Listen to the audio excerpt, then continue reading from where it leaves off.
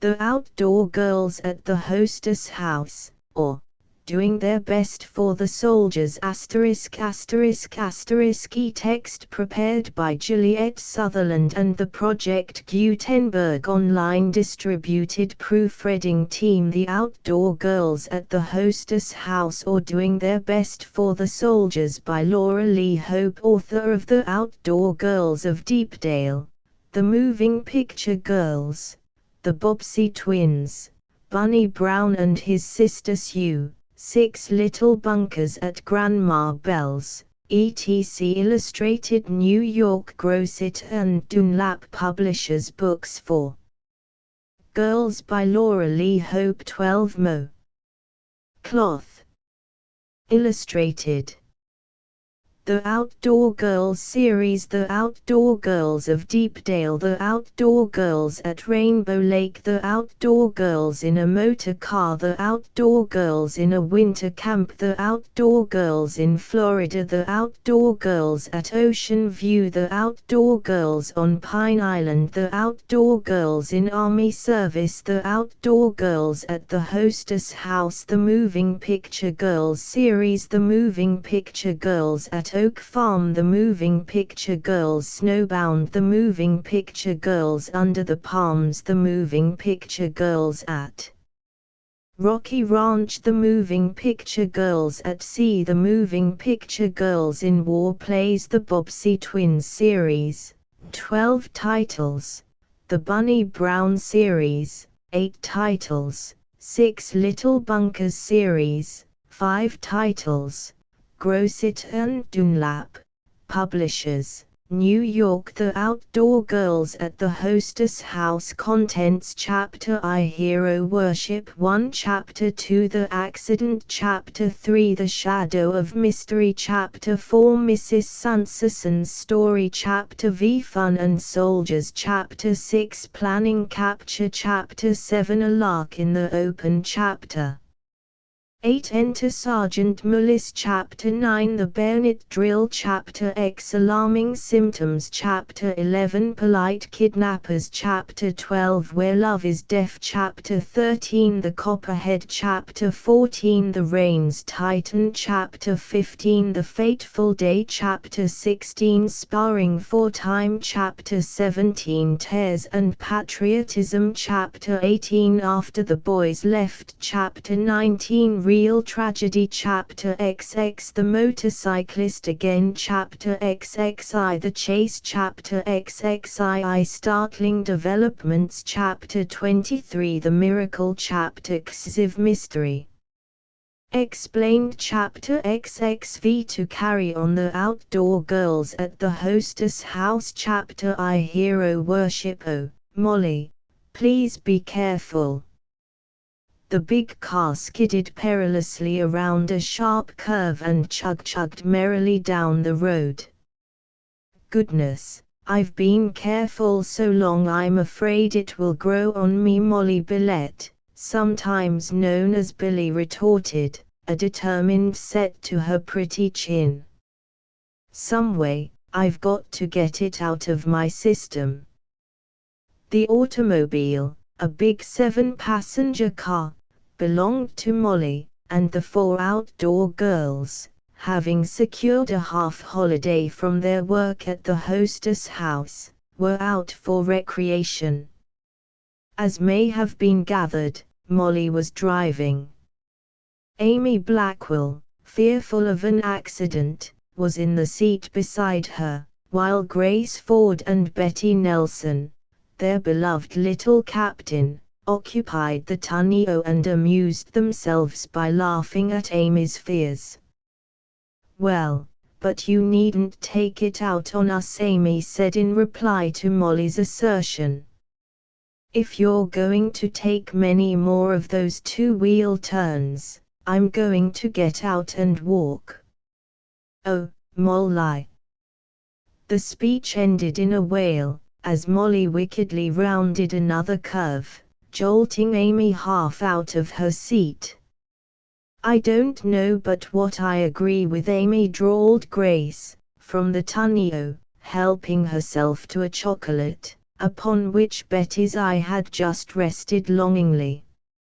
"I've been bumped around so much I can't tell whether I'm a girl or a scrambled egg. Now, look what you did." A sudden lurch of the big car had sent the box of chocolates to the floor, where its contents rolled about aggravatingly at their feet. "Come back here, Molly Billette, and pick them up." "That's the least." The rest of the sentence was never uttered, for Molly brought the car to so sudden a stop that Grace and Betty both lurched forward and narrowly escaped bumping their noses on the back of the seat in front of them. "Sure," said the reckless driver, turning her bright black eyes expectantly upon them.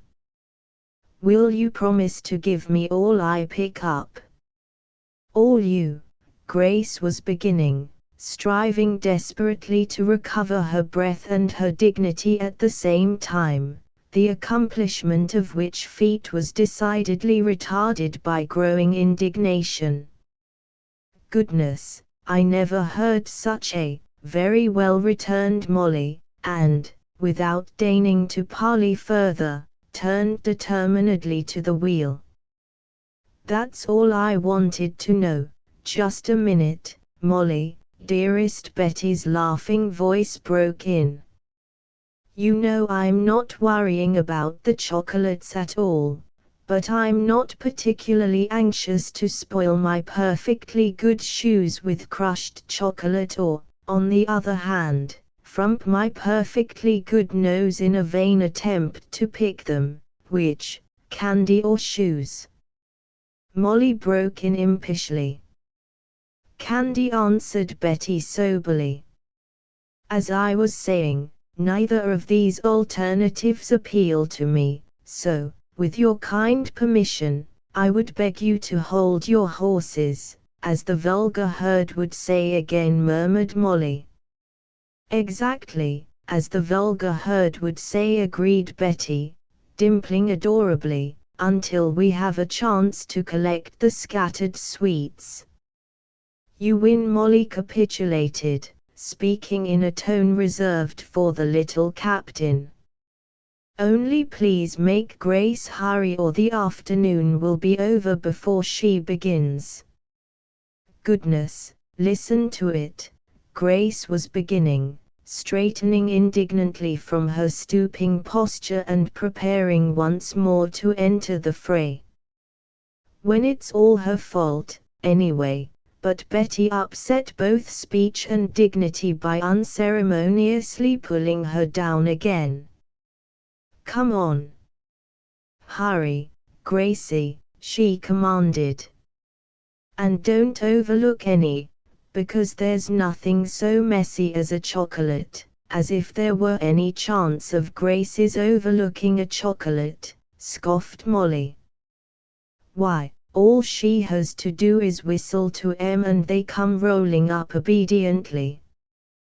"Goodness, who'd want them anyway, after they've rolled around and picked up all the dust and millions of germs from the bottom of the car," grumbled Grace, cross at having to exert herself to even so small an extent.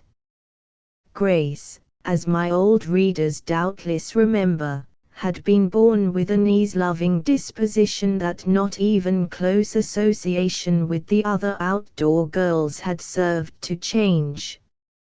Perhaps, as Molly had once remarked, that was why the girls were so fond of her, because she was so different. "Well, if you don't want 'em," Molly replied practically, "why didn't you agree to my proposition? I promised to eat them for you, germs and all I got for my sacrifice was one withering glance." "At that you're lucky," Grace retorted, straightening up from a spirited chase of the last elusive chocolate, red of face and fierce of eye. "Sometime I'll come to the end of my patience, and then, Molly Billette, you'd better look out." "My," chuckled Betty, "isn't she fierce?" Never mind, honey, Roy will give you another box, if you ask him very prettily. Goodness, if he can't do it without being asked, retorted Grace crossly, he can keep his old candies. If I thought you meant that, I'd say you ought to be ashamed of yourself, put in Amy, with unaccustomed spirit, as Molly threw in the clutch and the big car started off again. Anybody that had been as good to you as Roy has been, well, I don't know that you've been particularly neglected, retorted Grace, meaningly, while Amy reddened. I never thought that Will could be such a perfect Romeo. Oh, dear, murmured Betty protestingly. Can't we have just one good time, without bringing the boys into it? Now, see who's talking, chuckled Molly delightedly, changing into high and driving with wild, carefree recklessness along the smooth road. Oh, Betty darling, much as I love you, there do come times when you make me laugh. Well, it's good to know I'm bringing happiness into some dark life, retorted Betty good-naturedly. At least I have not lived in vain. And they were just mad, Molly continued, as though talking to herself, when they found we were going off this afternoon without them. Yes, and isn't it funny, agreed Grace lazily. They think they're so important. Well, they are, announced Amy suddenly, and even Molly turned an amazed eye upon her. I think they're the most important people in the world, Amy continued stoutly. I guess if we were going to give up our lives for somebody else, we might think we were important, too. Oh, I didn't mean that way, Molly returned, her eyes once more turning to the ribbon of road ahead while the girls' bright faces sobered thoughtfully. Because when it comes to a thing like giving up their lives, well, I think they're the bravest. Her voice broke, and in an effort to hide her emotion she nearly sent the car over the side of the road and into a 6-foot ditch. Brave, repeated Betty, turning her eyes to the far horizon to hide the mist that suddenly gathered in them. I don't think that's any word for our boys at all. They don't seem to realize what they are going into, Amy broke in eagerly. Or, if they do, they won't talk about it, or let anyone else. Oh, I guess it isn't that they don't realize it, Grace interrupted thoughtfully. You know, my father always used to say that a man who never knew what it was to be afraid wasn't really brave at all. He said it was the man who was scared to death in his heart, that gritted his teeth and went ahead and faced things anyway, that deserves all the credit. I presume that's right, said the little captain, leaning forward earnestly. I don't suppose there is anyone in the world who really enjoys the thought of losing an arm or a leg, or being broken in health for the rest of his life. I think what our boys are doing is just to take the fear of that with a smile and go ahead gaily to face whatever may come. Brave, her voice trailed off, and for a long time there was silence while the big car hummed rhythmically along the road and the miles swept by uncounted. Of course, there are lots of people, Betty resumed after a while, who say the boys just enlisted for the love of adventure, the love of a good fight, and I suppose that had something to do with it. Of course it had, Molly agreed. And that's one thing that makes it harder for us who have to stay at home and can't have any of the thrill and excitement that helps to carry the boys through. But it's only one of a dozen reasons, after all. "I wish we knew when they were going," said Grace, irrelevantly. "The suspense is worse than anything else. It's like cutting a dog's tail off an inch at a time." "Goodness, isn't she complimentary?" flung back Molly, laughing. "You can compare yourself to a four-footed dog, Grace, but please leave me out of it." "Did you ever hear of a two-footed dog?" Grace retorted. To change the subject, Betty interposed hastily, seeking to avoid a storm. "Don't you think it's almost time to be turning back? We've gone farther than, oh, Molly. Girls. Look." They had rounded a curve in the road at their usual breakneck speed, and Molly stopped the car with a jolt that very nearly sent its occupants flying into the roadway. Before them, not 20 yards away, a little figure in black lay huddled in the road while the motorcyclist who had caused the accident sped by the girls, exhaust open and head lowered. Dazedly they gazed after machine and rider for a minute till they disappeared round a turn in the road. Then, with a cry of dismay, Betty tumbled out of the car, followed by the other girls. The prostrate figure in the road lay very, very still. Chapter 2: The Accident. "Betty, is she dead?" "Oh, I hope not," said Betty, white-faced and pitying, as she bent over the little old woman. "That man ought to be hung. I'll loosen her collar. And, Grace, see if you can find some water. Hurry, dear." And while the girls are ministering to the poor little victim of the accident, the opportunity will be taken to tell new readers something about the outdoor girls and their activities and adventures in other volumes of this series. Betty Nelson, gay and fun-loving, possessed the natural gift of leadership which had earned for her the title of Little Captain. The girls adored her and followed her unquestioningly wherever she led. Grace Ford was a graceful, tall, pretty girl with a decided and insatiable fondness for chocolate candy. At the outbreak of the war, or rather, at the time of America's entry into the war, her brother Will had caused her great unhappiness by his failure to enlist with the other boys of her acquaintance.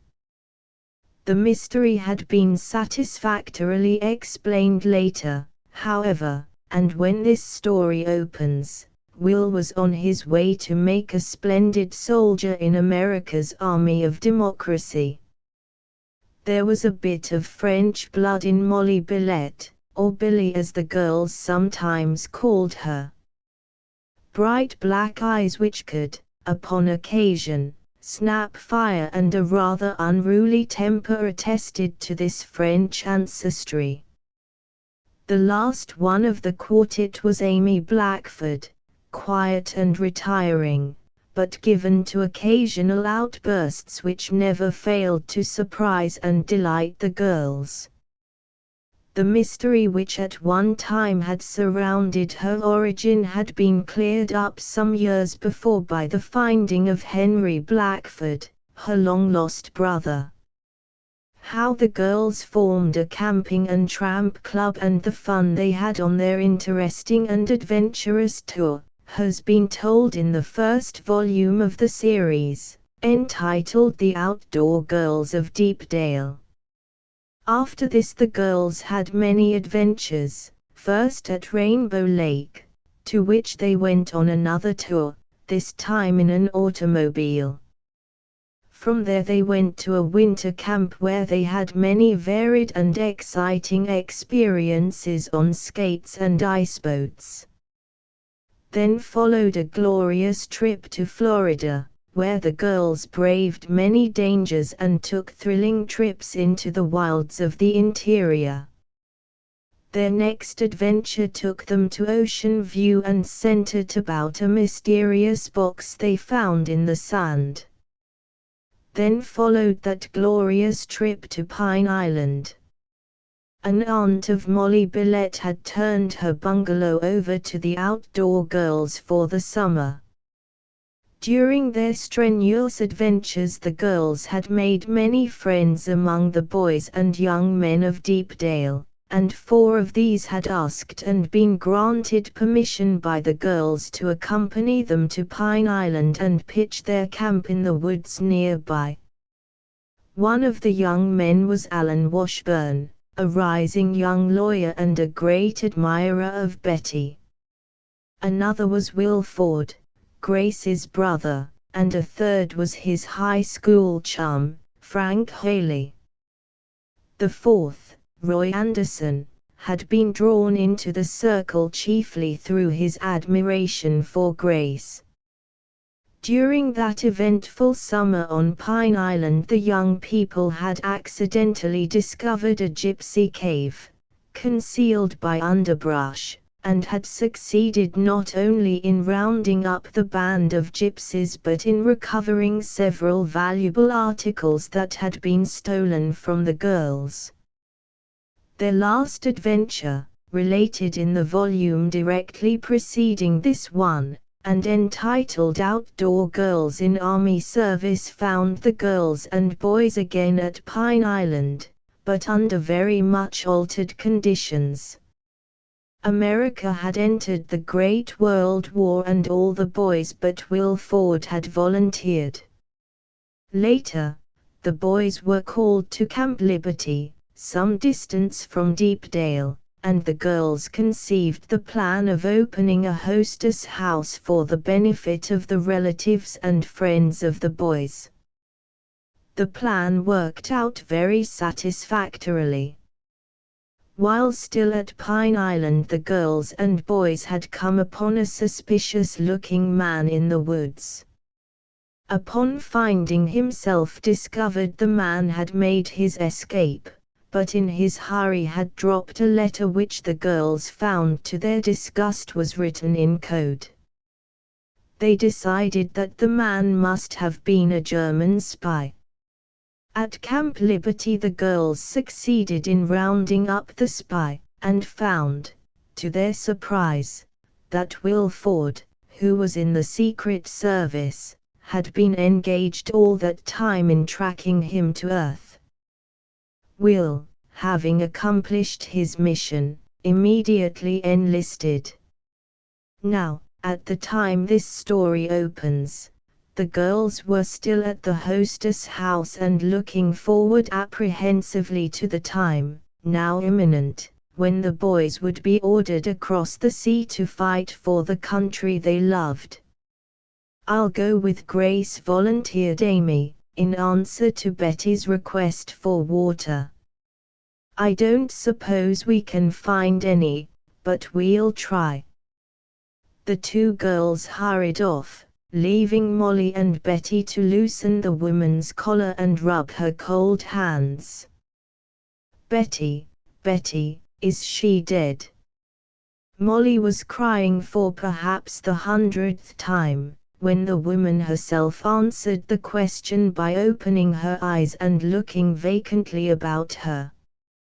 "Who are you?" she queried faintly, struggling to rise.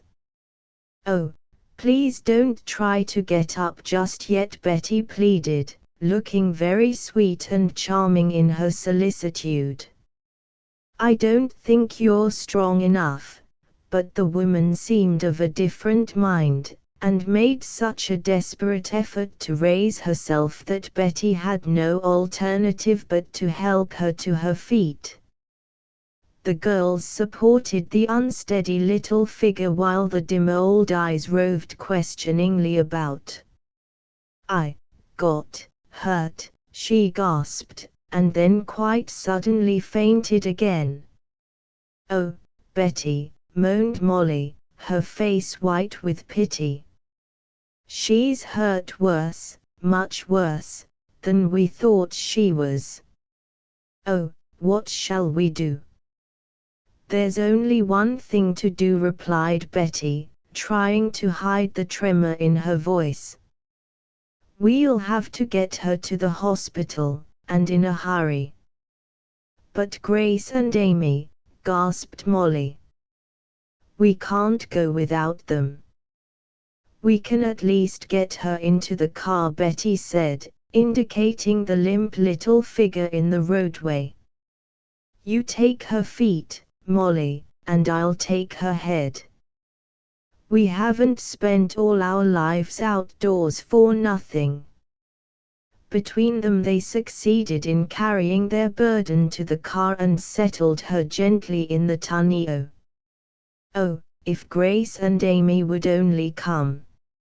Molly was crying distractedly when the girls themselves burst through the underbrush, crying despairingly that they had not been able to find water, that there was not a house anywhere for miles around. But Betty cut their lamentations short and hurried them into the car. But where do I come in? Gasped Grace, as Betty dropped into the back seat beside the little old woman and took the poor unconscious head in her arms. Oh, anywhere, answered Betty indifferently, her mind on one object only. On the floor or on the roof or anywhere, only hurry. Now, Molly dear, drive as you never drove before. Molly obediently threw in the clutch, and the heavy car shot forward, throwing Grace to a seat on the floor where she fell with more haste than dignity. Nobody noticed her, however, and even a growing bump on her forehead received scant attention. All were too intent upon the matter at hand. At this spot the road was very narrow and on each side sloped down sharply about 10 or 12 feet to the level of the fields. It seemed almost an impossibility to turn the car in that narrow space without precipitating it down either one or the other of the steep banks. After many fruitless attempts and barely escaped tragedies, however, Molly finally succeeded, and the car was sent flying down the white stretch of road that led to Camp Liberty and the hospital. Oh, I hope we'll get there in time, Amy murmured over and over again, and kept looking at the pathetic little victim. Is she still breathing, Betty? Are you sure? To this Betty always nodded in the affirmative, her little mouth grimly set, her eyes fixed steadily ahead, as though she would draw their destination nearer to them by the very force of her desire. I wonder, Molly flung back at them from between clenched teeth, what that motorcyclist looked like. I'd like to meet him again, with a firing squad. Why, I saw him, came Grace's muffled voice from the floor of the car. So did I, added Amy. So you would recognize him again? Molly demanded eagerly, swerving the car perilously near the edge of the road. Are you sure? Added Betty, taking her eyes from the far horizon and regarding Grace intently. Both girls nodded vigorously. His head was down, of course, Amy continued, but I'd know his face in a minute if I saw it again. Eyes close together, long nose, and a little mustache, Grace finished eagerly. The kind Percy Falconer used to wear and we girls called an eyebrow on his lip. He must have been a thing of beauty, commented Molly. He had the meanest kind of face, said Amy, with a little shudder. The kind you wouldn't like to meet on a dark night. I should have judged as much from your description, said Betty dryly. There's one good thing about him, we ought to be able to recognize him easily. You talk as though you expected to meet him again, said Amy, looking at her curiously. I do, answered Betty determinedly. Sometime we're going to find that fellow and make him pay for what he's done. Think of it, she added, turning upon them suddenly while her eyes flashed fire. To run down a helpless old woman in the road and then not even stop to find out whether you've killed her or not. We'll find him if we have to search the country for 50 miles around. Chapter 3 The Shadow of Mystery. The girls never forgot that mad ride to Camp Liberty. Mile after mile sped by on wings, and it was not till they were on the outskirts of the town itself that the victim of the accident showed signs of returning consciousness. Then she sighed, moved her head a little restlessly on Betty's shoulder, and opened her eyes. Oh, dear, she said, faintly but so abruptly that Betty and Grace started. I knew I'd have to do it someday. When the girls came to know her better, they no longer wondered at her quaint and unexpected sayings. But at the moment this queer statement, coming as it did from one who they thought must be hovering at death's door, rather startled them. What? Stammered Betty, bewildered, while the others stared with wide eyes. What did you say? I said, replied the surprising old woman, in a stronger voice, trying unsteadily to straighten herself in the seat and raising trembling hands to her rather dilapidated old hat, that I was sure to come to it some day. There's a fate in such things. The girls looked at each other uncertainly, and into the minds of each flashed the startled suspicion that perhaps the poor old soul was mentally defective. Or, maybe, the accident. The woman seemed to sense something of their bewilderment, and into her eyes, still bright in spite of her age and what she had just gone through, there came a twinkle, yes, a real twinkle. No, I'm not crazy, she assured them, regaining her strength with amazing quickness. You see, it seemed kind o' funny to me after all these years o' swearin' that I'd never ride in one o' these gasoline cars to find myself in one after all, and at my time o' life. The girls gasped with relief, but still had the strange feeling of one who has been speeding over the water with all sails set and suddenly finds herself in the midst of a dead calm. But stammered Amy, voicing the general sentiment, we thought, were afraid, you were hurt badly. Guess maybe I'd have thought so, too, if I'd had the chance, responded the surprising old lady ruefully. Pretty well mussed up, I guess, and stunned. Shouldn't wonder if I found a heap o' bruises around me somewhere, but no bones broke. You see, she added, as though imparting a great secret, the Sansason's bones just never was made to break. Now, there was our cousins, the Petersons, they was different.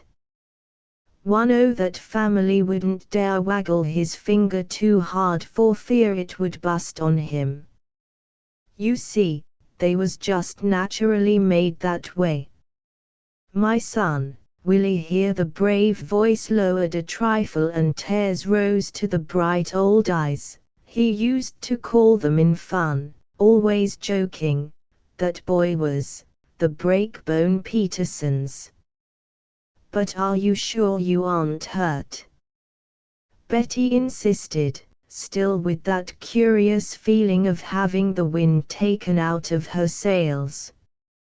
"You see," she added hastily, as the twinkle returned to the old woman's eyes, "we were going to take you to the hospital, but if you are really sure there are no bones broken, I think you would like the Hostess house better." "Hostess house," repeated the old woman, her eyes widening with interest. "Yes, I've heard a lot about those places. That's where the sweethearts and mothers and wives of the soldier boys go, isn't it, to meet them?" "Yes," Betty responded eagerly. "You see, that's what we are doing, helping to make them feel at home. That's why we want you to come with us now and stay there until you feel better."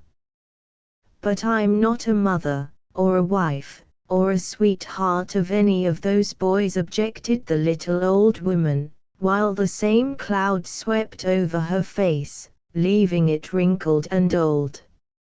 I might have been, if, Willie, but that doesn't make any difference," Grace assured her, speaking for the first time and laying a white, soft hand over the knotted, wrinkled one. "We want you to stay with us and rest while we try to find the man who ran you down." "Oh, him!" cried the old woman scornfully, all the time patting Grace's hand with gentle fingers. "There's no use wasting time looking for him. He'll make pretty sure that he won't be seen round these parts again, not for some time, anyway. But your dear, sweet little ladies," she added, looking from Betty, whose arm still rested about her shoulders, to Grace's hand in hers, and from them to the two girls in front. "You're awfully sweet little ladies," she repeated, while the quick tears rose to her eyes. "I don't see why you're being so kind to me, but we just love to do anything we can," broke in Betty quickly, for the outdoor girls never liked to be thanked. "And we'd like so much to have you see our Hostess house. That is, if you'd care to," she added, suddenly remembering that the old woman might not be so helpless and alone as she had seemed, might have made some other plans. But the latter quickly reassured her. "Oh, I would like to, more than anything else in the world," she replied eagerly, then, realizing that her fervor might astonish the girls, added with a little forced laugh, "You see, it's a weakness o' mine. Maybe it's because I'm getting old, but the soldier boys, I can't seem to see enough o' them." "I don't think it's got anything to do with getting old," Molly broke in irrepressibly, "because I feel just that way about it myself. The more I see, the more I want to see." The woman's eyes twinkled again. She was about to make some sort of comment, but at that moment Molly swung the car into the street leading to the Hostess house, and the girls gave a little surprised exclamation at finding themselves so nearly there. A few minutes later they were ushering their shabby little guest into the comfortable alcove of the main reception room and settling her solicitously in one of the cushion-filled window seats. It was astonishing to see how quickly their patient had recovered from the accident. She seemed a little weak and unsteady as they helped her from the car, but going up the steps to the Hostess house she resolutely refused all assistance and mounted the porch alone. "Isn't she a darling?" Molly had whispered to Grace as they brought up the rear. "Did you ever see anybody of her age so full of life and independence? And it was that same sturdy independence and humor that endeared her to the girls in the days that followed and made them willing to do anything in their power to help her. There was some discussion at first as to where they could put their unexpected guest, for all the rooms were full and a couple of unused emergency cots seemed to be all the extra accommodations they could find. "I have it," cried Betty at last, with one of her inspirations. "Grace and I will give up our room and bunk in with Amy and Molly.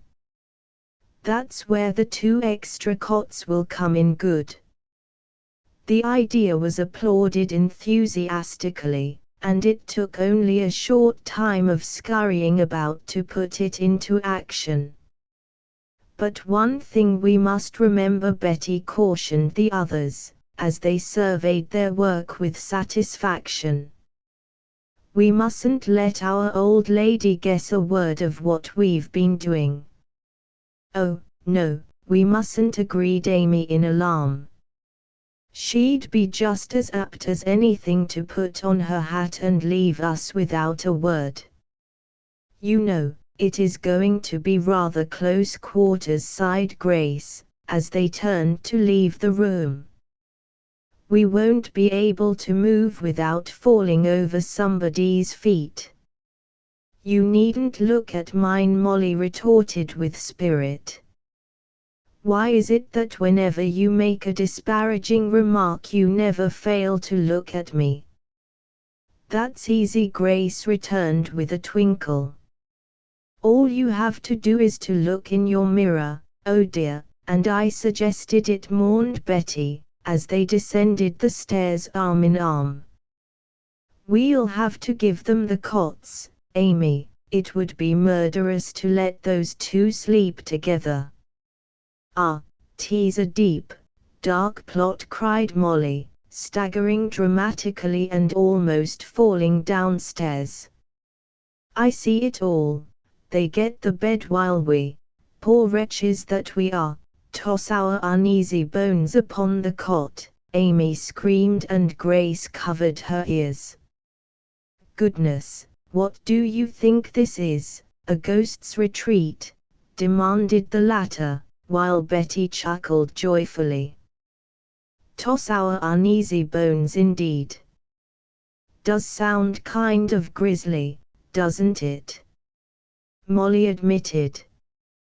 "Just the same, I wager that's what Betty intended." "Molly, you wrong me," cried Betty in dismay. "I was simply trying to avoid a tragedy."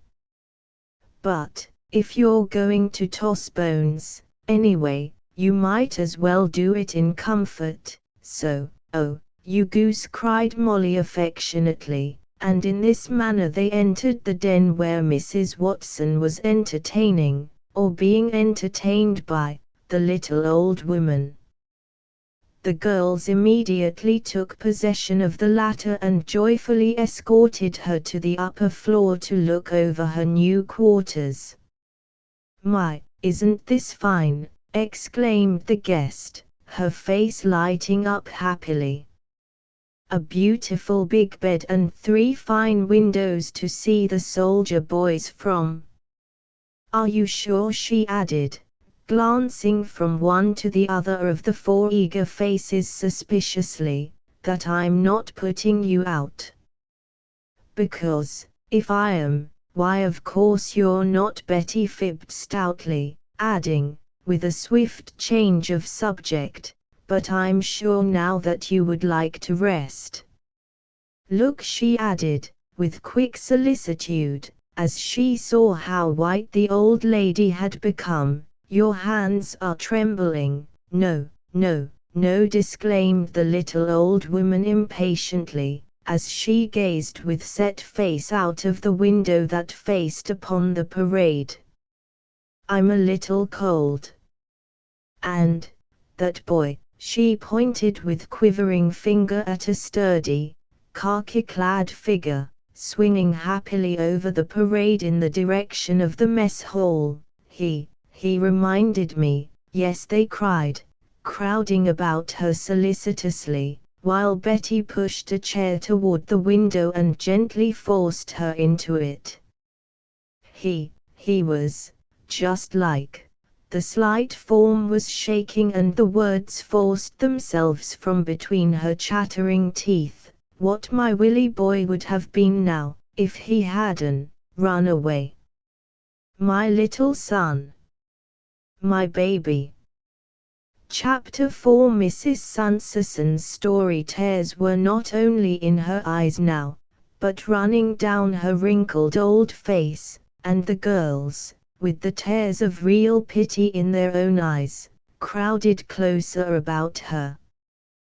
Would it help, Betty suggested gently, if you told us about it?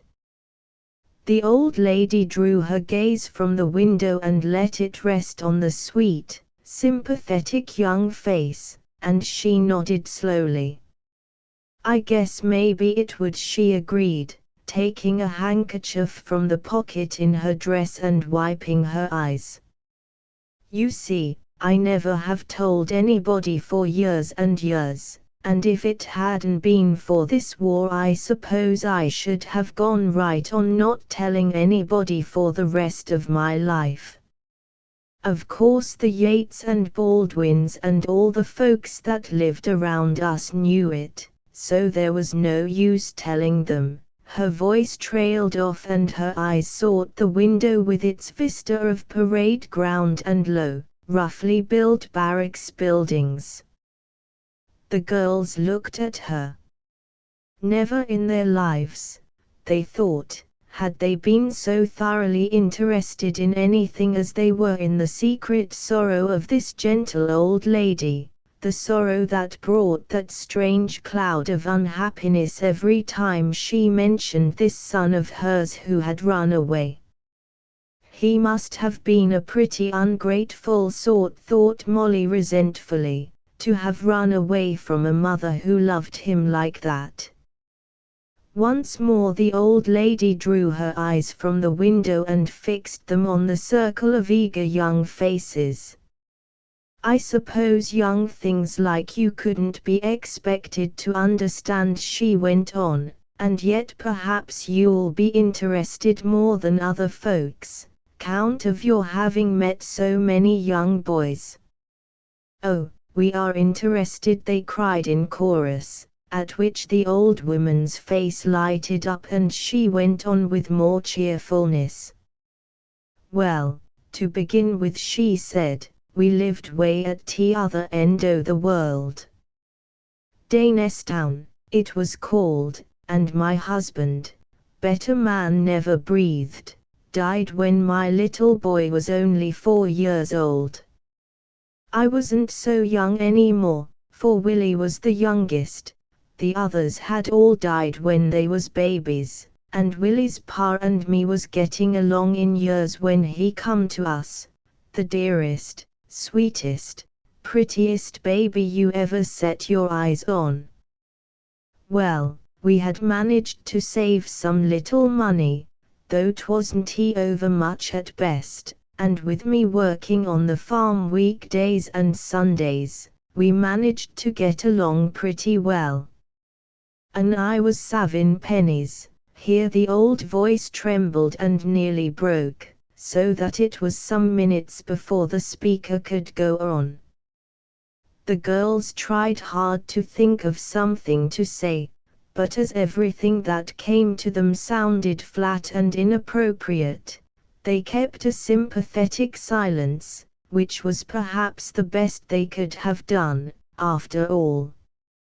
As I was saying, the old voice continued after a while, I was squeezin' every little penny I could from the bare necessities to lay aside for the boy. You see, it had been his father's wish that Willie should be given the chance. Neither of us had ever had to get some schoolin' and have his chance in the world. I was hoping that by the time the boy grew up I might maybe have enough to send him to college. Of course, she added, with an air of apologizing for a weakness that went straight to the girls' hearts, they was only dreams. but I don't see as there was any harm in them, seeing's I always kept them to myself and never told anybody 'bout them, leastways, no one but Willie. Sometimes, on a winter night when the snow was falling outside and the wind was howling round the house, I used to draw Willie up to the big, open fireplace we had in the kitchen and tell him 'bout his pa and how he had always wished for Willie to be a fine, big man. And Willie, he'd listen with those big, earnest eyes o' his, such beautiful eyes my Willie had. Again the voice broke and trailed off into silence while the girls sat and waited as before, only with a stronger pity in their hearts for this faithful little old woman who had loved so well, and lost. And then the voice continued, more softly and dreamily than before, my little boy would reach up and pat my cheek, just like his father used to do. And seems like I can hear his voice now, just as plain as I did all those long, long years ago. More he'd say, drawling a little in his cunning way, just don't you worry. I'll do all those things, just like Pa said, and then we'll go and live in a big house and you won't have to work so hard anymore, just be happy. And then he'd take my hand that was coarse and rough from working in the field and rub his soft little cheek against it and look up at me, and just smile. There was a little sob from the spot where Amy was sitting cross-legged on the floor, while the other girls were frankly and openly crying and not even noticing it. He must have been a darling, cried Betty, unsteadily. He was, answered the old lady simply. It wasn't very long after that he ran away, and I suppose, again her eyes sought the parade ground, if I was to meet him now I maybe wouldn't know him. You see, I'd still be looking for my little brown-eyed, yellow-haired Willie boy. But what made him run away? Asked Molly, rubbing her eyes furiously with her handkerchief. I shouldn't have thought, neither would I, the strange little woman interrupted abruptly. If he hadn't had such a high spirit he never would. But, well, seem like I'm getting ahead of my story. You see, some o' the neighbors' children was a pretty wild lot and they always had a grudge against my boy 'cause he wouldn't join them in all their escapades. You see, Willie took a lot after his father. He used to just like to sit and dream and read books you'd thought a little fellow like him couldn't understand at all. He was just 12 when he ran away. And o' course these other boys, they didn't like him 'cause he was different, and they was always laying the blame for all their pranks on him. But my Willie, it didn't bother him much. He used to tell me that as long as he knew he didn't do it and I knew it, what other folks thought wasn't worth worrying 'bout, just his pa all over.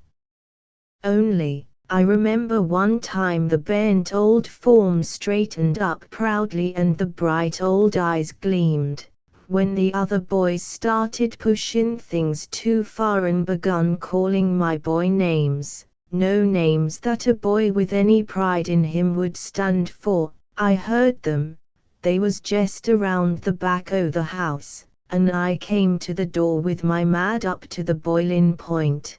But what I saw made me stop right short and wait for what I knew was going to happen.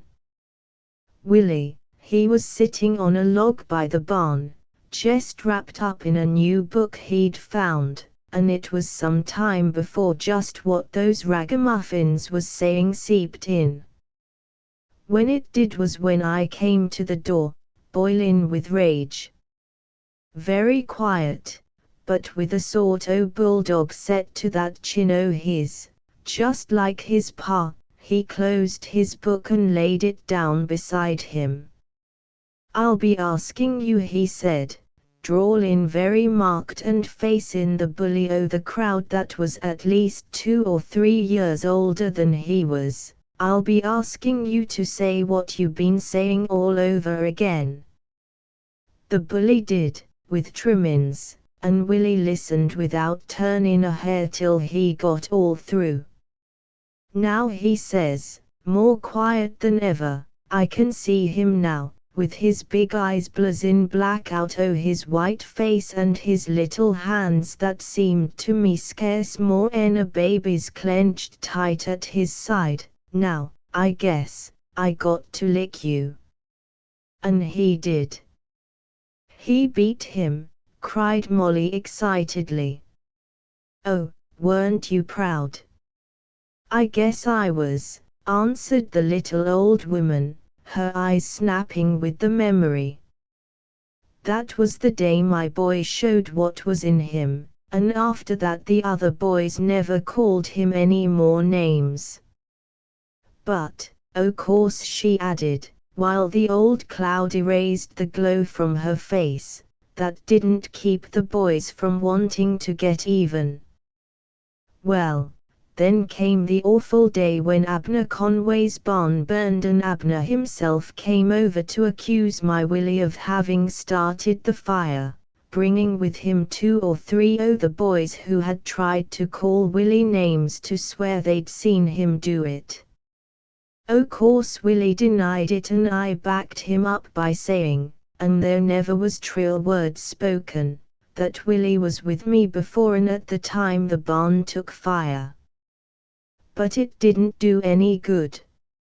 Abner was ragin' because it meant considerable loss to him, and so much blame had been laid at Willie's door by the other boys that he declared this time he was going to have him punished.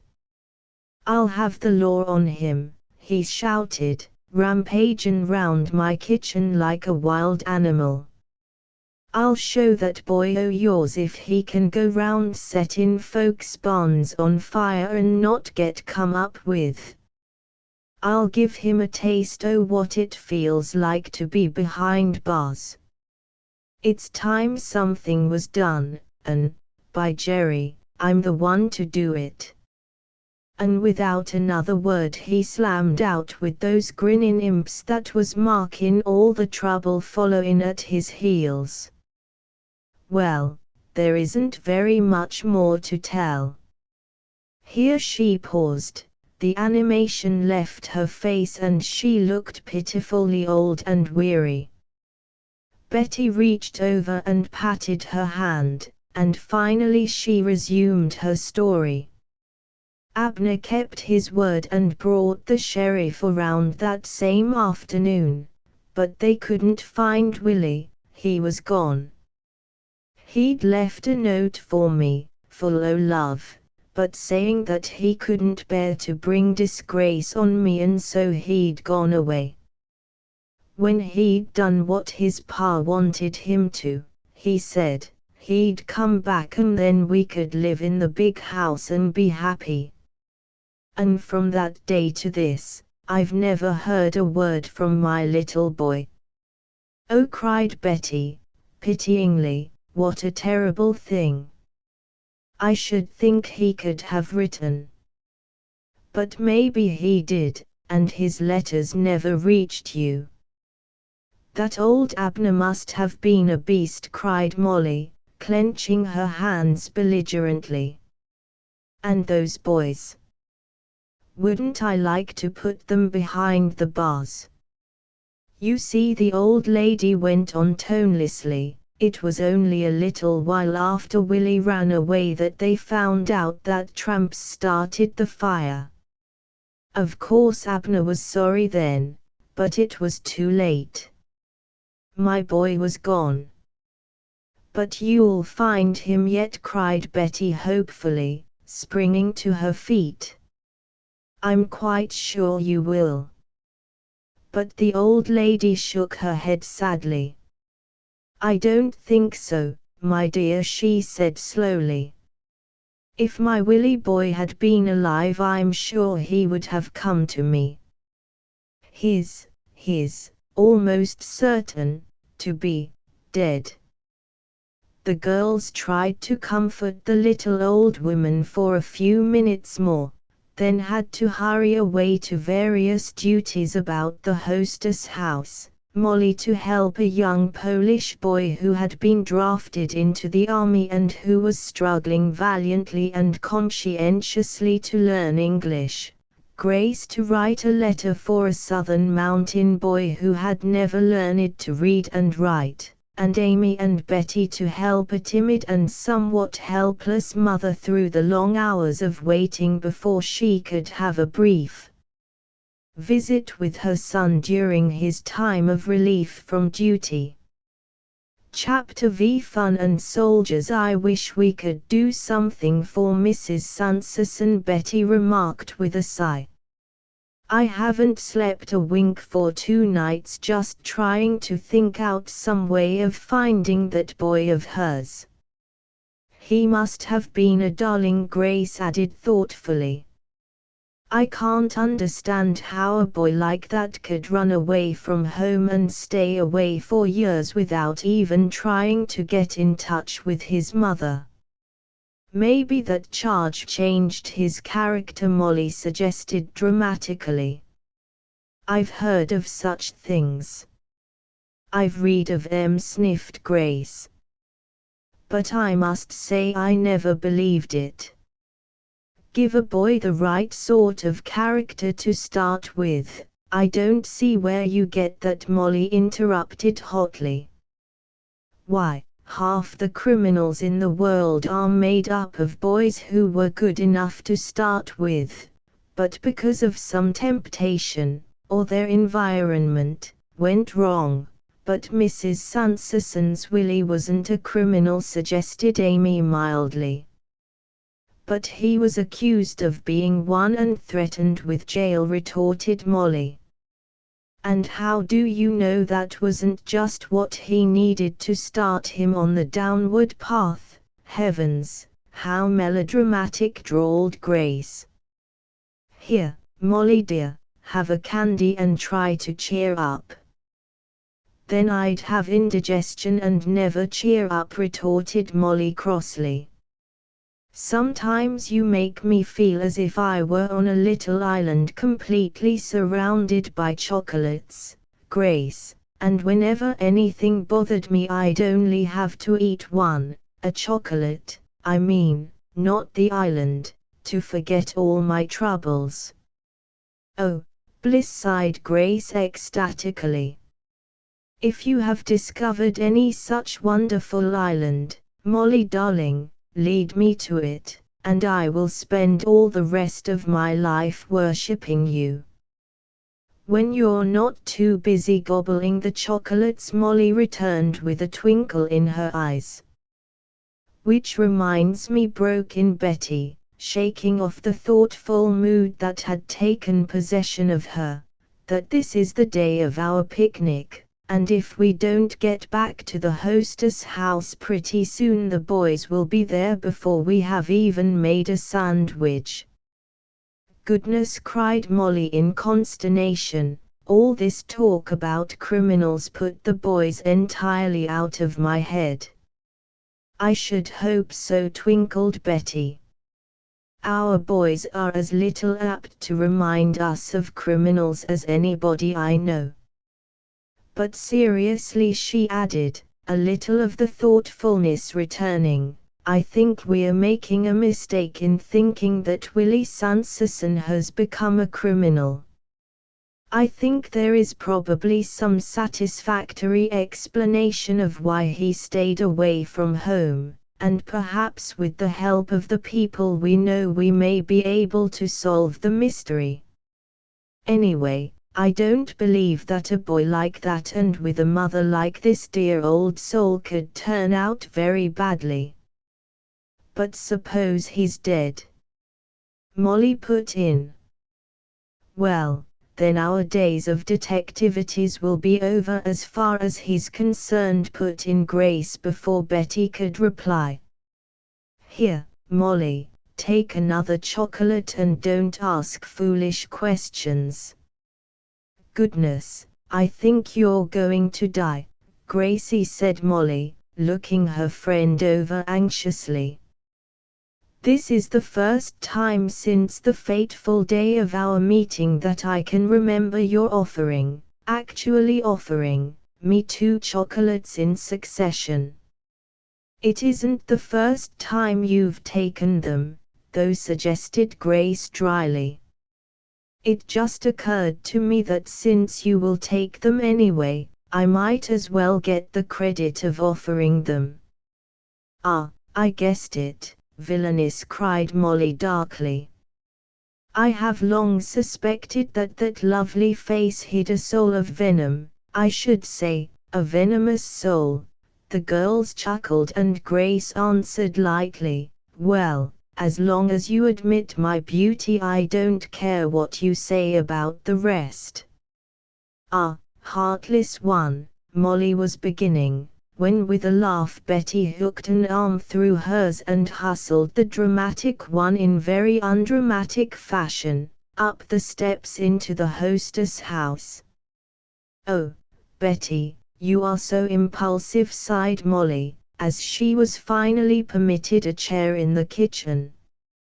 If you don't stop rushing around so you'll have me worn to skin and bones.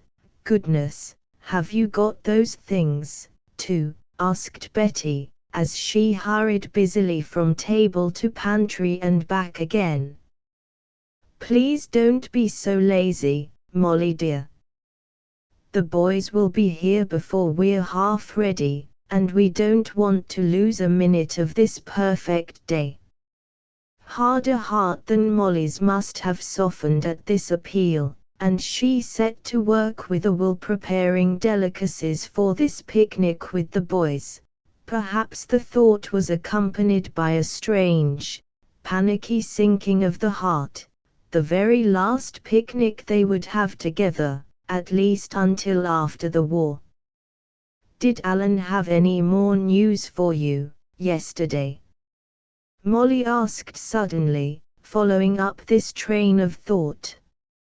No, nothing definite, the little captain responded, deftly slipping currant jelly into layers of buttered biscuit. Of course, he said there were all sorts of rumors, but since they all came from equally good sources and no 2 of them pointed the same way, he wasn't listening to any of them.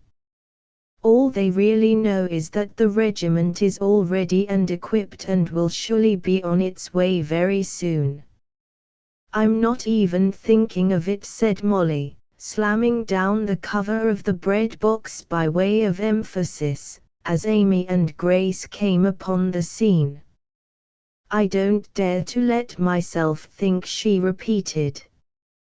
That's right, dear, I wouldn't either, approved Grace, patting her encouragingly on the back as she passed on her way to the pantry. You want to get your mind used to it by degrees, otherwise the shock might be too great. What's that, Betty? The sugar? Surely. Anything to be agreeable. The last hamper had just been done up, filled to the brim with good things, when the boys arrived.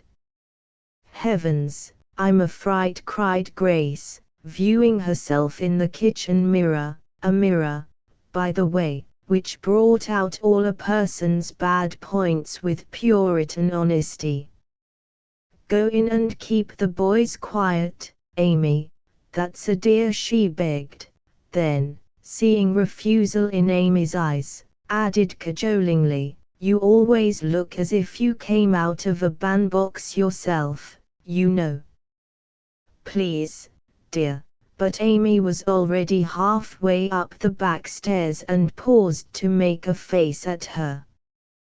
Taffy, she cried succinctly.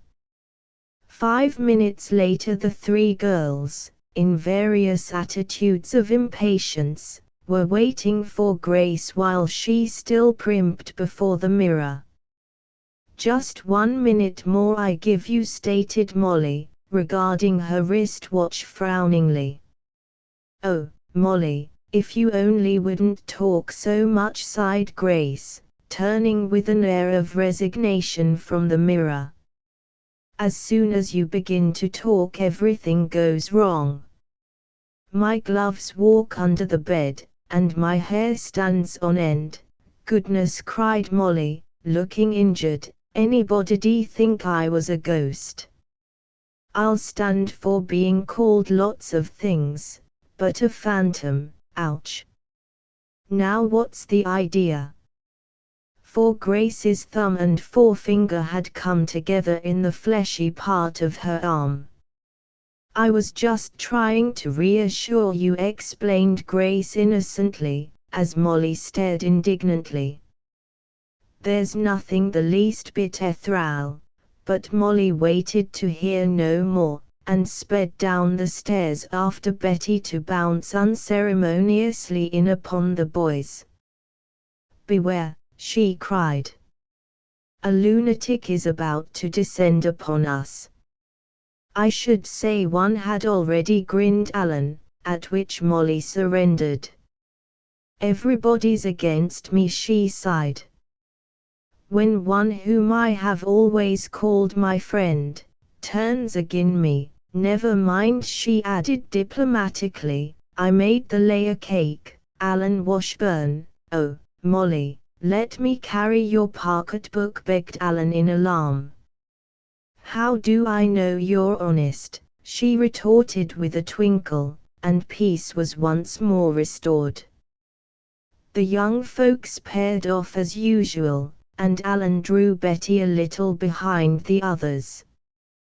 The two formed so handsome a couple that many a passerby stopped and looked back after them with an admiring smile.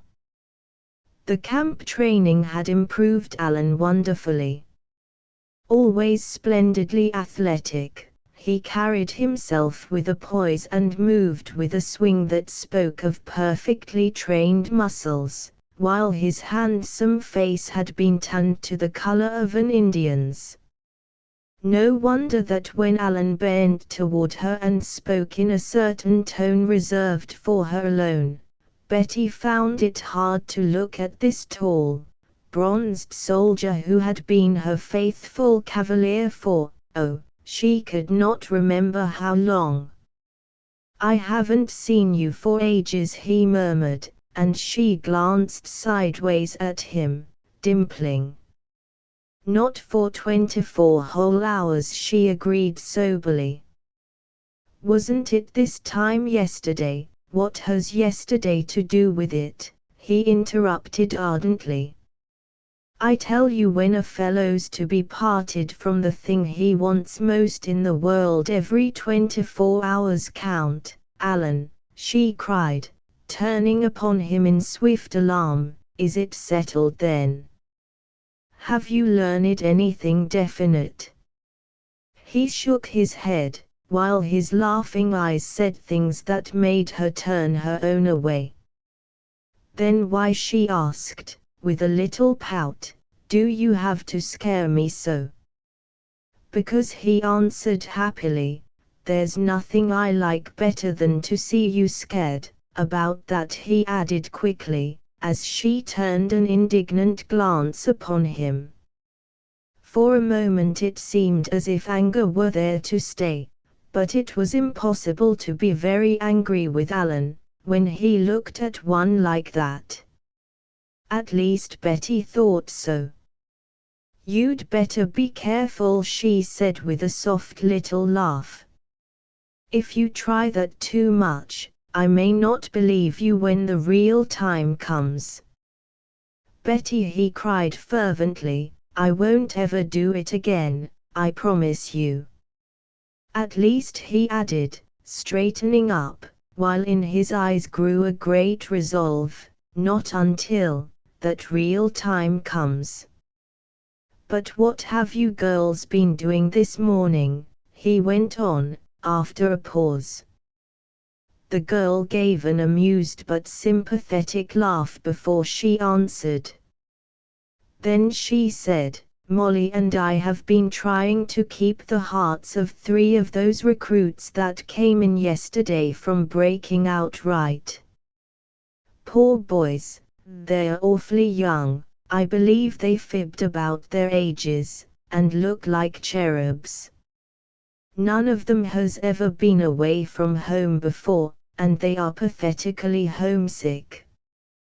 But they have told us about their homes and their mothers and fathers and the little brothers and sisters, and Molly has joked with them and, well, anyway, Alan, I believe we have made them feel that they are not wholly friendless. I'm sure you have, Betty dear."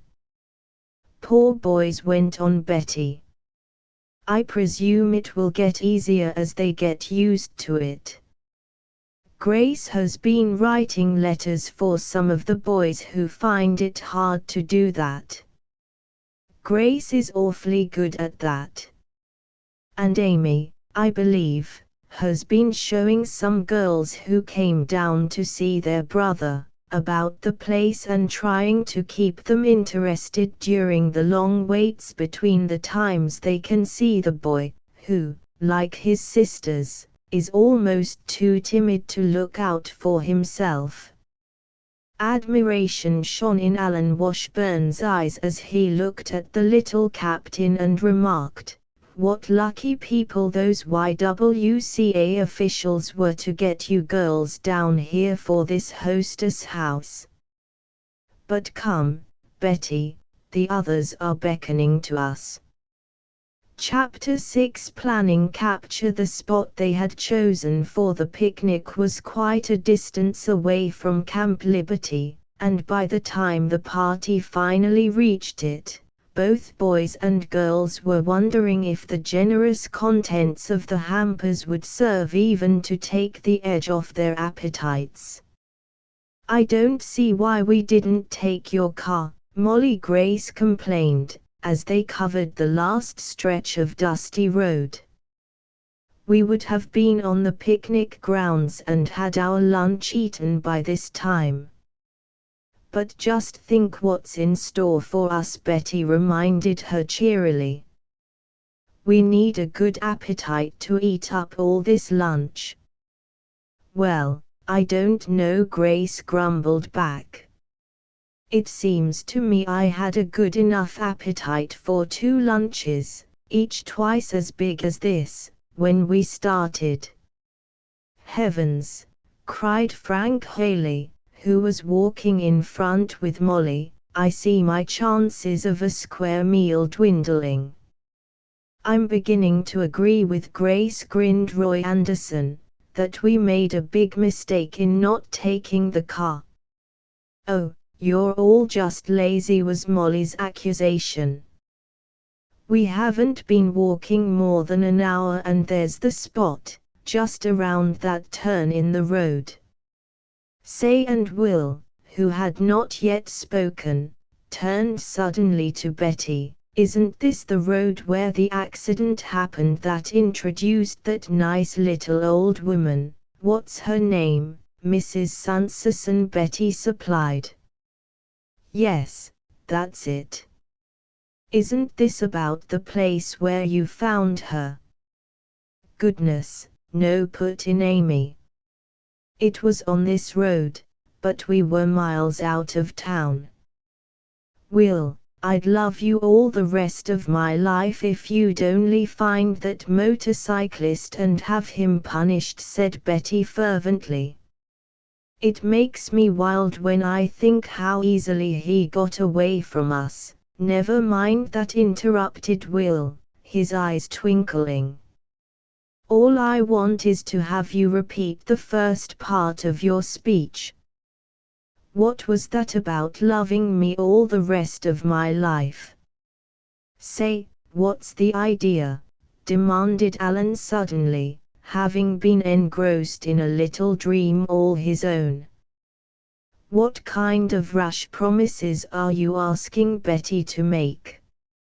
"Well, I would," contended Betty stoutly, adding with a twinkle, "like a sister." "Oh," said Will, turning disappointedly away. If that's all you have to offer me, but I've got lots more than that, Betty assured him quickly. Why, Will, if you're real good, I may even give you an extra piece of cake. Well, now, that's different again, cried Will, his interest rekindling. Will remonstrated Grace plaintively, I'm surprised at you. You are really getting shockingly material. Getting, interjected Frank, with a grin. Go on, Betty, never mind this vulgar rabble, with apologies to you, sweet sister, as Grace shot an indignant glance at him. You were saying that if I found this motorcyclist you'd give me an extra piece of cake, or words to that effect. Am I right? Perfectly, laughed Betty, then added, seriously, but, really, I think something ought to be done. So do I, Amy backed her up stoutly. We ought to let those old motorcyclists know they can't run over poor old ladies whenever they feel like it. Favorite outdoor sports, murmured Roy. It was the most heartless thing I ever saw, said Molly, entering into the discussion with a will. He never even stopped to find out what damage had been done. He might have killed her, but what wouldst thee, sweet damsel? Asked Will patiently. We can hardly go out on the broad highway and hold up every motorcyclist that comes along. Well, I know what you could do, said Grace, with unusual animation. You could take one of us along to point out the suspicious characters. Yes, we got a fine view of him, added Amy eagerly. He had small eyes close together, regular villain type, murmured Frank, but Amy refused to be sidetracked. And goggles, they all have those, interrupted Roy. And a tiny little mustache that looked as if it had got there by mistake. Probably false, suggested Will. One of the kind you stick on with molasses, like feathers. Oh, do be sensible, cried Molly impatiently. Of course you can't go holding him up at the point of a gun, but there ought to be something. Give us time, Alan interrupted. Wasn't it Anthony who had time and conquered, or something like that? Goodness, anybody'd know you'd been out of school a long time, drawled Grace scathingly. Mark Antony, indeed. Well, it was one of those guys, anyway, maintained Alan, with admirable impartiality. And you have to admit the sentiment was fine. All we ask is time, and a little grub, supplemented Will hungrily.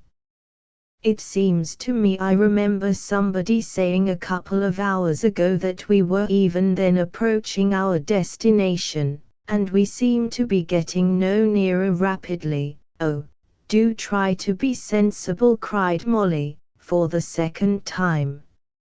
If you would only have some patience. Never heard the word, declared Will with a grin, and Molly made a face at him, a very disrespectful face. Well, but when, Will was insisting plaintively when Betty interrupted him with a cry of delight. Look, people, she said, breaking away from them and running up the rather steep bank lightly. This isn't the spot we picked out, but it's twice as pretty. Big rocks for tables, and everything. Especially everything, commented Alan, his eyes twinkling. Oh, boy, cried Roy ecstatically, setting down the hamper that had been his share and beginning to examine its contents without further delay. chicken, ham sandwiches, biscuits, jelly. Say, get out of that, cried Frank, snatching the hamper away with a vigor born of fear. What kind of manners do you call that? They're as good as yours, retorted the outraged Roy hotly. Besides, there's another hamper, isn't there? Goodness, they seem to think they can have a whole basket apiece, cried Amy Blackford in dismay. Well, I guess they've got another think coming, said Alan, inelegantly, placing himself with outstretched arms before the two precious hampers as though he were guarding a gold mine. Now let him come who dares. Only over my dead body. Oh, what's the use of spoiling our perfectly good party, complained Grace. Can't we ever begin to enjoy ourselves? But what, somebody starts taking all the joy out of life by talking about killing somebody, or something. Never mind, Gracie, Frank soothed her, nibbling a chicken bone with great relish. You'll get over it. It may take time. Silence, commanded Molly, raising a pickle fork threateningly. Else in a twinkling I will split thee to the heart. Goodness, she's got it, too, sighed Grace drawlingly.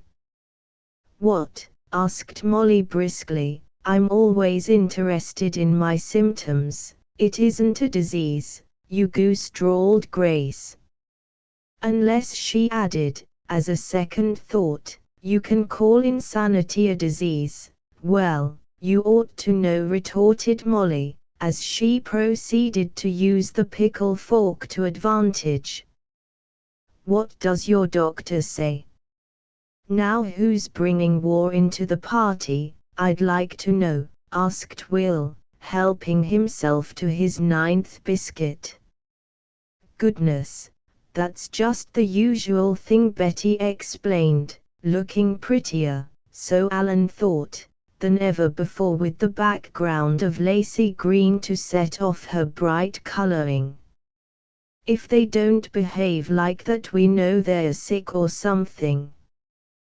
Do have another biscuit, Roy.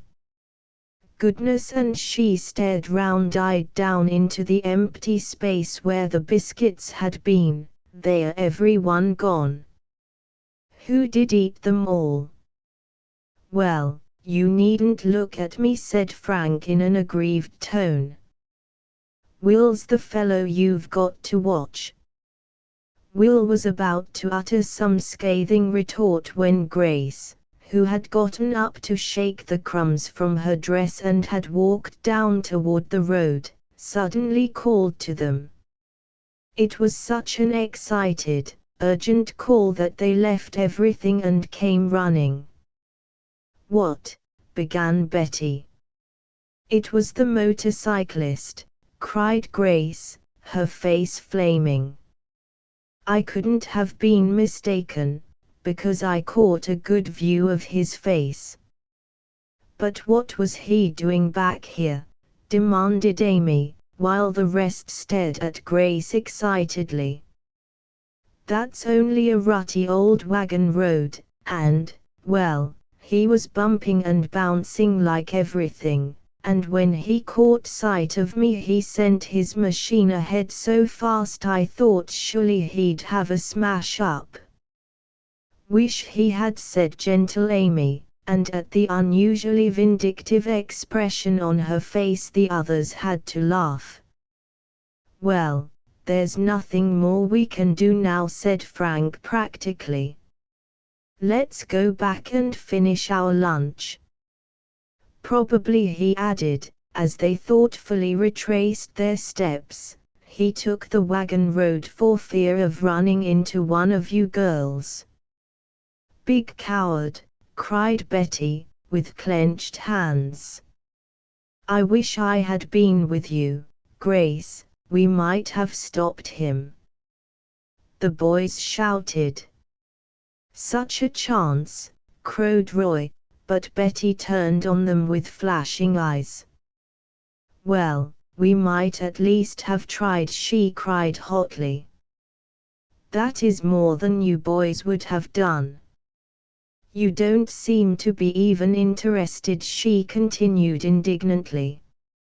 "If I were a man in uniform I'd show that coward that he can't knock old helpless women down and then run away. I'd show him that in insulting an old woman he was insulting the whole United States Army." "Hurrah!" cried Will irrepressibly, jumping to his feet. "Now you're talking, Betty. How about it, fellows? Shall we do as she says?" "You bet we will," they cried, and at the ring in their voices, even Betty's ardent little heart was satisfied.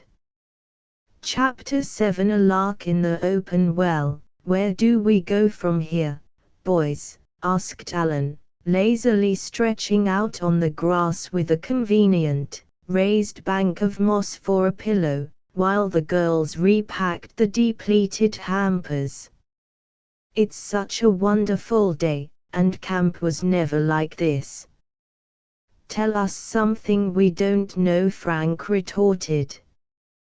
"Gee, it's been a fine experience and all, but, believe me, I'll be glad when the call comes for action." "They're off again," said Grace plaintively. "I must say you're not awfully complimentary," added Molly, busily folding napkins. "In what way, sweet maid, do we offend?" Will inquired. "Oh, always talking about how glad you'll be to get away from us," she explained. "Here we thought we'd been entertaining you so beautifully." "Gee, you have," cried Roy, propping himself on his elbow and speaking with unaccustomed solemnity. "It's been just great, having you girls here." "It certainly has," added Frank. "I guess we'd have gone clean crazy because of homesickness if you hadn't come along just when you did." "Now you're saying something," added Alan warmly, while the girls stopped packing and looked on happily. "Do you remember what we were talking about that day when we almost ran into what we were talking about?" finished Frank with a grin. "You bet I do." "Well, what was it?" drawled Grace, after they had waited patiently for the boys to continue and the latter had smiled aggravatingly to themselves over their thoughts. "If it's bad," added Molly briskly, "we don't want to hear it, for, as the old lady said that used to come to see Mother regularly once a year, I don't care what terrible things people say or think about me, if they don't tell me about it, but if it's good, we might stand it." "Oh, it was good all right," Frank assured her, still smiling over his thoughts. "We were saying that if we didn't get a furlough so we could go back to Deepdale, for a certain purpose," suggested Will. "For a certain purpose," Frank repeated solemnly. "We were afraid we might have to desert." "Yes, that would have been sensible," scoffed Molly. "Get half a dozen years in prison for yourselves and I'd like to know where your furloughs would be then."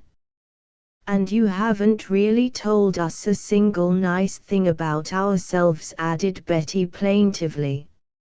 "All the time we've just been holding our breath to listen. We've been doing our best to tell you those nice things, every minute of every day since then," said Alan in a low voice. "If you haven't heard, it's because you wouldn't listen." Betty colored adorably, to quote Alan again, and resumed her packing with great fervor. All of which Frank finished his self-justification. shows that we're far from anxious to leave you girls when we say we're eager for action. I guess, he added, thoughtfully, it's just because we're so crazy to be with you that we're eager to go across. That sounds rather, began Grace, but Frank would not let her finish. I know it does, he admitted. Sounds like a contradiction. But I think you know what I'm trying to get at, just the same. Why, sure, Will backed him up eagerly. Frank means that we've got a confounded, disagreeable job to do before we can settle down and be happy on good old United States soil again, and the sooner we get it done, the better, finished Roy. Alan nodded. I guess that's about the size of it, he said. The sooner we get there, the sooner we'll be coming home again. And, say, fellows, what a homecoming! At the wistfulness in his voice the girls felt the tears rise to their eyes, and to save them from a breakdown Betty crisply changed the subject. I hope you boys can get over to the Hostess house Thursday night to see the entertainment we are helping get up among those new fellows who came week before last, she cried. Working yourselves to death over it, are you? Inquired Alan. Never, returned Grace, with sudden emphasis. But it's lots of fun, chuckled Molly. We have found out by judicious inquiry, Amy, here, soon worms out the heart secrets of these boys by her quiet, sympathetic way, that a number of those boys have parlor tricks of one sort or another, and that orchestra fellow really is good, interrupted Amy. Boys, you should hear him play. He has a guitar hung over his shoulder, a harmonica strapped to his head, a piano nearby to which he makes sudden dashes, and all the while he dances the most marvelous dance. For once Amy was aroused to enthusiasm. The boys, however, were less interested, and Roy wanted to know what the girls themselves had to do in the coming entertainment. Oh, laughed Betty, we are stage managers, scenic artists, stage hands, costumers, modern mutation of the Greek chorus, stays and props for the weak and timid, breaks for the overbold. In fact, we are around to do any work that nobody else wants to do. But we haven't decided, she reminded them suddenly, just how we're going to spend the rest of the afternoon. Of course we can always take a walk, not after that lunch, declared Alan, striving to sit up, and sinking down again with a moan. I'm 10 pounds heavier than when I came. Well, you ought to be ashamed to admit it, retorted Molly.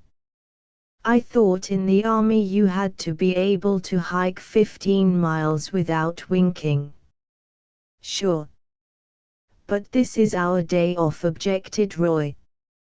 What do you suppose we get leave for, just to do what we can do every day of our lives? Well, then, for goodness sake, suggest something, cried Molly impatiently. I have an idea, cried Alan, so suddenly that they all started. Well, you needn't be so proud of it. Do you remember that pond we came across the day we went prospecting alone, Frank? He continued, not noticing the interruption. Yes, Frank answered, catching the idea and looking interested. Seems to me it ought to be somewhere in this neighborhood. Going to catch some fish? Why, of course, put in Roy scornfully. We're so attractive, all we have to do is to whistle to the little animals to have them squabbling for the best place on the hook. My, isn't he the sarcastic boy, grinned Alan. That little trick might work with you, Roy, but we're more modest. Well, have you got any fishing tackle? Queried Roy patiently. Sure, it was Frank's turn to be sarcastic. Don't you know that's a part of every doughboy's outfit, so he can go fishing for the Huns? Peace, peace, my children, entreated Betty plaintively. Can't we ever talk about anything without getting into an argument? But this isn't an argument, it's a suggestion, said Alan. Though I expect the scorn and ridicule of an unthinking populace. Perhaps you have heard of the old-fashioned, but sometimes effective, string and bent pin. The boys shouted, and Alan bent upon them a pitying glance. It is even as I expected, he said sorrowfully. Well, I have done my best, I say, old man, Roy interrupted suddenly, proving an unexpected ally. I'm for you. Of course we won't get anything, but it will be an adventure. And gee, some fresh fish would taste good. So they went to work, eager as children on a lark. The girls managed to furnish enough pins for the hooks, and when the available string gave out, the boys made use of stout, withy vines as substitutes. And, strange as it may seem, they actually were successful. The little stream proved to be full to overflowing with fish, small to be sure, but still eatable. Gee, I never saw anything like it, cried Roy as he excitedly pulled out one fish after another. They seem to be eager to be caught. And to think that we actually scoffed at the idea. That's what genius always has to bear, put in Alan, resignedly, while Betty gave him a sidewise glance from under her long lashes. Oh, don't we hate ourselves, she chided softly, as she handed him more bait. You really shouldn't, Alan. What? Hate myself, he demanded, letting a fish slip back into the water in his preoccupation. I'd just as soon, as long as you don't. Betty laughed happily.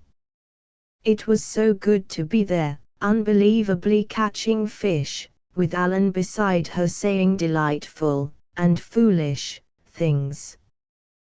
Then she thought of the parting that must inevitably come, and her bright face clouded. Alan saw the shadow and leaned toward her anxiously. What is it, dear? He whispered softly. Have I done anything? No, she answered with a little smile, half whimsical, half wistful. You haven't done anything. It's what you're going to do that hurts. Chapter 8. Enter Sergeant Mullis. Molly, you've been crying. I have not, snapped Molly, turning so the light would not fall on her face. Well, what are your eyes and nose all red for then? Asked Amy reasonably. Ask them, retorted Molly. Probably just did it to make me mad. Several days had gone by, and the entertainment into which the girls had thrown themselves with so much enthusiasm had been given and pronounced a great success by the soldiers stationed at Camp Liberty. Since then the days had been given largely to the routine work of the hostess house, afternoon teas, evening coffee served to those who wished it, writing letters for the boys, entertaining others, looking after wives and mothers and sisters who were visiting near the camp, suggesting books for some who seemed to be of uncertain taste. Now, on this day, something unusual had plainly happened. "Oh, girls, I've got a wonderful plan, something new for the soldier boys," cried Betty, breaking in upon her two friends merrily. Then, seeing that she had interrupted something, paused and looked uncertainly from Amy to Molly and back again. "Why, Molly," she cried anxiously, "what is the matter?" "Oh, can't you find something original to say?" snapped Molly irascibly. "Seems to me that's all I hear from morning to night." "Oh, Molly, what's the matter, what's the matter, Molly," till I could scream. "Oh, please excuse me," said Betty, with a little freezing quality in her voice. "I thought I might help, but if that's the way you feel about it." Quick as a flash Molly had run to her and, repentant, thrown her arms about the little captain's neck. "Please forgive me, Betty," she cried. "I'm perfectly horrid, and I know I don't deserve a friend like you. But, well, I'm just a beast, that's all," she finished lamely. Betty laughed and patted her shoulder comfortingly. "I guess we all are once in a while," she said, adding with a return of her old cheeriness, "Now, prove your repentance by fessing up. It's sure to make you feel better." "Well, it wasn't anything much," Molly replied, her face clouding again. "Only, I had a quarrel with somebody." "How very explicit," drawled Grace, who had entered the room in time to hear the last part of the sentence. Molly stiffened, and Betty sent Grace a warning glance.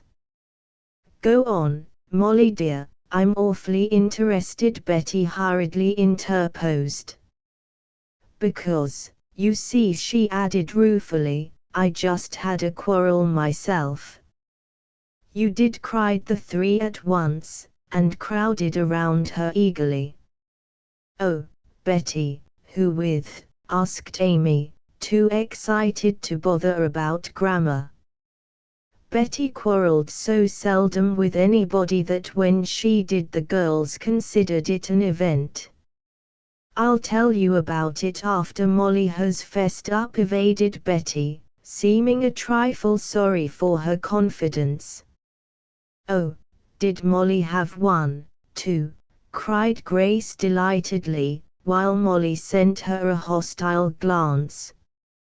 "Well, you needn't be so glad about it," she retorted glumly.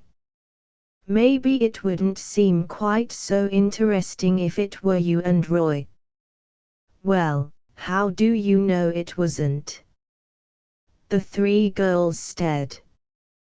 "What was that you said?" demanded Betty weakly. "I don't think I said," returned Grace calmly, and pronouncing each word with exaggerated distinctness, "that Roy and I have had a quarrel, which probably would make yours look like nothing at all." "Grace," they cried in chorus, "do you mean it?" For answer Grace turned to the mirror and began to arrange her hair. "Ask Roy," she flung at them over her shoulder. Behind her the girls looked at each other dumbly, struggling with a wild desire to laugh and cry at the same instant. "But how?" Amy was beginning dazedly when once more Betty came to the rescue. "All this would be funny if it weren't so impossible," she said. "Suppose we begin at the beginning and tell our experiences, since we're all in the same boat." It ought to be interesting, if not instructive. Grace turned from the mirror and seated herself expectantly on the arm of a chair. "Well, who's first?" she demanded. "I am," volunteered Molly unexpectedly, her eyes glittering. It was all so utterly absurd, and it made me so mad that I had to see cry. "So we see," murmured Grace impatiently, but once more Betty sent her a warning glance. "And then," she suggested.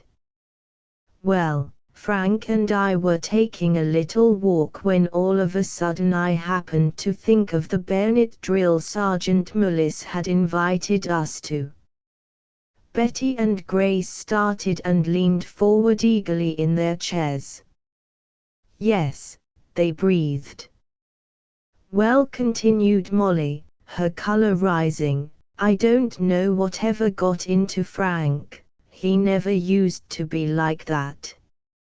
He just sort of froze up and wouldn't answer my questions or anything until I got so angry I told him that if he didn't tell me what the matter was I'd say goodbye to him right there and wouldn't ever speak to him again." "Yes," breathed the girls again. "Then what did he say?" asked Grace. "Why, he just got red in the face," replied Molly, "and said all right then, he'd tell me what the matter was.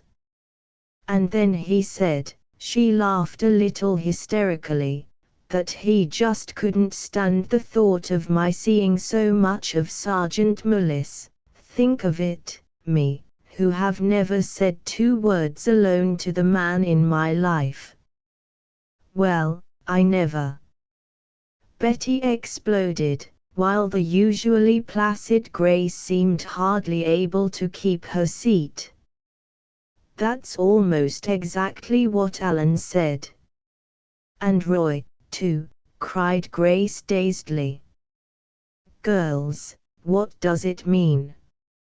"It seems to mean," put in Amy dryly, "that one or all of us are ready for the insane asylum." "Alan said," Betty contributed, wide-eyed, "that it made him mad to see the way that Sergeant Mullis hung around the Hostess house all the time. He made it quite plain that there was no doubt but what I was the main attraction." "And Roy thinks it's me," said Grace, her own grammar suffering from excitement. "Goodness! Does he think the poor boy is after all of us? Thinks he's going to start a harem, maybe," cried Molly hysterically. "Oh, dear, isn't it too ridiculous?" "I suppose," said Amy thoughtfully, "it's because Sergeant Mullis is so awfully good-looking. And, of course, he does come around a good deal," added Molly. "I know. But that's because he's so lonesome," put in Betty. "And, of course, we have all tried to be nice to him. I think it's horrid," she added, flaring up, "for the boys to act so ridiculously just because he happens to be good-looking and awfully attractive." "Oh, Betty," chided Molly, wiping a tear, this time of merriment, from her eyes. "If Alan could only hear you now." "Nonsense," retorted Betty, almost snappishly. "There are dozens of boys who come here to tell us their troubles, and I don't see why they have to pick on him," finished Grace. "Only you must remember," she added with a twinkle, "that he is much more attractive than most, and he never tells us any troubles either," added Molly, with a chuckle. "Maybe the boys think that's suspicious." "Well," said Amy, with a sigh, "I seem to be the only one left out. Nobody thinks it's worthwhile to quarrel romantically about me." The girls laughed, and Grace added with a grimace, "Goodness, you needn't feel bad about it. It was just your luck that you didn't meet Will this morning and tell him the awful news, that's all. I suppose he'd have acted as silly as the rest of them."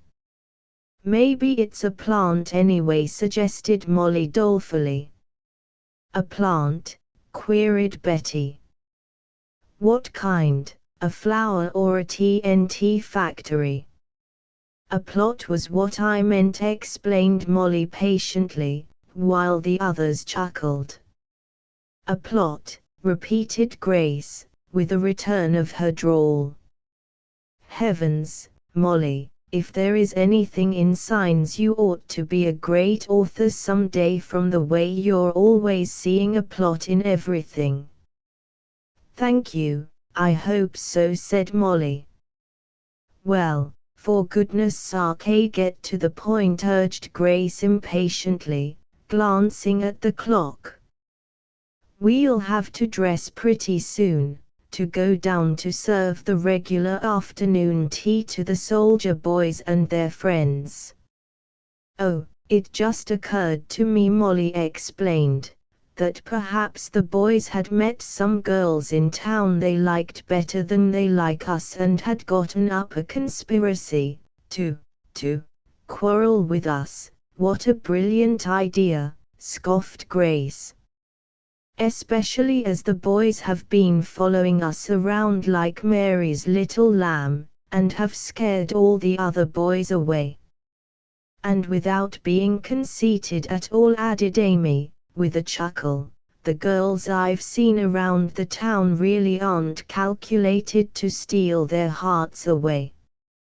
"In that case, haven't we still got Sergeant Mullis?" chuckled Betty.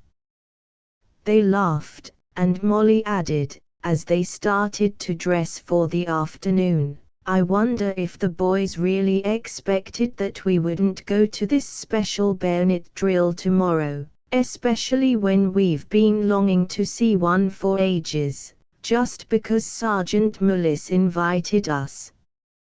"I'm sure I don't know," said Betty carelessly. "But it really doesn't matter since we're going anyway."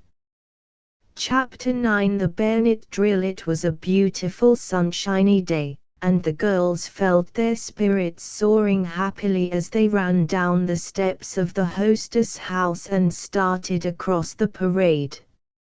Also what appeared to them, foolish objections of the boys to their attending the bayonet drill lent spice to the adventure, and they hurried on gaily over the parade. Sergeant Mullis, who had unwittingly caused all the excitement, was, as the girls had said, a tall, splendidly built fellow, good-looking to an unusual degree, but very silent and reserved. He had seemed immensely attracted from the first by the girls from the Hostess house, and had made overtures in a half-shy, half-humorous manner that the girls themselves had found very attractive. But to them he had been only one of many interesting soldier boys who had come and gone, and whose meetings and partings with dear ones they had watched with swelling throats and tears in their own eyes. But Sergeant Mullis was an expert with the bayonet and had been attached to Camp Liberty for the purpose of giving the boys special drills in that work. He had proved so wonderfully successful that, much to his secret chagrin, for Sergeant Mullis, like all the rest of our brave boys, had dreamed of the great things he would do over there, the government had decided to keep him at Camp Liberty indefinitely. Then, one day, he had invited the girls, in return for the many little kindnesses they had done him, to attend one of his special, exhibition drills. They had accepted eagerly, little dreaming of the storm their acceptance would evoke. And it is very doubtful whether, even if they had known, it would have made any difference, for they had long desired just this thing and knew that in years to come they would look back upon it as one of the biggest experiences in their lives. "What time is it, Amy?" Betty inquired a little anxiously. "I'm afraid we stopped to talk too long to those women who came out to see their nephew, and I don't want to be late." "We have just a minute to spare," returned Amy, and they quickened their pace. "Wouldn't it be fun," said Molly, her eyes sparkling, "if we could only meet the boys? I'd just like to pay them back for being so silly." "Maybe they'll be in the drill," drawled Grace hopefully. "That would be adding insult to injury," Betty chuckled. "Then they never would forgive us. I just hate jealous people, anyway," added Grace, diving into her pocket and bringing forth a luscious bonbon which Molly eyed covetously. "I think it's so ridiculous and narrow, don't you?" "I think it's a good deal more ridiculous and narrow," grumbled Molly, still hungrily eyeing the rapidly disappearing chocolate, "to keep all the candies to yourself." "Oh, goodness. Take one," returned Grace, offering a capacious pocket. "I didn't know you were such a shy and shrinking little violet, Molly. You usually are perfectly capable of helping yourself." "Well, not out of your fuzzy old pocket," Molly retorted ungraciously. "Why didn't you bring the box along?" Grace eyed her pityingly. "Wouldn't I look nice?" she demanded, lugging a candy box along to a bayonet drill. "I think you'd probably be exceedingly popular," Betty broke in, with a chuckle. "You'd have all the boys around you in earnest." "And then what would Roy say?" teased Amy. "He'd never speak to poor Grace again." "Poor Grace, indeed," sniffed the owner of the name scornfully. "I'd just like to have anybody try to poor Grace me. He'd never do it a second time." "Goodness, don't look so ferocious, Gracie," Molly soothed her. "Someone give her another candy, do." "I'm not a cripple," Grace retorted, evidently in a belligerent mood. "I've always been quite able to help myself." "So we've noticed," murmured Molly irrepressibly. "Will you two please listen to reason?" queried Betty, in her primmest tones. "Yes, Grandma," replied Molly soberly, which was so ridiculous that even Betty dimpled. "What have we done now?" "Nothing." "It's what you may do," Betty answered, adding, in an explanatory tone, "You see, we are just about to enter the sacred precincts of the drill ground, and it is fitting that we do so with an air of propriety and sobriety." "Goodness, is she insulting us?" cried Molly, in mock indignation. "I'll have you know, Miss Nelson, that I, for one, am not intoxicated and, what is more, never expect to be." "Goodness. That is a relief," sighed Grace, who had been hanging breathlessly on her words. "I thought you were going to say I am not drunk, but soon shall be, or words to that effect. But will you listen?" cried Betty despairingly.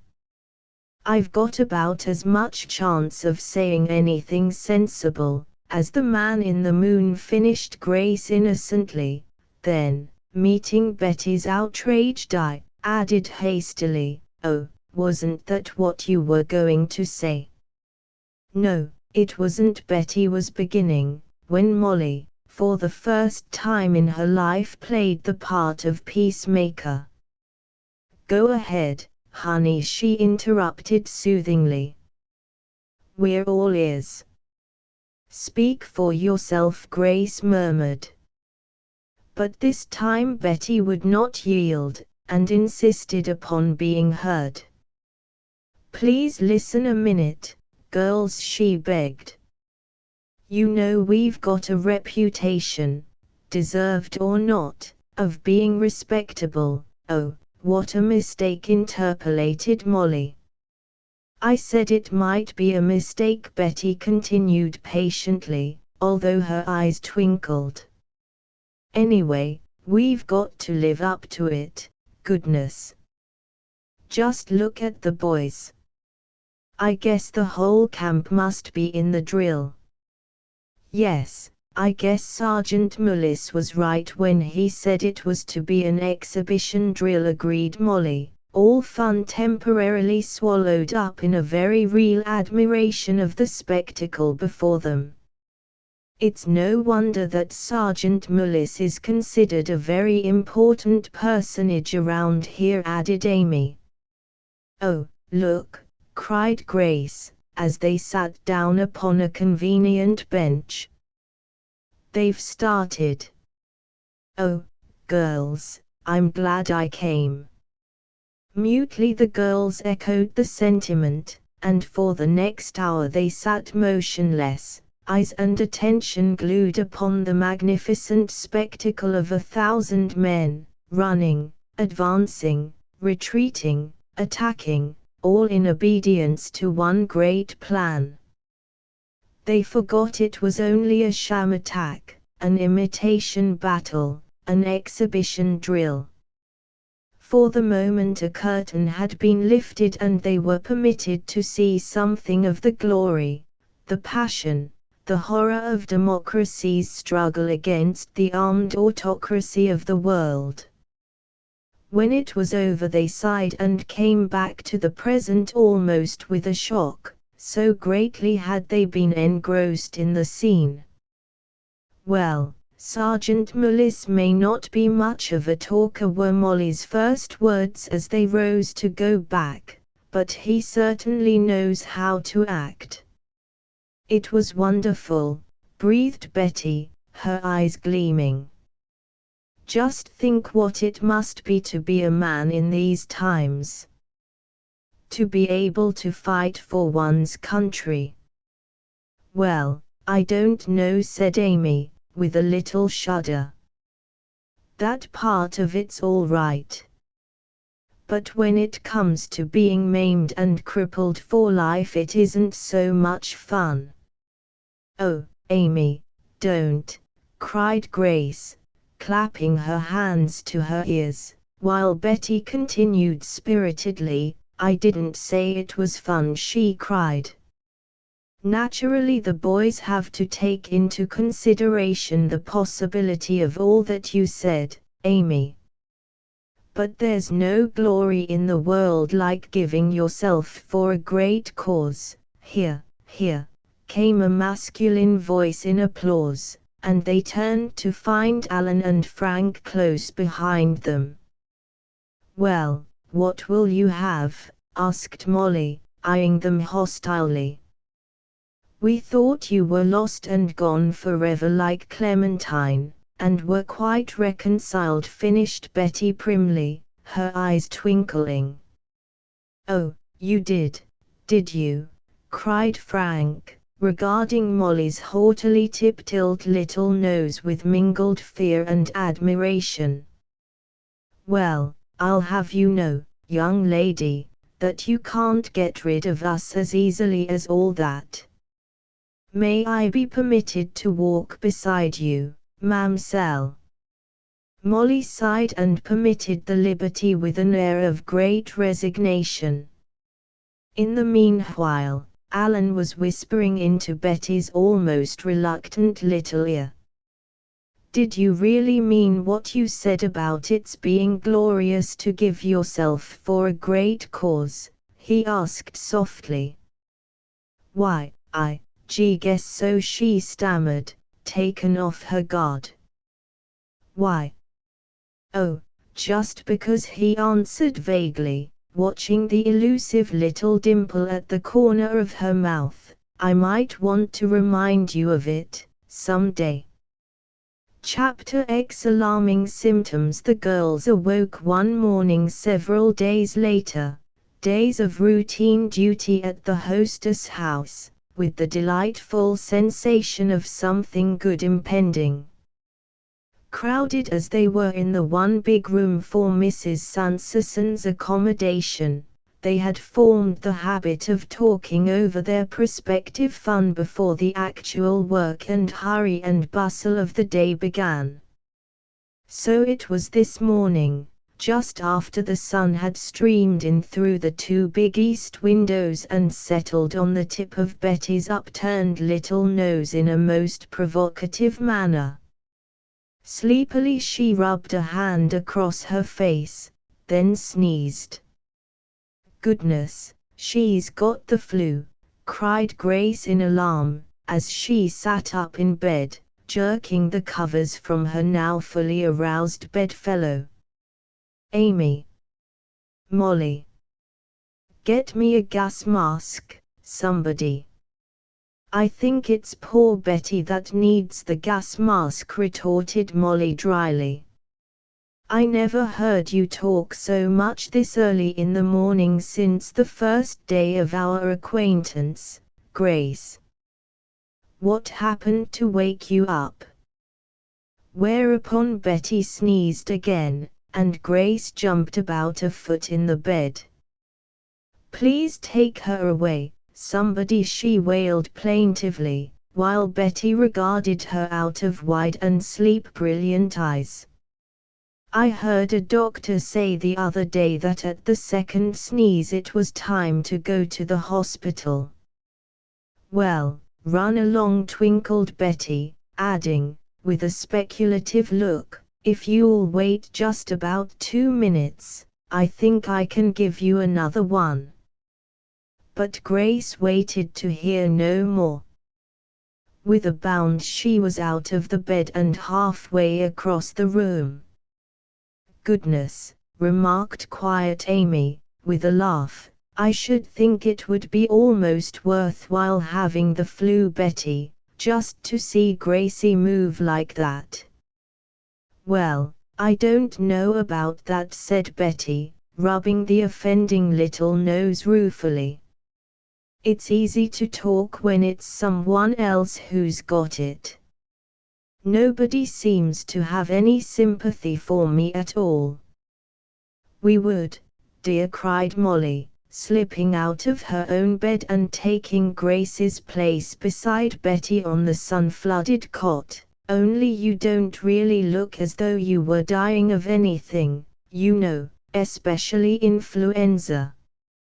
Betty dear," she added, with an impulsive little hug, "you do look so pretty." "Now she does want a quarter," remarked Grace skeptically, as she took the place Molly had vacated. "Don't you believe her, Betty Nelson. It's too early in the morning to see straight anyway." Betty laughed delightedly. "How very complimentary," she said, with a droll twist to the corner of her mouth. "Never mind, Molly, it's worth a quarter just for seeing crooked." Molly hugged her, and even Grace had to laugh. "Which reminds me," continued Betty, apropos of nothing at all, "that we have a whole holiday which we can spend just exactly as we please." "Yes, where shall we go?" cried Amy eagerly. "I thought maybe we could take Molly's car and 3 pairs of curious eyes were focused upon her as she hesitated. "And what?" they queried in chorus. "Well, I thought," continued Amy, a little shy, as she always was when about to suggest something for another's comfort, "I thought we might invite Mrs. Sanderson to go along." "Good for you," Amy dear, cried Betty eagerly. That's just exactly what I was thinking. The dear old lady seemed so much better yesterday. I thought we might persuade her to share our picnic with us. How about it, Molly? Why, of course, answered the latter heartily. I'd love to have her, if she'd come. If she'd come, repeated Amy, puzzled. Why shouldn't she come, that is, if she's feeling strong enough? Well, explained Molly, with a little smile as she recalled one of the many unusual conversations she had had with the little old woman. She told me the other day that she hated them gasoline wagons worse than poison, that the only reason she rode in ours was because she was unconscious when we put her in and she couldn't help herself. And she added somebody'd have to run over her again to make her do it a second time. Betty laughed gaily as she flung back the covers and slipped out of bed. Goodness, I don't wonder you were doubtful, she said. Maybe she's changed her mind by this time. Anyway, we can ask her and see. I think she's the most wonderful old person I ever saw, remarked Amy thoughtfully, as they dressed hastily. She must be pretty old, and yet she says the funniest, wittiest things, and her eyes sparkle and twinkle like a girl's. Well, I really think she looks older than she really is, said Grace slowly and very judicially. You know, working on a farm in the hot sun the way she did for years, isn't calculated to make a person look younger than she is. Oh, and if we could only do something to find him for her, sighed Amy, for the girls did not know whether it was the 50th or the 100th time they had given up counting. Well, wishing won't accomplish anything, said Molly practically, as she vigorously pulled on a shoe as if it were in some mysterious way responsible for the unsatisfactory state of affairs. I think someone ought to nickname us the Four Dianas. Well, of course Diana was very beautiful, said Grace, complacently regarding her own pretty reflection in the mirror. But if you meant that, Molly, of course the description applies to only one of us. Goose, remarked Molly.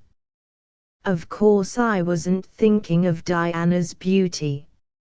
I was merely thinking of her in the role of a fair huntress. Goodness, now she is insulting us, cried Betty, turning upon her friend with a melodramatic frown. Do you mean to imply that one or all of us are huntresses? Not of men, said Molly scathingly. That shows a guilty conscience, Betty. I'm surprised at you. Oh, squelched, said Betty meekly. May I ask, she added very humbly, just what you did mean? I simply meant, explained Molly patiently, that we were after two men. Oh, cried Amy, turning upon her in horror. And you just told Betty you didn't mean that?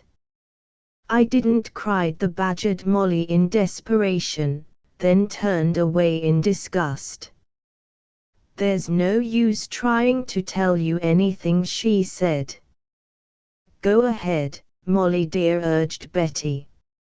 I meant, Molly continued slightly, but only slightly, mollified, that we were hunting two men, Mrs. Sunseson's Willie and the motorcyclist who ran her down.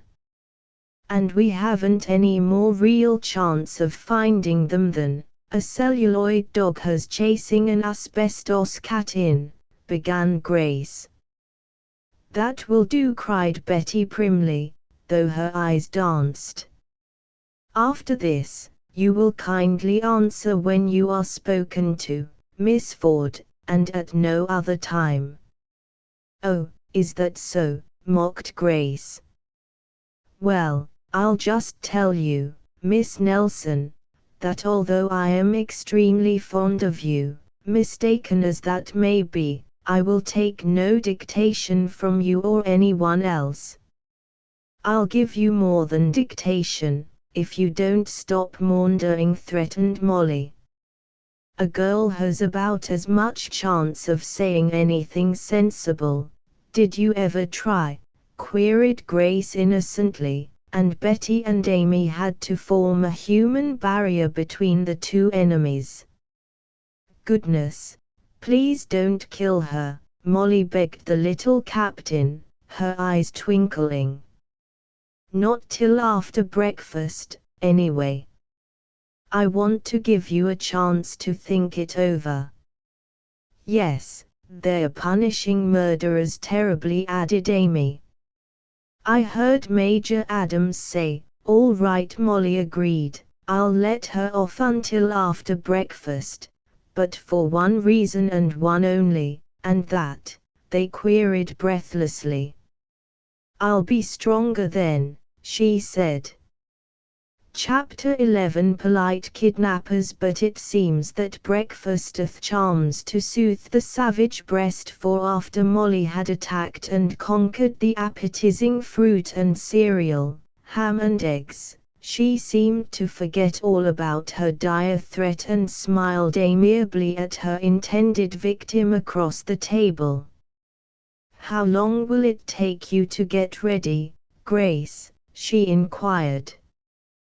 "Can you do it while Betty and I go around to the garage and back out the car?" "Let Amy help you with the car this time," Betty objected before Grace could reply. "I want to ask Mrs. Sanderson to go with us."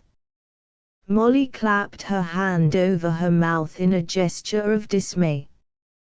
"Goodness," she reproached herself, "I almost forgot about her."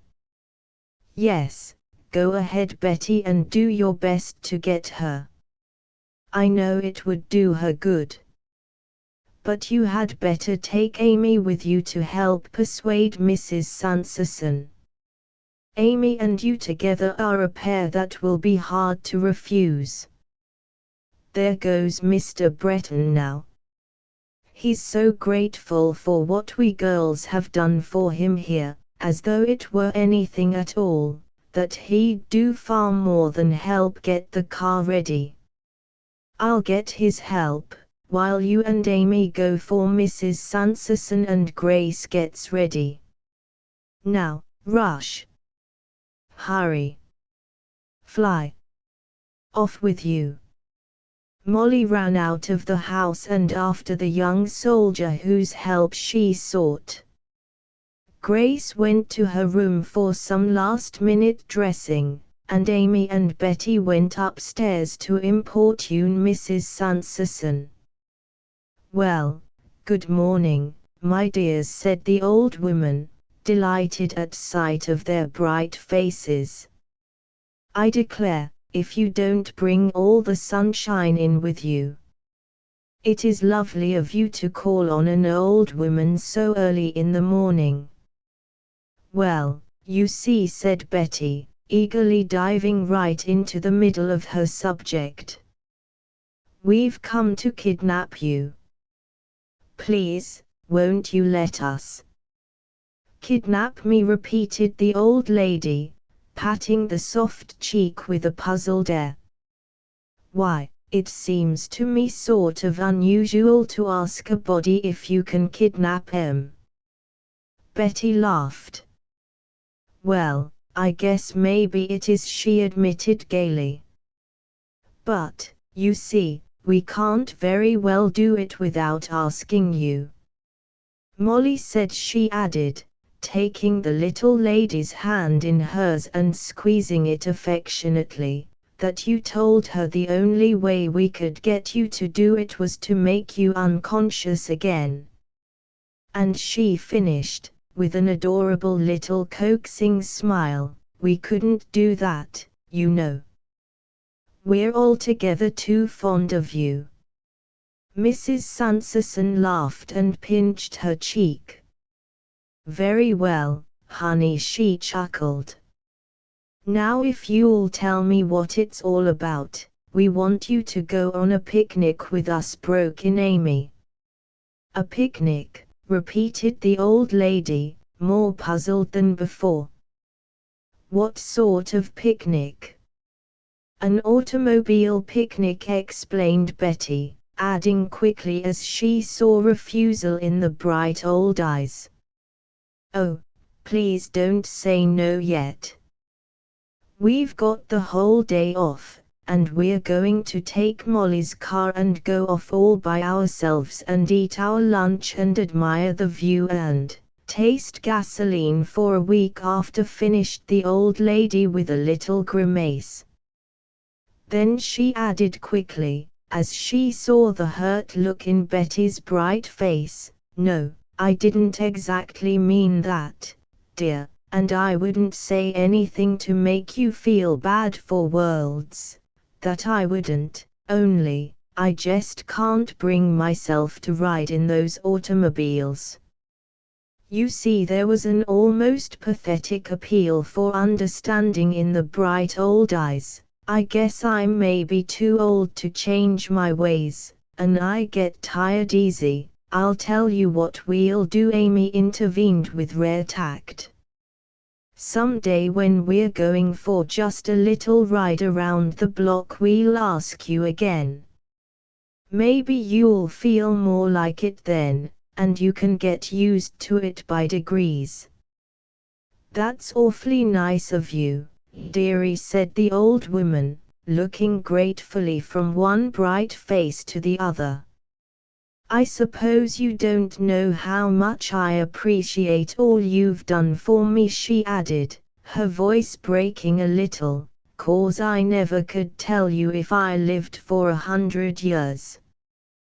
But you just sorta revived my faith in human nature. Since my boy went away." The old voice broke down entirely then, and Betty continued patting her hand soothingly, "But there," she added, in a different tone, wiping her eyes determinedly and smiling at them, "this ain't no kind of a morning for tears, and I know my son Willie would be the first one to tell me so. Thank you just as much for asking me, dearies, and maybe some other time I'll get my courage up to it. But now you just run along and enjoy yourselves. And when you come back," she added, taking both of the soft young hands in her wrinkled one and patting them gently, "you can come up and tell me all about it." "Oh, will you let us?" asked Betty eagerly, jumping up and dropping a kiss, light as thistledown, upon the old face. "And we'll bring you flowers, whole bunches of them. Will you promise to be happy while we're gone?" "Yes, dearie, just happy thinking of your coming back and the flowers," she agreed, and the smile remained on her lips even after the door closed behind them until the sound of their light footsteps and laughter faded away. Then the brave lips drooped and the grey head went down upon her arms. "They're such lovely little ladies," she murmured to herself. "And I will try to be happy.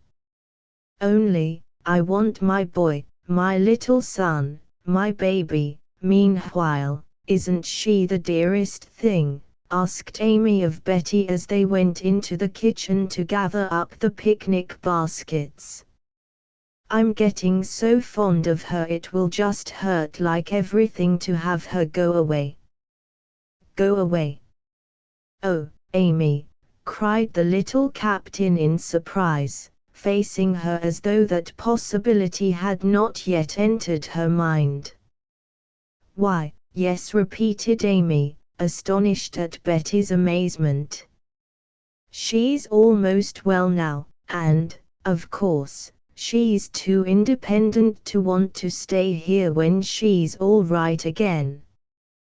Why, Betty, what's the matter? For Betty had sunk down in one of the kitchen chairs and was regarding her tragically.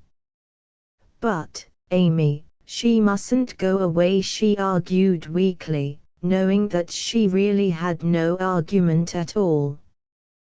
Why, I really can't imagine it. I never thought, well, of course, none of us wants her to, Amy admitted, adding reasonably, but I really don't see how we're going to stop her if she makes up her mind to go. Do you? Betty picked up one of the hampers and they walked slowly back through the hall to the front porch. Why no, not exactly, she said thoughtfully, then added, with a sudden gleam in her eyes, unless what? Queried Amy breathlessly. Oh, I don't know whether you'd call it an idea or just plain foolishness, answered Betty, striving to speak carelessly. I was just thinking that we might persuade her to stay longer on the plea that we wanted to bring the motorcyclist to justice and needed her identification. Amy looked a little disappointed. Well, I don't know, she said doubtfully. She said the other day that she didn't care much about bringing the fellow to justice. She said one motorcyclist was as bad as another, and the only thing that would give her satisfaction would be to arrest the whole tribe of them. Betty laughed a little at the characteristic remark, but her eyes were troubled. Well, she said with a sigh, I suppose you're right. She is rather hard to reason with at times. If only I could think of something. The sharp toot of a horn as Molly grazed the curb with the huge touring car put an end to the conversation for the time being. Grace was already on the porch, and as they raced down the steps the girls' spirits rose happily. After all, it was a perfect summer day, the sun shone brilliantly down upon them, the wind caressed their faces, and, above all, they were young. It was not till they were several miles out upon the shining road that Betty once more thought of Mrs. Sanderson. We might, she said thoughtfully, as though speaking to herself, tell her that we were trying to find her son. That might have some effect upon her. Upon whom? Asked Molly, nearly running the car into a tree by the roadside in an effort to get a glimpse of Betty. Oh, Molly, do be careful, cried Amy plaintively. I never come out with you but what I expect to be killed. I should think you'd be tired expecting by this time, returned Molly practically. Now will you please repeat that somewhat meaningless jumble of words, Betty dear? What was it? Something about somebody's son having a good effect upon somebody. Well, I hope you feel better, now that you've gotten it out of your system, drawled Grace. Now, Betty, go on. I'll keep her quiet with chocolates till you've had your say. Go on talking all night, will you, Betty dear, entreated Molly, speaking thickly because of a mouthful of chocolate. Home was never, but here Grace inserted another bonbon so deftly that Molly choked and almost precipitated another appalling accident. For goodness sakes, hurry, Betty, cried Amy, in dismay.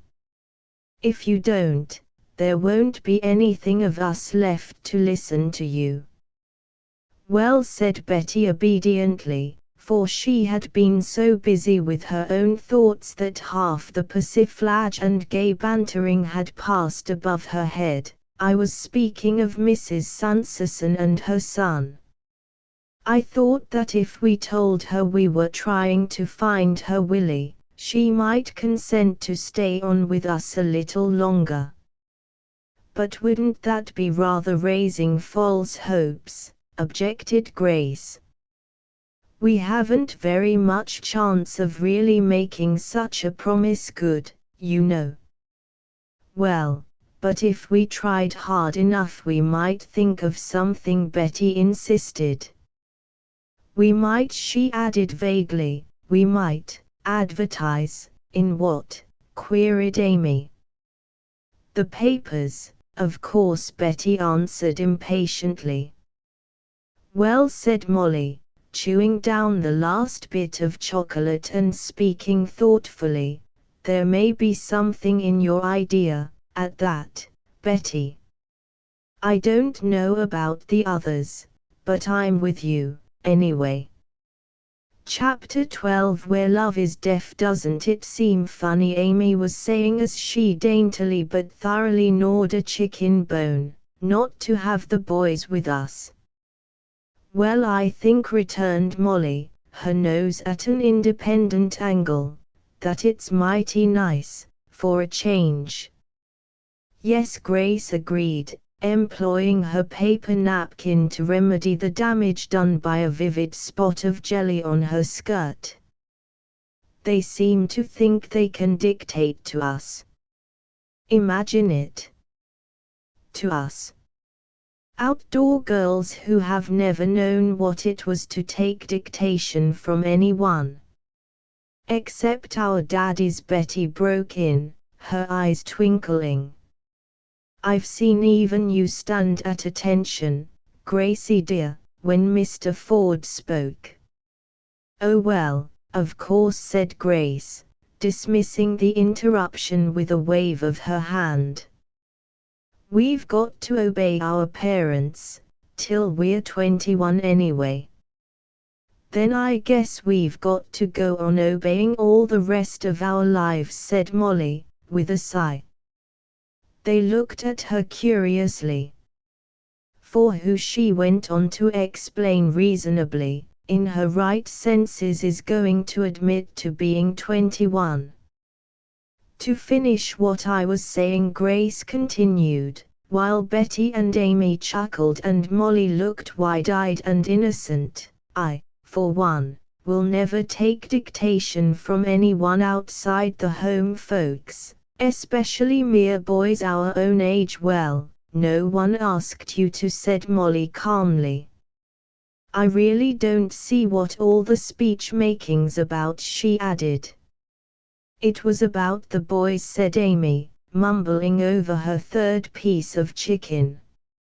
And by the way, they take it for granted we've got to do what they say, finished Grace. Well, said Betty, plucking a piece of grass and rolling it thoughtfully between her fingers, don't you think perhaps they act that way because they are going across so soon? I don't see what that's got to do with it, returned Molly, puzzled. I should think that would make them want to be especially nice to us, leave a good impression, you know. Just the same, I can't help thinking, Betty persisted, that was why they acted so queerly about Sergeant Mullis. Maybe they think that when they're several thousand miles away the other boys will have their chance. But that's silly, objected Molly. As if we wouldn't think a good deal more of them when they get over there. Distance lends enchantment, queried Grace, with lifted eyebrows. Goose, commented Molly. Goodness, cried Grace plaintively, that's the second time I've been called a goose in the last 5 minutes. Pretty soon I'll be a whole flock of them. The girls laughed, and Molly said with aggravating condescension, it's hard sometimes to tell the truth, Grace dear, but we only do it for your own good. That's what friendship is for, you know. Then give me enemies, cried Grace. I don't care how many faults I have if people just won't tell me about them. Which reminds me of something, said Molly with a chuckle. Well, don't tell us about it, said Grace hastily. I'm trying hard to love you, Molly, but I can't stand everything. Oh, but it's a joke on me this time, Molly reassured her, and Grace sat back with a sigh of relief. It happened while we were at Pine Island, Molly continued with a chuckle. I was sitting in the living room playing the piano, or trying to, interrupted Grace. Or trying to, agreed Molly with perfect good nature. You know my repertoire consists of 2 pieces, and I was humming one of them as I played. Frank and Roy were sitting on the steps of the porch outside, and I heard Frank say to Roy very earnestly, "Do you know, I think Molly would have a wonderful voice if she would only have it cultivated." Goodness, I thought, began Grace, but the little captain very hastily pinched her into silence. Evidently they thought I couldn't hear them, Molly continued. But they were mistaken, for I heard Roy answer pityingly, "Say, old man, I've heard of love being blind before, but here's a case where the poor little god is deaf." Molly, cried Amy, shocked, while the others laughed merrily. What did Frank say? Did he stand for that? Most decidedly not, chuckled Molly. The last I saw of them, Frank was leaping a fence, hanging on to Roy's coat tails. It was awfully funny. I think I laughed for an hour afterward. It was a wonder there was enough of poor Roy left to come home, giggled Betty. Frank isn't what you might call gentle, when his temper is roused. Oh, I believe I know when that was now, exclaimed Grace, with sudden animation. It must have been that evening when I was baking biscuits and I looked out of the window and saw Roy. He looked like a tramp, hair all disheveled and face as red as a beet. I called to him and asked him if he'd been in a fight or something, and he just got redder than ever and backed off into the woods. I concluded he'd gone suddenly and violently insane, and as the aroma of nearly burned biscuits filled the air I promptly forgot all about him. Molly chuckled. There was probably a very good reason for his backing off, she said. I shouldn't wonder if after that he kept his meditations to himself. Yes, said Grace, with gentle malice, I've long since concluded that it's better to keep still about personal matters, no matter what you think. Well, perhaps you have, said gentle Amy with sudden spirit, but I must say I never noticed it. Grace struck a dramatic attitude. And you too, Amy, she cried. Ah, this is too much. Yes, it's all right, dear, soothed Betty, hastily rescuing a basket. But please don't step on the lunch. These baskets cost $4.98 at a bargain sale. Oh, how sordid of you, Betty, chuckled Molly. As if Grace cared for a mere little $5 bill. Goodness, I don't know whether I do or not, remarked Grace plaintively. It's so long since I've seen one I can't tell. As Alan remarks, laughed Betty, as she gathered up the remains of the lunch, money must think you're dead. They laughed at her, and then suddenly Betty changed the subject.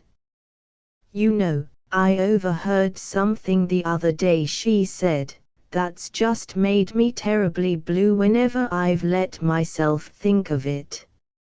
"Oh," Betty gasped Molly, jumping unerringly to the catastrophe they had been dreading all these months. "Do you mean the boys have got their orders?" "Oh, no, I don't actually know a thing," Betty hastened to assure her, but there was a brilliant light of excitement in her eyes that did not reassure the girls. "Then what do you mean?" cried Molly impatiently. "Oh, Betty dear, I just haven't realized how awful it will be until this minute. When those boys have actually gone, I'll lie down and die, that's all." "Well, for goodness sake, don't tell them that," beseeched Grace. "Then they will think they can dictate." "Well, let 'em," said Molly recklessly. "They can, for all I care." "Go on, Betty, do," urged Amy, her hands clasping and unclasping nervously. "Tell us what it was you heard." "Well, Major Adams was talking with the Colonel," Betty complied, her color bright, "and I just happened to catch a couple of phrases as I passed. In a week, the Major was saying eagerly. The boys will be glad of that, Colonel. I've had all I could do to keep them pacified at all. Once let them get at the Huns and it will be all over. But the shouting. Yes, they're a fine bunch of young fighters," the Colonel answered. "And, oh girls, I wish you could have seen the way he looked, so splendidly straight and martial and proud. I tell you, Major," he said, "it's a great thing to have the leadership of such lads as those. They're the pick of the nation." "And then I went on and my heart was beating so hard I had to hold on to it," Betty finished. "It seemed to me I could almost hear the cannon and see the boys, our boys." Her voice trailed off into silence, and for a long time no one spoke. Each one of these young girls, who, a few short months before, had scarcely known the meaning of the word war except as they had read about it in their histories, was striving desperately to visualize the battlefront, the trenches, great guns belching forth a deadly hail of shells, the roar of cannon, the moans of dying men, and there, perhaps, in the mire and horror of it all, the boys, their boys.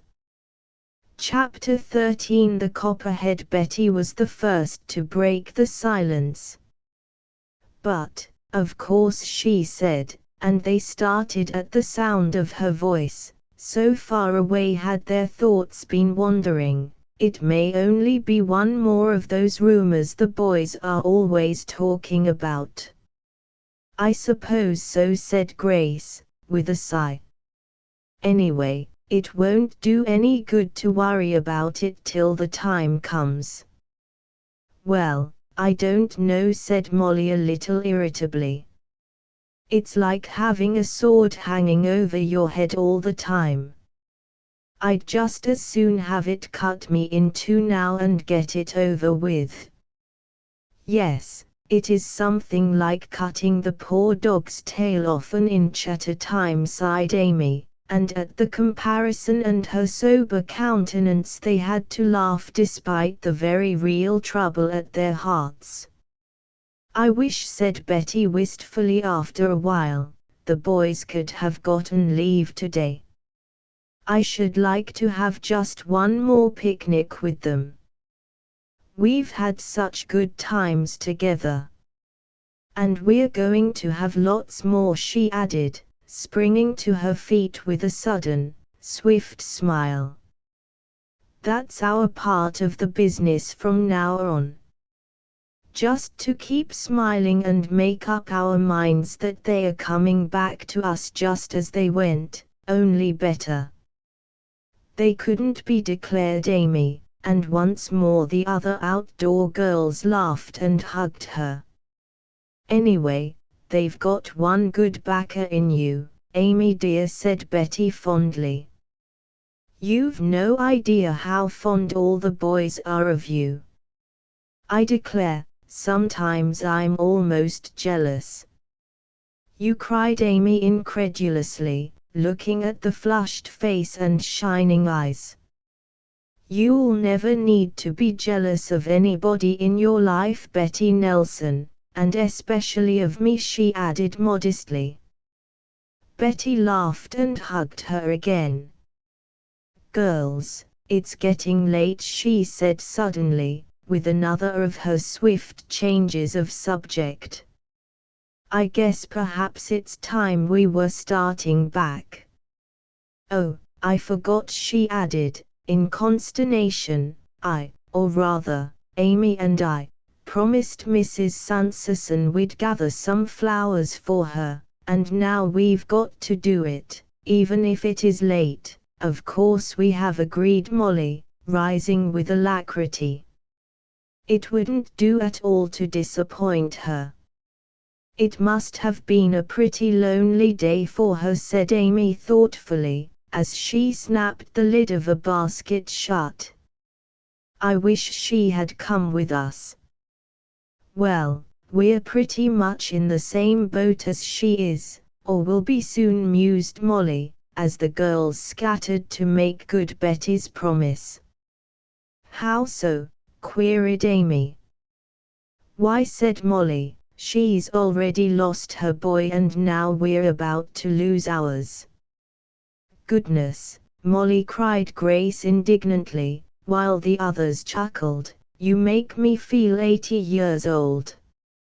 They're not our sons, you know. Of course you had to tell me that, Molly was beginning, when a scream from Amy and a hurried scramble onto a convenient stump interrupted her. What is it? They cried, running to her anxiously. Look out, Amy cried, bringing them up with a sharp turn a couple of feet from her perch. What is it? They cried again, looking wildly about them. A snake, she screamed. Look out, Grace, it's coming for you. Oh, look out. Wide-eyed and open-mouthed, the girls looked where Amy pointed, and saw, wriggling ominously toward them through the short grass, a large coppery-headed snake. Grace gave one desperate leap and landed beside Amy on the stump while Betty and Molly stepped to one side out of the reptile's path. Then, almost miraculously, or so Betty thought when she looked back upon it afterward, her eye fell upon a forked twig lying at her feet. Quick as light she stooped and picked it up, then turned to Molly, who was standing backed up against a tree, white-faced, terrified, in a half-hypnotized condition, staring at the snake. The reptile had coiled itself and lay hissing at them viciously. I'm going to hold out this stick, whispered Betty feverishly between lips that scarcely moved, and when he strikes, pick up that rock at your feet and let him have it. Ready? Why, yes, stammered poor Molly, terrified, yet game to the last. Oh, Betty, but the sentence was never finished, for, with a menacing movement, Betty had thrust the stick toward the reptile and the latter with a hiss had struck. Quick as a flash and before the snake had time to coil again, Molly picked up the rock and hurled it at his sinister copper head.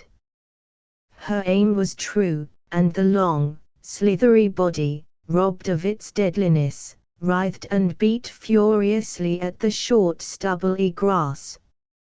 Molly put her hands before her eyes, shivering, and even Betty leaned weakly against a tree, faint and sick, now that the crisis had passed. I thought you'd be killed, moaned Amy, and though the tears of excitement and horror were rolling down her cheeks, she would have been the first to deny it had you told her she was crying. Oh, Betty, you're wonderful. No, I'm not, I'm just scared stiff, cried Betty hysterically. Anyway, Molly did it all. Well, let's get out of here, cried Grace. Later they had time to laugh at the chattering teeth that made it impossible to say anything without stammering, but it seemed anything but funny to them then. Let's get out. Second the motion, cried Betty, with a wry little twist to her mouth, being, as usual, the first to recover her self-control. I can't see any sense in lingering. A few seconds later they had gathered up their belongings and jumped thankfully into the road, out of sight of that sinister body still writhing in the grass. It was not until they had climbed into the car and were whirling over the smooth road at a rapid rate that they began to feel like themselves again. I guess that was one of the narrowest escapes we ever had, said Molly over her shoulder with a laugh that was still a little unsteady. I guess we won't go picnicking in the woods alone again for quite some time. But I didn't know there were any snakes around here, said Grace wonderingly, and, it must be admitted, still with a little quaver in her voice. There aren't many, Betty explained. Alan told me that poisonous snakes of any sort had been so rarely seen around these parts that people thought the stories of them were made up. He said they always looked suspiciously at the bearers of the snake tails, shrugged their shoulders, winked, and asked each other to guess where so-and-so had been the night before. Goodness, cried Molly. I suppose we'll never dare to tell it then. They'll think we are, slightly inebriated, finished Betty drolly. Goodness, I don't know what that means, objected Molly, but it sounds worse than what I was going to say. Now what's the matter? This last exclamation was caused by a sudden, grinding noise within the machine and a jerking stop that jarred them all nearly out of their seats. Molly looked back over her shoulder with a despairing expression. Well, this certainly isn't our lucky day, she said, with forced calm. First we nearly get eaten up by a snake, and then the car breaks down. But, Molly, what's the matter? Cried Grace impatiently. We can't stay here. Can't you see, there's a storm coming up? Well, I didn't do it, snapped Molly. I do think, Grace, you can be the most unreasonable. Oh, please don't start anything else, cried Betty, herself a little on edge with the rather exciting day's events. Let's get out and see if we can find what's wrong. We certainly can't do any good by talking about it. They got out, and Molly even consented to get under, but all to no avail. The machine refused to be placated and stood stubbornly still in the middle of the road while the storm clouds gathered and the first drops began to fall. Well, Molly decided at last, sitting miserably on the running board, I guess we've either got to sit here all night or walk home and trust to luck the car doesn't get stolen. also get soaked through ourselves, Grace was adding disconsolately, when a familiar sound caught their ears. It was the regular tramp of marching men. Some of the boys from the camp, cried Molly, springing up joyfully. Maybe they'll help us. As the small squad swung around the turn in the road, they were delighted to see that Sergeant Mullis was in charge. He brought the boys to a sharp halt at sight of them, and came forward to meet them, saluting gravely. "Are you in trouble?" he asked, with his quiet smile and a glance at the stalled machine. "May I help?" "Oh, would you?" cried Betty, her pretty forehead puckered.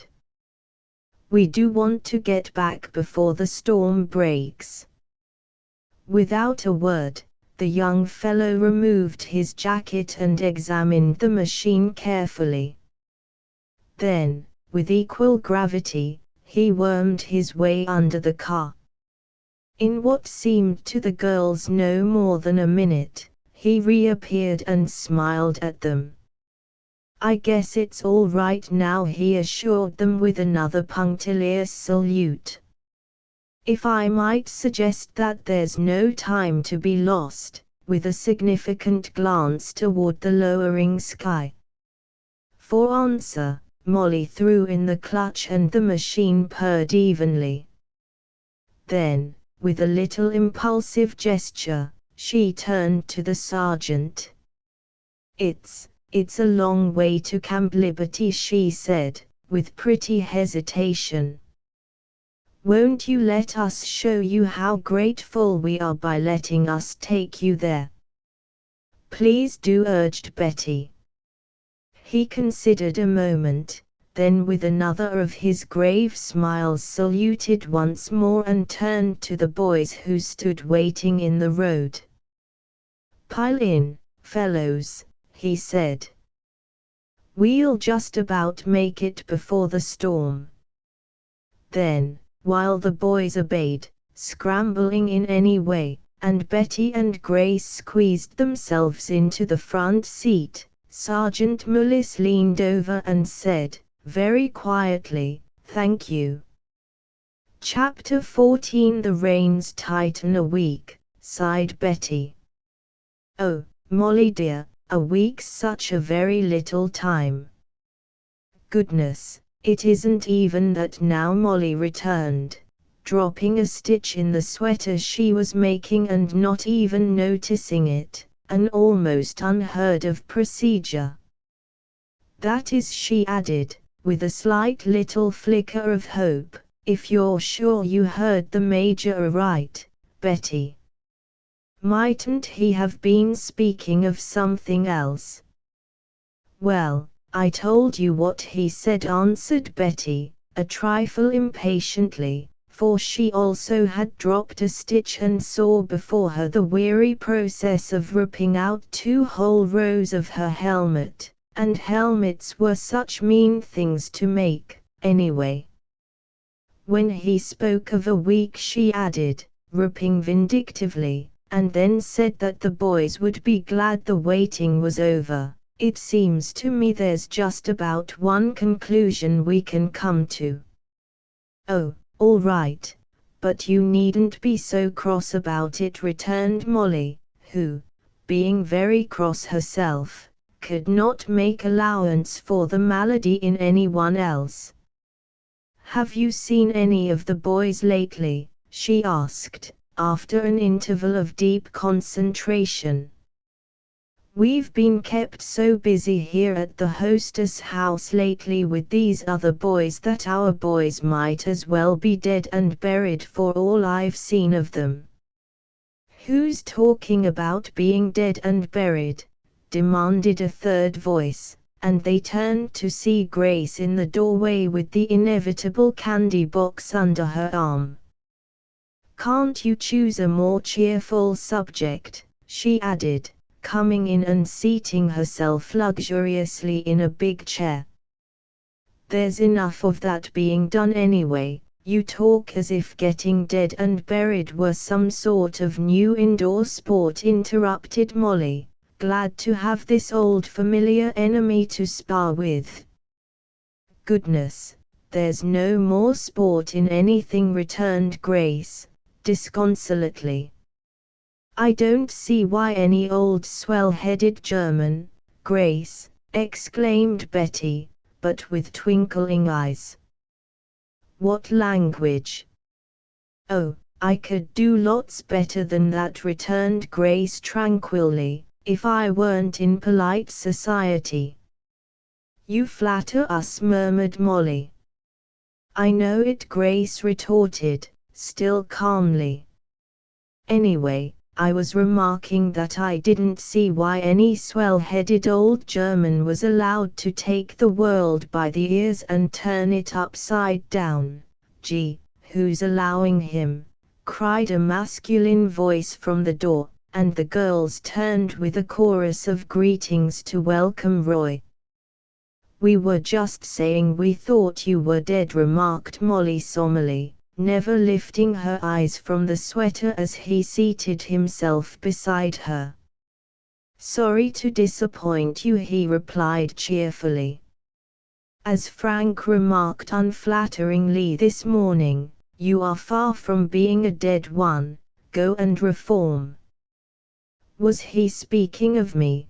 Demanded Molly Billette in deadly quiet, but Roy raised a placating hand. No, no, of course not, he said hurriedly. He was speaking of me, poor worm that I am. But, I say, he added, looking around at the busily flying needles, what's the idea of the knitting? We've got more sweaters and things than we know what to do with now. Molly lifted her eyes long enough to give him a withering glance. Do you think you're the only ones we care about? I hope so, he responded promptly and daringly.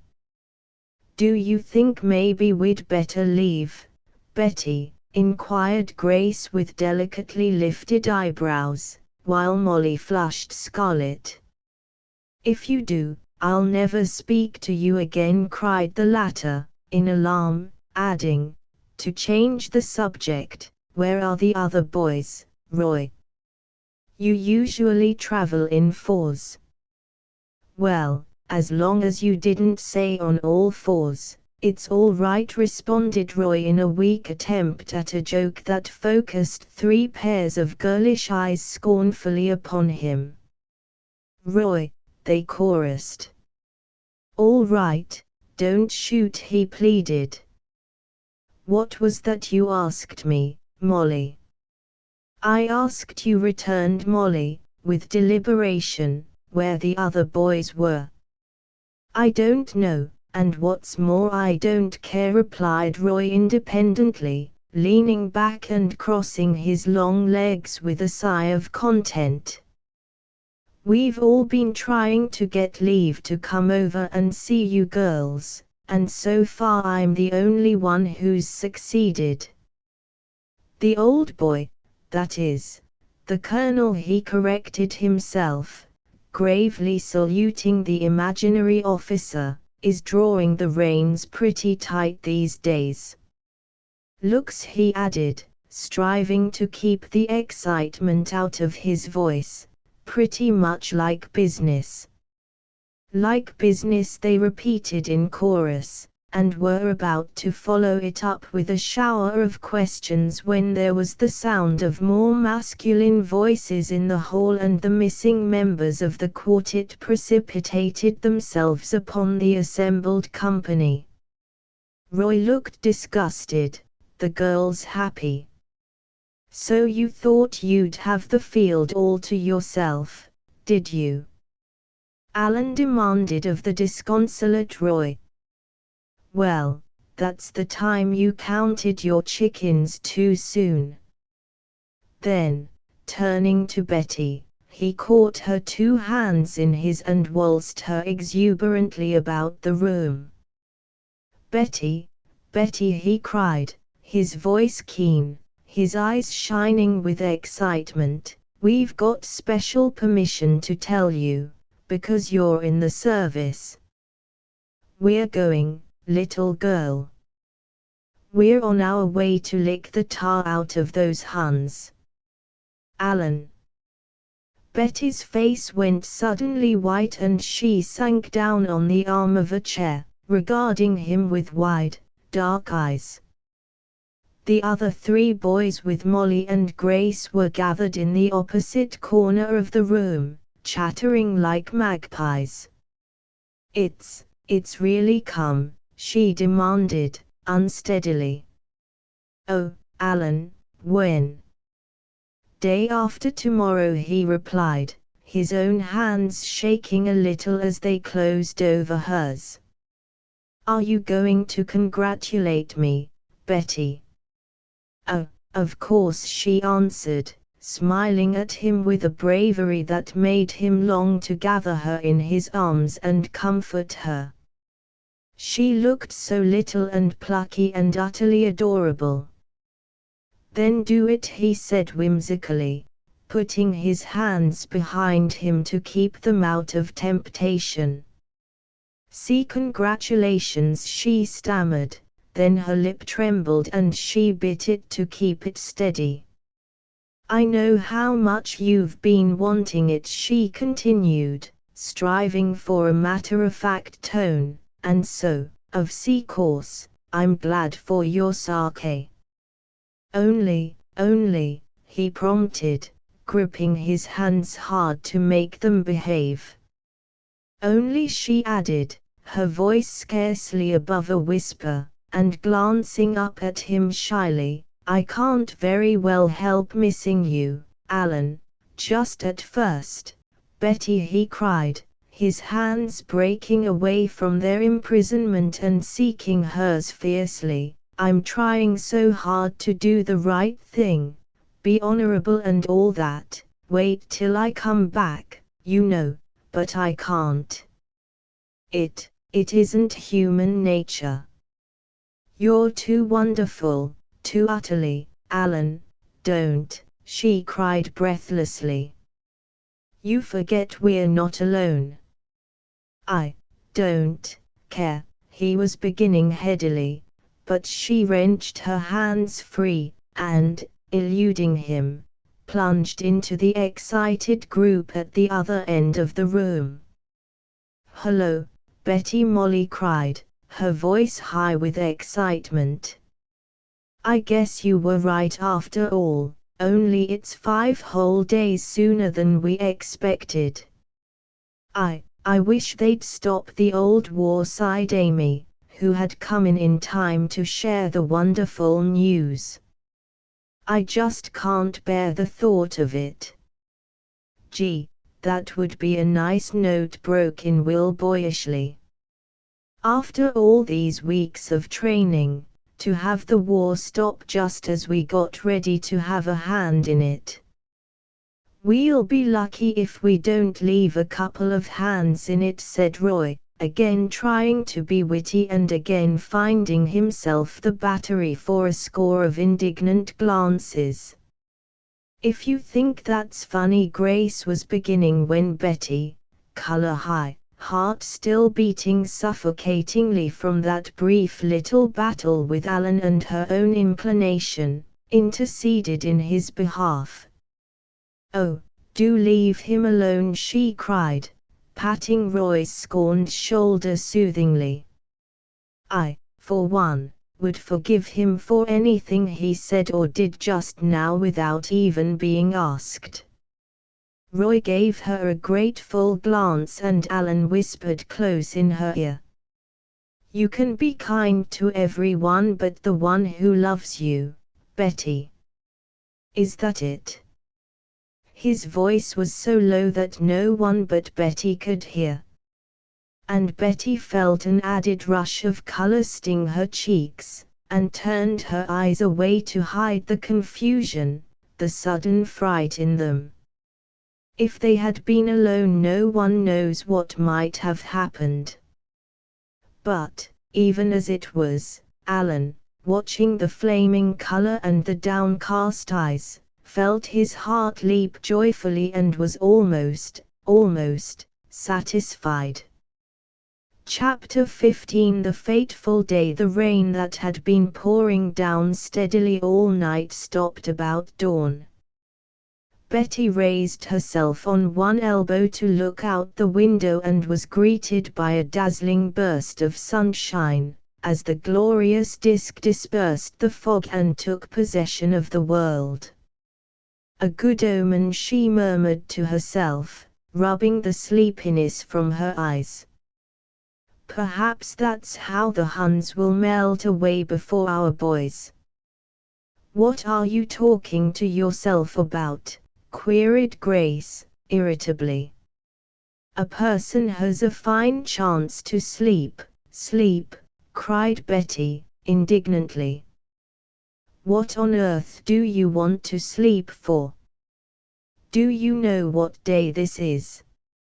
Friday, Grace answered mechanically, then seeing the point of the question, sat up in bed, rubbing her eyes. Oh, I forgot, she stammered. They're going away, aren't they? Yes, unless they've changed their minds since last night, returned Betty dryly. Oh, Grace, please don't look so sleepy. You annoy me, she finished hysterically. Well, I'm sorry, said Grace, trying comically to appear dignified. But it really isn't so strange that I should look the way I feel. Goodness, if I looked the way I feel, I'd be an awful mess, sighed Amy from the other bed. Maybe you do, chuckled Molly. Shall I get you a mirror? Well, if you'd been awake almost all night, Amy began, but Molly cut her short with a bear's hug. Forgive me, Amy, she said, with unusual humility. I do know how awful it is to lie awake nearly all night and just think. And I shouldn't blame anyone the least bit, she finished, for calling me a mess, because I know I am. I'm positively afraid to look in the mirror. All right, we'll have them all draped in black, just for your special benefit, said Grace dryly. Molly, where did you put my stockings? Goodness, what do you think I am? Retorted Molly. Your little French maid. Nothing half so cute, returned Grace ungraciously, while Betty and Amy exchanged glances which, interpreted, meant, we'll have our hands full with these two today, all right. Anyway, you didn't answer my question, Grace persisted. I asked you what you did with my stockings. Oh, I've got 'em on, replied Molly sarcastically, smothering a yawn. I mislaid my slumber shoes and used them instead. The girls giggled and Grace looked around for an instrument of punishment.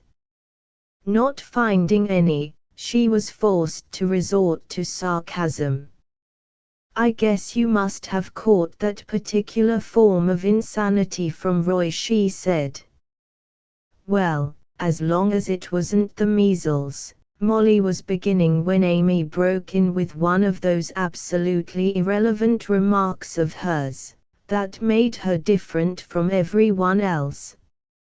I wonder, she said thoughtfully, if the boys will fall in love with those nice little French girls. They say they're awfully attractive. Amy, whatever put such a thing into your head? Cried Betty, while the other two stared at her wide-eyed, not knowing whether to laugh or to be indignant. Oh, nothing, she answered vaguely. I was just wondering, that's all. Well, said Molly, throwing back the covers preparatory to rising, I might suggest that the next time you feel it coming on, you might choose something more comfortable, that's all. Wondering about such things might become wearing. What's that? She asked, as a sharp tap sounded on the door. A caller, presumably Grace remarked, as she slipped on a dressing gown and approached the door. The early morning caller proved to be, much to their surprise and delight, no other than Mrs. Sanderson.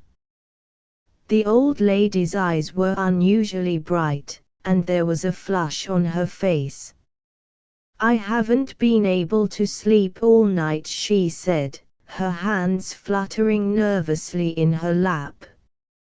"Ever since Betty told me the boys were going this morning, I couldn't think of anything but just that one thing." "I am sorry I told you then until this morning," cried Betty, reproaching herself. "I didn't know it was going to make you feel bad."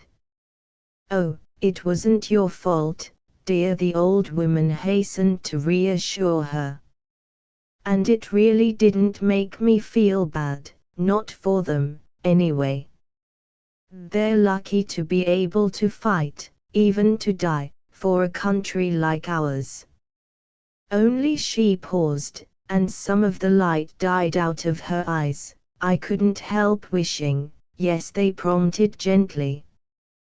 "That my Willie boy could have gone with them," she said, the words so soft that they had to lean close to her to catch them. "I would have been so proud of him." The girls were silent, not knowing how to comfort the poor old woman. "Perhaps," said Amy at last, scarcely knowing what she was saying, yet trying so hard to comfort, "he is a soldier somewhere. There are so many thousands of them, you know." Mrs. Sanderson turned to her with such fierce emotion in her eyes that the girl unconsciously shrank back.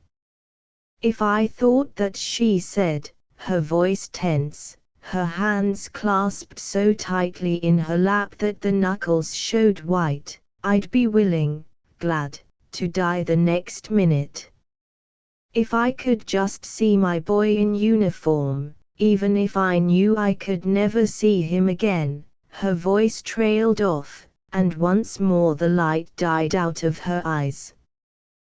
"But, of course, that's impossible," she said wearily. "If my boy had been alive, he'd have come back to me. But that wasn't why I came in to see you so early," she added after a moment, straightening up with that indomitable courage that had won, first, the girls' admiration, then their love. "I just wanted to find out when 'twas the boys was starting." "We're not quite sure. The boys thought sometime between 9 and 10 o'clock, but they didn't seem to be at all sure about it. The only thing we really know is that they're going to start early," Betty answered. "Thank you, dear." The old lady rose, and when she started for the door, Molly ran before her and opened it. When she had gone, the girls sat still, just looking at each other for a few minutes. "Then, isn't she wonderful?" breathed Betty. "After all these years she would give him up gladly for the sake of her country. That's real patriotism. She deserves to get him back," murmured Molly, as though speaking to herself. "Well, that's just the reason she won't," said Grace, irritably struggling with an unruly lock of hair. "Nobody ever gets what he deserves in this awful world. What is the matter with my hair this morning? It looks just exactly as I feel." "Oh, come away from the mirror," Gracie cried Betty, putting an arm about her and dragging her, an unwilling victim, out into the hall. "You'll feel better after you've had your breakfast. And remember," she added diplomatically, "there's a brand new box of candy in your left-hand dresser drawer." The ruse worked, and a smile forced its way through Grace's discontent. Then a sudden thought struck her and the smile flickered and went out altogether. "It was Roy's parting gift," she said, striving to speak lightly, though her voice trembled ever so little. "You know, Betty," she said in a rare burst of confidence, "I never had the slightest idea I could feel so really be bad." Her eyes filled and she brushed her hand across them impatiently. "Am I not a goose?" she asked plaintively, and Betty, trying to laugh, choked, too, and abandoned the attempt. Then they both smiled, an April sort of uncertain smile, and went into breakfast. "I guess," remarked Betty whimsically, just as Molly and Amy ran down the stairs and into the room, "that we're fast becoming what you said you were the other day, Gracie, a regular flock of geese." Chapter 16. Sparring for time. The roads were muddy from the heavy rain that had fallen overnight, but Molly demurred when the girls suggested that they walk to the station rather than go in the automobile. "It may be all very well for you," she declared, "but I certainly don't feel in any mood for taking a 2-mile walk this morning." "Well, my knees do feel kind of weak and wobbly," agreed Amy plaintively. "But you know how reckless you are, Molly, and on these wet roads we're very apt to skid." "Well, but what's one skid more or less in a good cause?" interrupted Betty merrily. "Besides, I guess we wouldn't have time to walk, anyway," she added quickly, as dozens of soldiers began pouring from their barracks. "We'll never be able to get to the station before the boys unless we take the car." "Girls, they're really going," wailed Amy, as they quickly got into their wraps. "Certainly looks like it," said Grace grimly, for once not knowing or caring whether the becoming little hat was tilted at exactly the right angle or not. "It makes me feel all queer and wobbly inside." "Better take some candy along," advised Molly, with a weak attempt at raillery as they ran down the porch steps and piled into the car. "You won't be able to come out of it alive if you're not properly fortified, Gracie." "Oh, that reminds me," cried Betty, springing from her seat and from the car at the risk of her neck, for the machine had already begun to move. "We forgot the chocolate and tobacco for the boys." "Wait for me, Molly." But Molly, who had already brought the car to a standstill with a jerk and a grinding of brakes, leapt out after her, and the two flew up the steps, taking two at a time, and into the house. Left behind, Amy and Grace looked at each other. "I wish I could move like that," sighed the latter.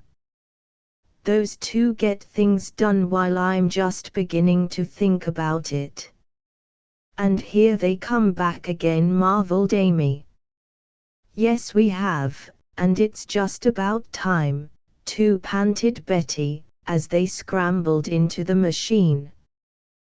"The boys are coming from the main gate now, and we'll have to make things hum if we want to get there before them."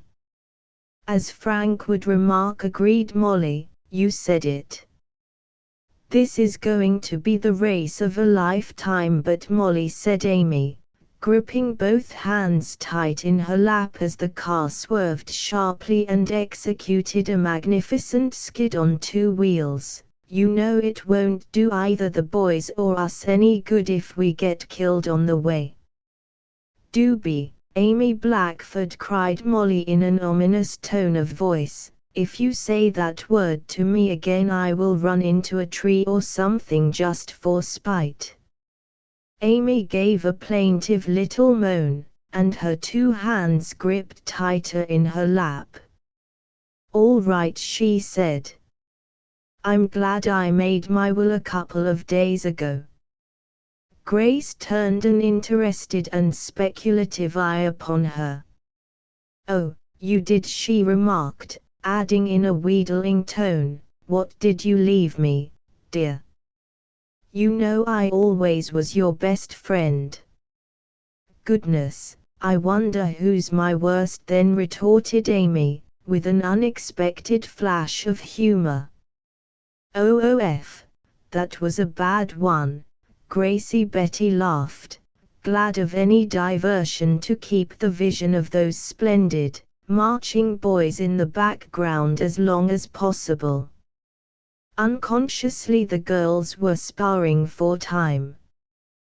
They knew that once they let themselves think, that once they let themselves realize the full significance, the utter finality of this thing that was about to happen, it would be hard for them to smile. And they so wanted to smile. They had been so glad, so proud when the boys had volunteered among the very first. Down in their hearts they had known that that was the only thing they could have done. And the thought of their going away had seemed so far in the future that, as yet, it need not worry them. Blinded by their own passionate patriotism, they had seen all of the glory of war and none of its horror. And now, in order to send the boys away with the thought of bright faces and encouraging smiles to cheer them on their long, grim journey, the girls joked and laughed, carefully avoiding the subject that was uppermost in their minds. "Oh, well, that's all a person can expect in this world," Grace had answered resignedly, in reply to Amy's thrust. "Just be kind and loving and thoughtful of other people's comfort, and you're sure to be sat upon. Goodness, she doesn't think anything of herself, does she?" Molly flung back over her shoulder. "Now see what you made me do."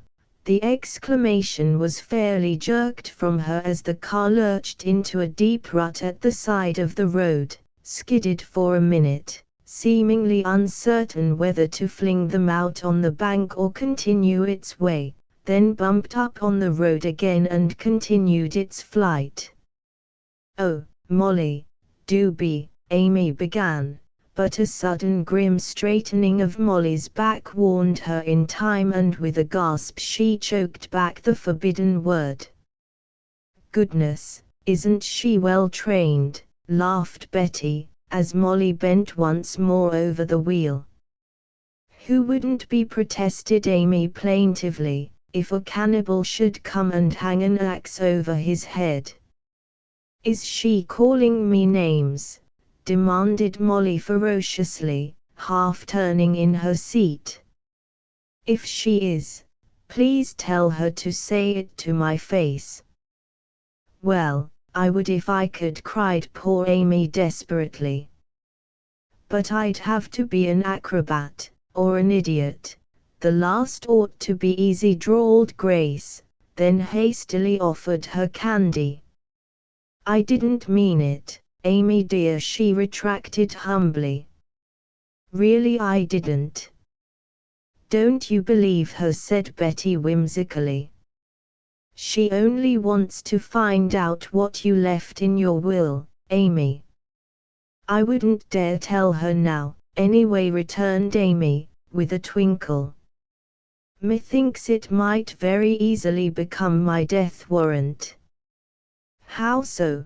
queried Molly with interest, or perhaps it might be said, Molly's back expressed interest. For Molly's back could express, Grace had once said, more emotions in a minute than most people's faces could in a year. And, riding as they so often did, in full view of that expressive back, the girls had come to interpret its owner's emotions correctly in 9 cases out of 10. So now they were able to detect a very quickened interest. "Why," Amy explained naively, "it's barely possible that I've left something to Molly, too, isn't it?" "Barely," agreed Molly dryly. "Well," Amy chuckled, "then what would be easier than for Molly to precipitate an accident, dash my brains out against some convenient tree, and then brazenly protest all innocence in the murder?"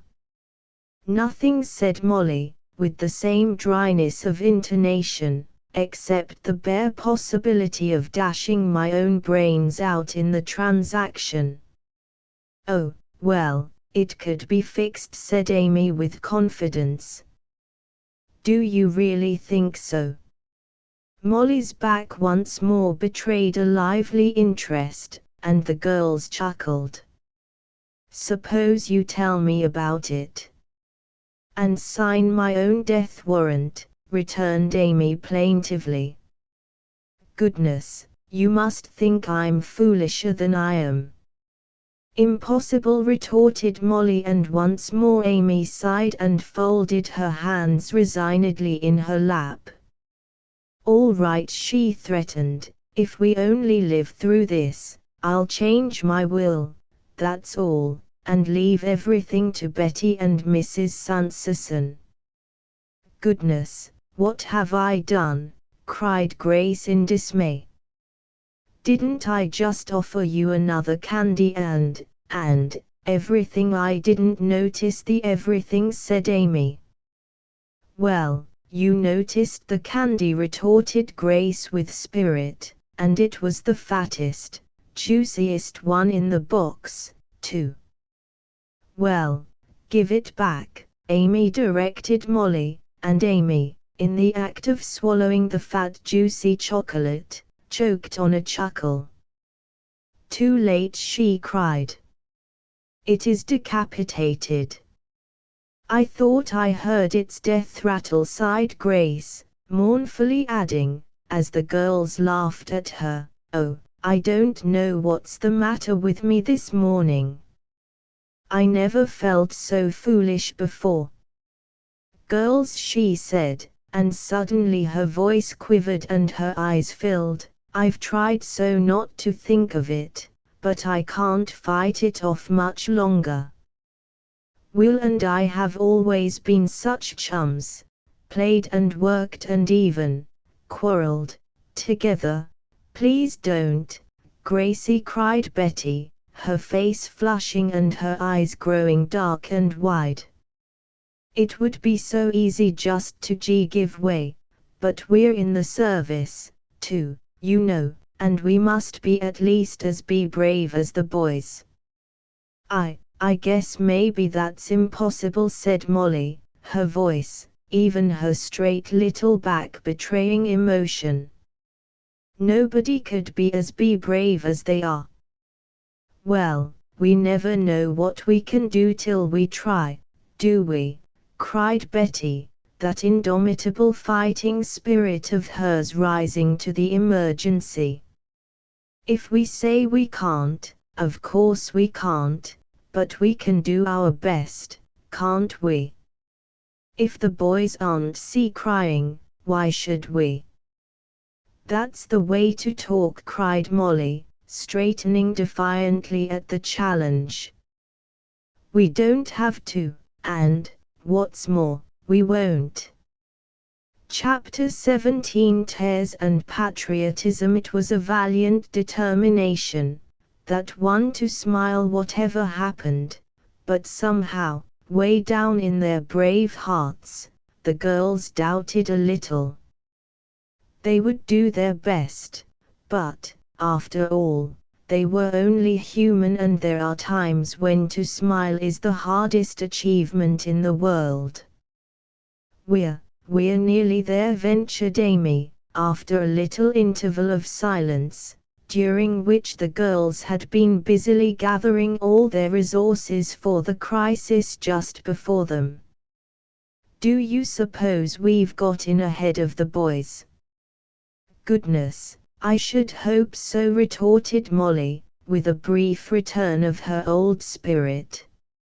If this old car couldn't make better time than boys on foot, I'd give it away to anyone who'd take it off my hands. As she spoke, the car swung around a sharp curve, and the station that had appeared so attractive to them several months ago loomed into view. Today they greeted its appearance with as much enthusiasm as they would the electric chair. A train was coming in, but it was not one for the troops. It was a mixed train, composed of one passenger car, a baggage and smoker combined, and several milk cars. What a country-looking train, was Amy's comment.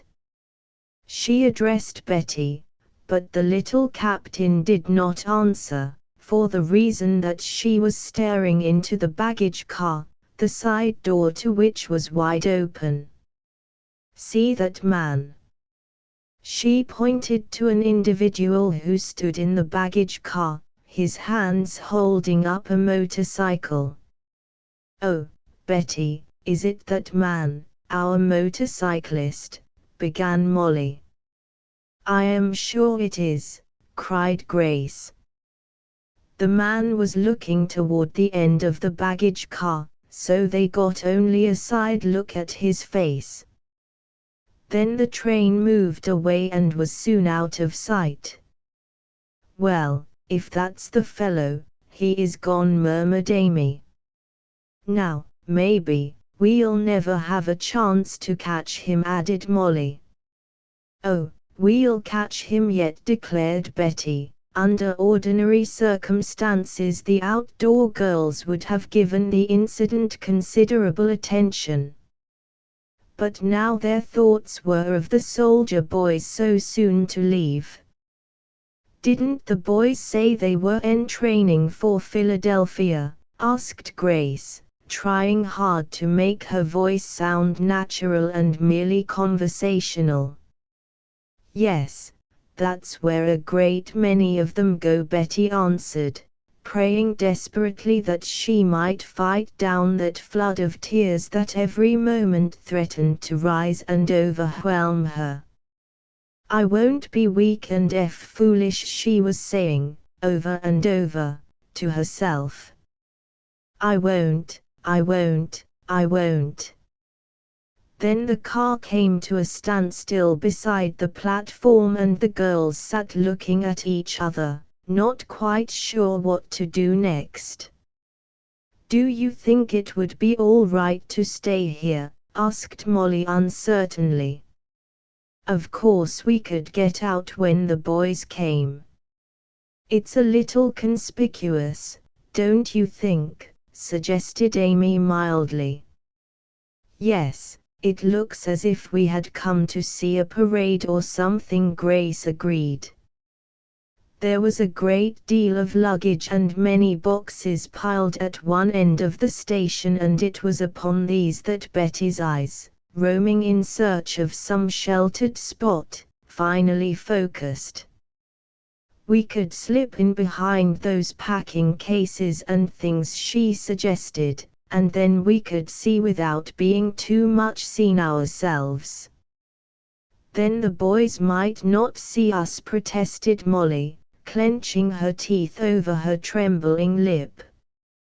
We don't want them to think we weren't here to say goodbye. Well, they'll see the car, won't they? Betty argued, a little impatiently, for even her sweet temper was beginning to give way under the strain.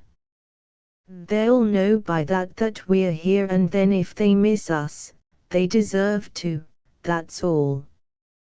Well, I suppose we'll have to take a chance, said Molly, almost crossly, as she jumped out after Betty.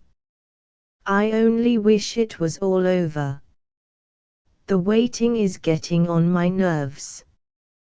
Well, you don't think you're alone in that, do you? Grace was beginning when Betty interrupted with a little hysterical laugh.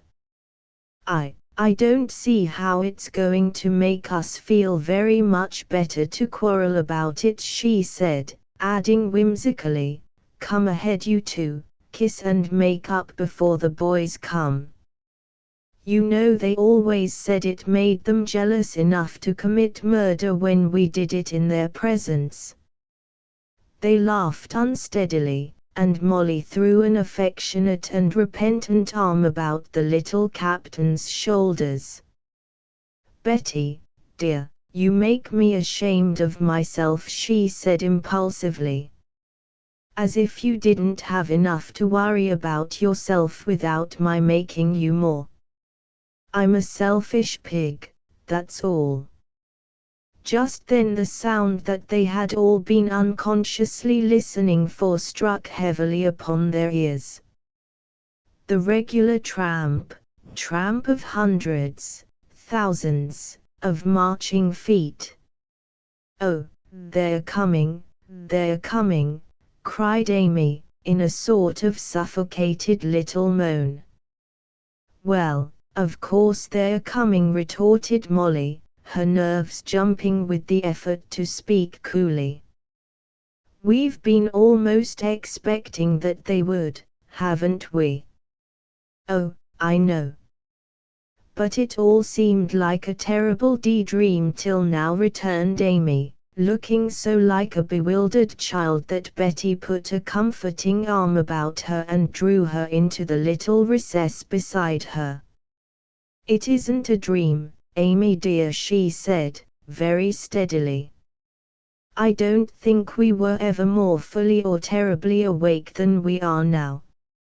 Not even that day when we heard of the sinking of the Lusitania, did we realize just what this war was going to mean to us. It's only by some sacrifice, some personal sacrifice.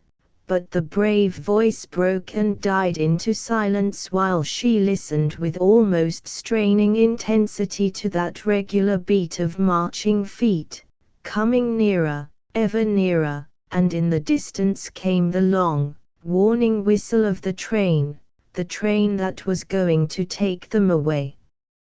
Oh, keep still, cried Molly, turning with sudden, unreasoning fury toward the oncoming locomotive with the smudge of smoke in its wake, her hands clenched passionately and her black eyes smoldering. We know you're coming for them, Roy and Alan and Will and Frank and all the others. But that's no reason why you have to rub it in, is it? At any other time, the rather unreasoning attack upon the train would have seemed funny to the girls, and even in their trouble a faint gleam of humor came to them, but no one laughed, no one even smiled. I wonder, said Grace, nervously patting a stray lock of hair into place beneath the smart little hat which, under the spell of excitement, had gotten slightly awry, if we'll be able to pick our boys out from all that crowd. Oh, girls, taking a quick little survey over the top of her own particular packing case, they are almost here. Swarms, just swarms of them. Goodness, that sounds like locusts, or mosquitoes, cried Betty hysterically, scarcely knowing what she was saying. Squeeze in tight, Amy, or you'll get your toes stepped on. Grace, look again. How far away are they? Just around the corner, reported Grace. Goodness, she cried in sudden panic, I almost wish we'd stayed in the automobile. I'd feel less safer, cried Molly scornfully. I'd like to know what there is to be afraid of. Oh, there you go again, shaking an impotent little fist as the great train rumbled into the station with a screaming of brakes and a shrieking of whistles. And then the flood broke. Down the station platform came hundreds upon hundreds of khaki-clad figures, talking, gesticulating, faces eagerly flushed, eyes brilliant as they prophetically looked into the future. Oh, we'll never be able to pick them out of the crowd, cried Grace despairingly. I'm getting cross-eyed as it is. Oh, there's Corporal Harris. Yes, and there goes James MacDonald. Oh, and indeed there were scores of familiar faces among the boys that were passing perhaps forever out of their lives. Some saw the girls and saluted them gaily, but most of them were too intent upon boarding the train and embarking upon the glorious adventure with as little delay as possible to look either to the right or the left. Then, just as the girls thought they must have missed their own particular four and were bracing themselves to stand the disappointment, they saw them. They were together, the four of them, splendid specimens of young manhood with their cropped heads and service hats and packs slung over their backs. Alan, cried Betty impulsively, and he turned as though shot, a deep flush staining his face. They came over then, those four, to the girls they were leaving indefinitely, perhaps forever. Their young faces were very grave, their jaws grim and set, and the girls realized suddenly that these were not the boys who had so joyously left Deepdale in the service of their country. These were no longer careless, irresponsible boys, but men with a great and glorious duty to perform, and their hearts thrilled with a new pride. And while eloquent things were being said, not only with lips, but with eyes and clasping hands, Alan bent nearer to Betty's little, upturned face. It may be a long time, but I'm coming back. It may be a long time, but I'm coming back. It may be a long, long time, little girl, he whispered, gravely, but I'm coming back. And, Betty, I have your picture, that little snapshot you gave me, the laughing one, you remember. Betty nodded, smiling bravely while she choked back something deep down in her throat. And his eyes had grown very wistful, and I'm counting on some letters from you, Betty. Oh, Alan, she cried breathlessly, I'll write you all the time, dear, every day. But he had caught both her hands in his and was drawing her irresistibly toward him. Dear, he was repeating dizzily, incredulously. Did you call me that, Betty? Did you say dear? Why, yes, she nodded, breathless, a little frightened, yet adorably brave. Why, this was Alan, and he was going away. He might be killed over there. She might never see him again. And she added, looking up into his eyes with a shy recklessness, I'd say it again, Alan, if you asked me. With a little cry he drew her to him, and for one unbelievable, breathless second his lips rested on hers. Betty, Betty, I love you, he whispered unsteadily. I'll be dreaming of you always. Whatever I do over there will be because of you. The whistle shrieked a rude warning and his hands tightened on hers. They were both trembling a little. Goodbye, he whispered hoarsely. I love you. Then he tore himself away, swinging up the steps and into the car. The train began to move amid a great storm of cheering and waving of service hats. Betty saw it all dimly, through a mist of tears. She pressed her hand against her lips to still their trembling. Goodbye, dear, she murmured brokenly. Chapter 18. After the boys left, well, it's over, sighed Grace, as they made their way slowly down the platform to where the machine stood waiting. I feel as though I'd like to go home and cry for a week without stopping. Favorite indoor sport, retorted Molly, wiping her own eyes impatiently. I'm sure the boys would admire us for doing that. I don't think they'd admire us very much if they could see us now, sighed Amy, dabbing a rather red nose with a generous portion of talcum powder. Crying is so terribly damaging to my particular style of beauty. Every time I do it I vow I never will again, and then the boys do foolish things like going away to be shot, finished Molly, and, poof, go all our good resolutions. But you girls are all Helen of Troy's compared to me when I cry, said Grace, her tear-dimmed eyes fixed mournfully on space. Why, after I've had a good cry I cover up all the mirrors in the house for a couple of days afterward. I guess, sighed Betty, that just about everybody we know went away on that train this morning. Oh, girls, I feel as though somebody were dead. Well, I'd rather be than look like this, said Grace, eyeing her somewhat disheveled reflection in the tiny mirror somberly. Oh, you're not quite as bad as that, Gracie, Betty comforted her, laughing a little despite the ache at her heart.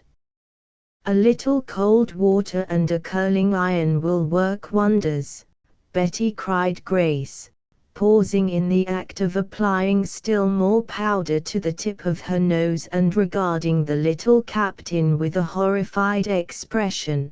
Why drag the mention of such unromantic things into the open? Goodness, nothing could be much more unromantic than straight hair and red noses, broke in Molly practically. It's lucky the boys don't do this every day, I'd be a wreck in a week. Well, at least you'd be wrecked in a good cause, said Betty, half wistfully, half whimsically. Goodness, you'll make me cry again after I've just powdered my nose, cried Grace in alarm, and the foolishness of it made them all laugh. You're a goose, Gracie, Molly commented. But I love you, just the same. Now, she added, who's going to take the wheel while I do my duty with the powder puff? I need both hands, you know. Heavens, don't let Amy do it, cried Grace, in still greater alarm. She doesn't know a thing about it. Molly, what are you doing? You put the powder on then, Molly suggested, and Amy reached for the vanity case. If you can't drive you can at least do that much.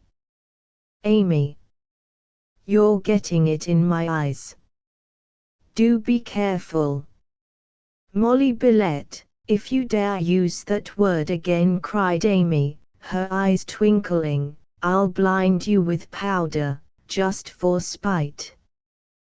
The girls chuckled, and Molly, figuratively speaking, threw up her hands. Oh, all right, she said, meekly yielding up her nose to treatment. I surrender. Only, Amy, do be. Amy raised the puff threateningly, and the badgered one continued hastily, I was only going to say, do be a nice little girl. As if I were not always that, retorted Amy, dabbing so liberally at the unfortunate member that Molly sneezed, bumped over a rock in the road and nearly dashed the car against that long threatening tree. Oh, goodness. I was sure we'd never come out of this alive, cried Grace miserably. Isn't it enough to have our hearts broken, without our necks in the bargain? Oh, might as well make a good job of it, returned Molly cheerfully. I don't know that I'd mind very much, anyway. Oh, now I know I'm going to cry, wailed Grace, wiping a starting tear with her handkerchief. Just when we're almost at camp, too, and apt to meet somebody any minute. Didn't you just hear Betty say? Molly broke in, with the patient air one assumes in speaking to little children, that everybody who is really worth anything has gone away on that train. Well, I guess I didn't altogether mean that, said Betty thoughtfully. Of course there is the medical personnel that is stationed here indefinitely and very much against its will. And, of course, she added, after a moment's pause, there is Sergeant Mullis. Goodness! We did forget all about him, didn't we? Agreed Molly, as though surprised at herself. I don't know how we could have done such a thing. And he's simply desperate at being kept here, added Amy suddenly. He's done everything he possibly could to get away, but they say they need him more here than on the other side, and so, of course, he can't do a thing. How did you know? They asked in chorus, growing gleeful as she colored under their gaze. Why, he told me, she stammered. Aha! I have you now, woman, cried Molly, with a deep villain frown. Secret meetings on moonlit nights. This one happened to be in the broad daylight, in the glare of noon, Amy retorted. And if you can find anything secret or romantic about that, you're welcome to. Molly stared for a minute, then joined in the laugh. Strike one, she cried. But do tell us, Amy Clear, about this meeting with Sergeant Mullis that occurred in the broad light of day. It must have been interesting. Though unforeseen, she added hastily, as Amy turned a suspicious eye upon her. Yes, Amy, I humbly beseech you, added Grace. No, sir, I have been insulted enough, declared Amy stoutly, and nothing they could say seemed to have any effect upon her decision. You ask her, Betty entreated Grace at last, turning to the little captain, who had been very silent and thoughtful during the ride. She'll do anything for you, you know. Betty brought back her wandering attention with a start. She had been thinking of those last words of Alan's, had been seeing again that exalted look in his eyes, could feel again the trembling of his hands as he grasped hers in a grip that hurt gloriously. What did you say? She asked, dimly conscious of having been addressed. I'm afraid I wasn't listening. I'm afraid you weren't, returned Grace, throwing a loving arm about her. Then she repeated Amy's confession and her own question, and gradually there began to dawn in Betty's eyes a real interest. Oh, Amy, Do tell us about it, she begged earnestly. You know he has always been something of a mystery to us because of his reserve, and we'd love to know more about him. You know we're really not curious, just truly interested.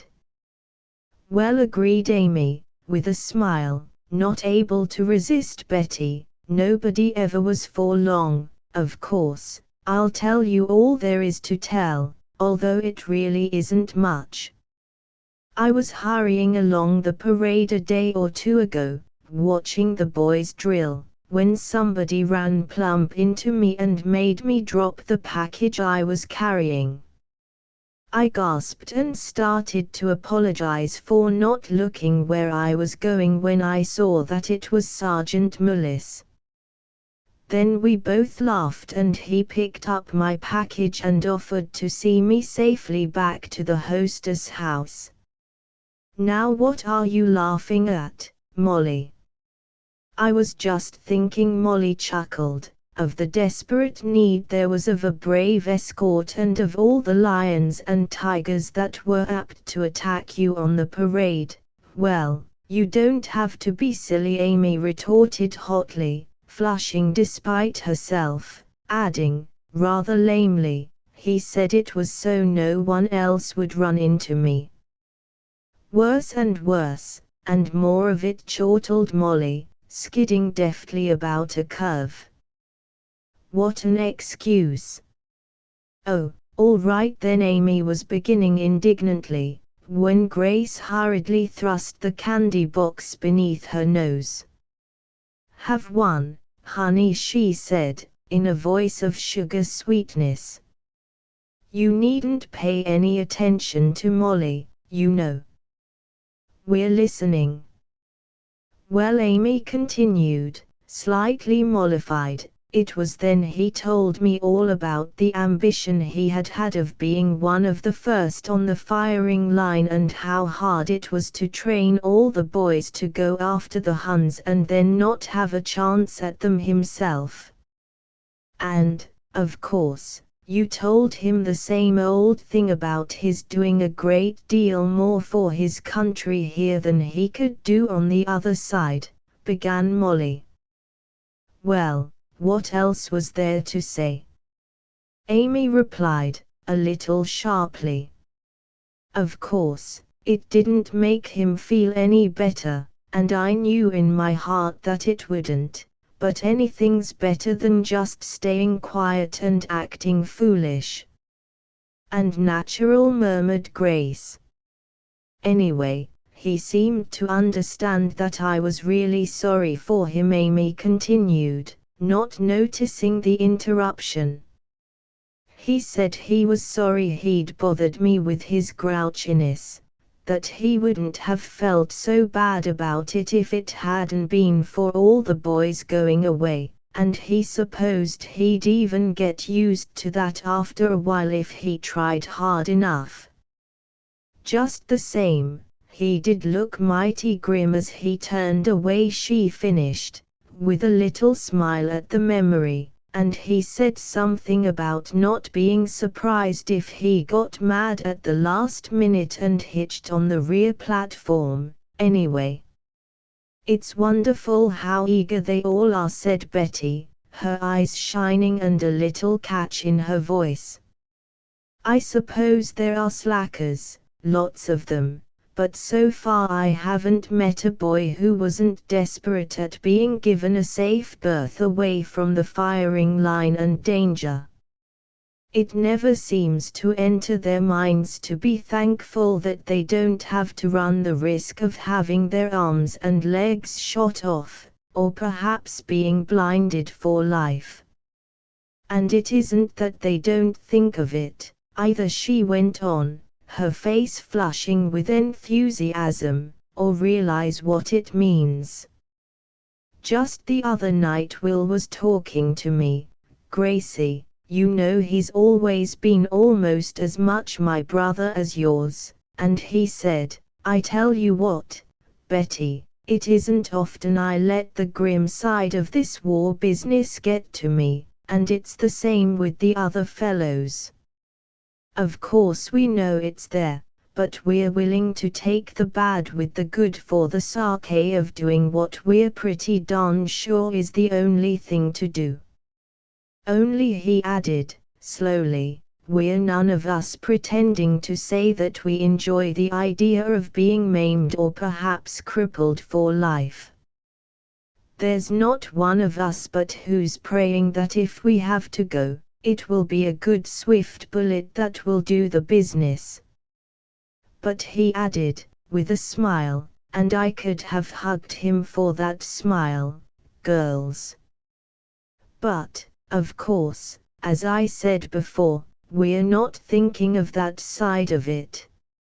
It's enough to know that if it comes, we'll know how to meet it. And that's my brother, cried Grace, half tearful, yet radiant with pride in him. Those horrible old Huns won't have even half a chance when he gets at them. And Frank and Alan and Roy, added Molly loyally. You can't leave any one of our boys out, Gracie. They're all built on the same plan, as far as bravery is concerned. Of course, I know that, said Grace, her eyes softening with the picture of Roy as he had said goodbye, so youthfully gay, yet so strangely self-reliant. And Molly's eyes, that could flash so wrathfully at times, were also soft with memory, and Amy, thinking of those last words that were almost, yes, so very near, a promise, flushed hotly and wondered if after all she ought, so soon. It's no wonder that we're proud of them, our boys, said Betty softly. Chapter 19. Real tragedy. A day or two went by during which the girls tried pluckily to go on with their duties about the Hostess house with bright and smiling faces. It was hard, though, to keep their thoughts from wandering to the four boys who were now on their way to face all the realities and all the horrors of the terrible war. And perhaps it was well that the leaving of so many made their duties lighter than usual.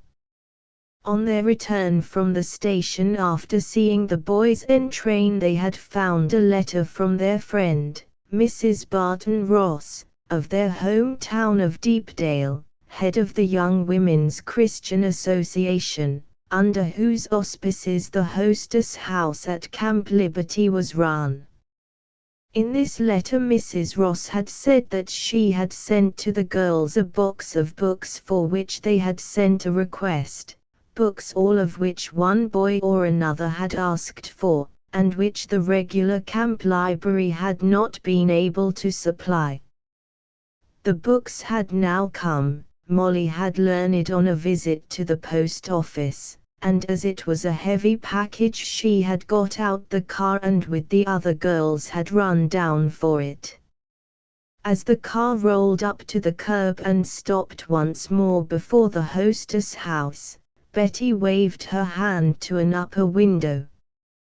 "There's Mrs. Sanderson," she explained as they got out of the automobile. "She looks kind of pathetic sitting up there all alone." "She always looks pathetic to me," sighed Amy, winding an arm about the little captain as they ascended the steps. "But everybody looks sadder and more forlorn than usual the past few days." "Well, we can't be sad and forlorn any longer," said Betty determinedly. "We came here to cheer people up, you know. And how we're going to do it by being doleful ourselves, I don't know. So, in the words of the vulgar, here goes." "How's that?" That was a rather forced and pitiful little smile, but it brought an answering one from Amy and another warm hug. "You're just wonderful, Betty," she said lovingly, "and we'll do just whatever you say. If you want us to smile, we'll smile, that's all." Of course, we have tried, but we'll try still harder. Betty hugged back, and they went up the stairs toward the old familiar room, feeling better and more cheerful for their renewed good resolutions. For a while the girls were busy unpacking the books and putting them in place. Then Betty announced her intention of calling on Mrs. Sunderson. "I can't bear to think of her in there by the window all alone," she said. "It has been awfully hard for her to watch all those boys going away, knowing that her Willie wasn't among them. I might be able to comfort her a little." "Let me go too," begged Amy, and arm in arm the two girls went on their little mission of kindness. They knocked on the door, but, receiving no answer, pushed it open and stepped inside the room. The old lady was sitting in exactly the same position as when Betty had seen her from the car, almost an hour before.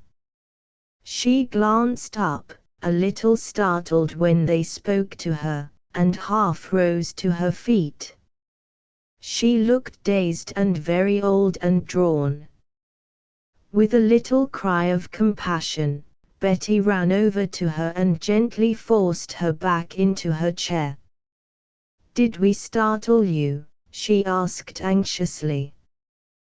"We knocked, but you didn't answer, and we came right in." "I'm sorry, you needn't be, dearie." The old eyes twinkled and the old hand was very gentle as it patted Betty's cheek reassuringly. "I'm always glad to see you, and I've told you to come right in any time. I was thinking very hard, I guess, and that's why I didn't hear you." "Then we may stay a little while," said Betty, relieved. "But please tell us if we'll be a bother," she added hastily, as the old woman turned once more to the window. "No, no, I was hoping you would come," said the latter so eagerly that Betty knew her impulse had been a correct one. The old woman had wanted someone who understood, to pour out her heart to. "It was wonderful just to sit here and watch those boys who went, and I've been thinking of it," she said, after a brief silence. "Only, something inside o' me, I guess 'twas my heart, kept bleedin' and crying out that my boy should have been among them, my little brown-eyed Willie who used to sit out in the sun reading every minute he could get. I can see him now, sitting there, just as if 'twas yesterday." Her voice trailed off, and in a silence eloquent with sympathy the girls waited for her to go on. "But I wanted to tell those boys too," she cried, straightening up with sudden fire, "that my Willie wasn't only a reader and as bright as a dollar, he could fight, too. He'd have made a soldier to be proud of. It wouldn't be near so bad," she added, turning to the girls with such a depth of tragedy in her eyes that their hearts bled for her, "if I could only be sure o' his being dead. It's the heartbreak of not knowin' that's going to kill me in the end. But there," she said, catching herself up as though ashamed of the outburst, "seems like I talk to you little ladies more'n I ever talked to anybody else in all my life. Seems like it's jest been bottled up inside o' me so long it's jest got to come out. I wish you'd tell me," she added, looking at them wistfully, "when it bothers you, and I'll jest bottle it all up again twice as tight as 'twas before." "Oh, please," cried Amy, taking one of the work-worn hands and pressing it earnestly between her own warm ones. "We just feel honored to think that you trust us enough and like us enough to tell us these things. If you didn't, we'd be miserable." "Indeed we should," added Betty fervently.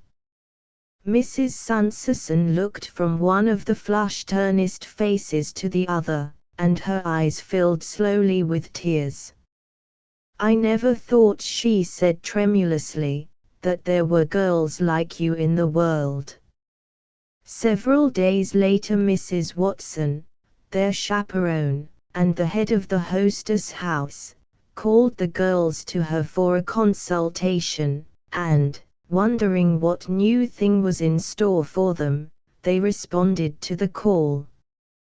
The boys had been gone for a week, time enough to get accustomed, a little, to the feeling of loss that had so oppressed them during the first few days.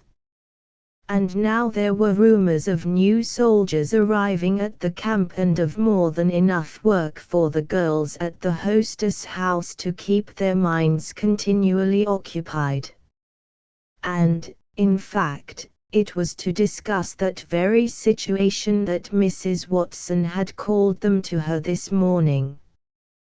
"Well, girls," she said when they had seated themselves in characteristic attitudes about the room, "we've had a little breathing spell now, just enough time to rest up before the next onslaught."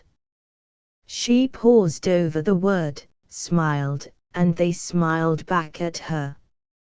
Of course that means, Betty interpreted, that not only the boys but hundreds of their relatives and friends are coming to be entertained and housed and amused. "Exactly," nodded Mrs. Watson. "And, of course, the work that you girls have done," and you, Betty interjected loyally, but Mrs. Watson brushed the interruption aside with a wave of her hand, though she flushed happily. "Of course I've done my part of it," she agreed modestly. "But equally of course I couldn't have done it if you girls hadn't stood shoulder to shoulder with me."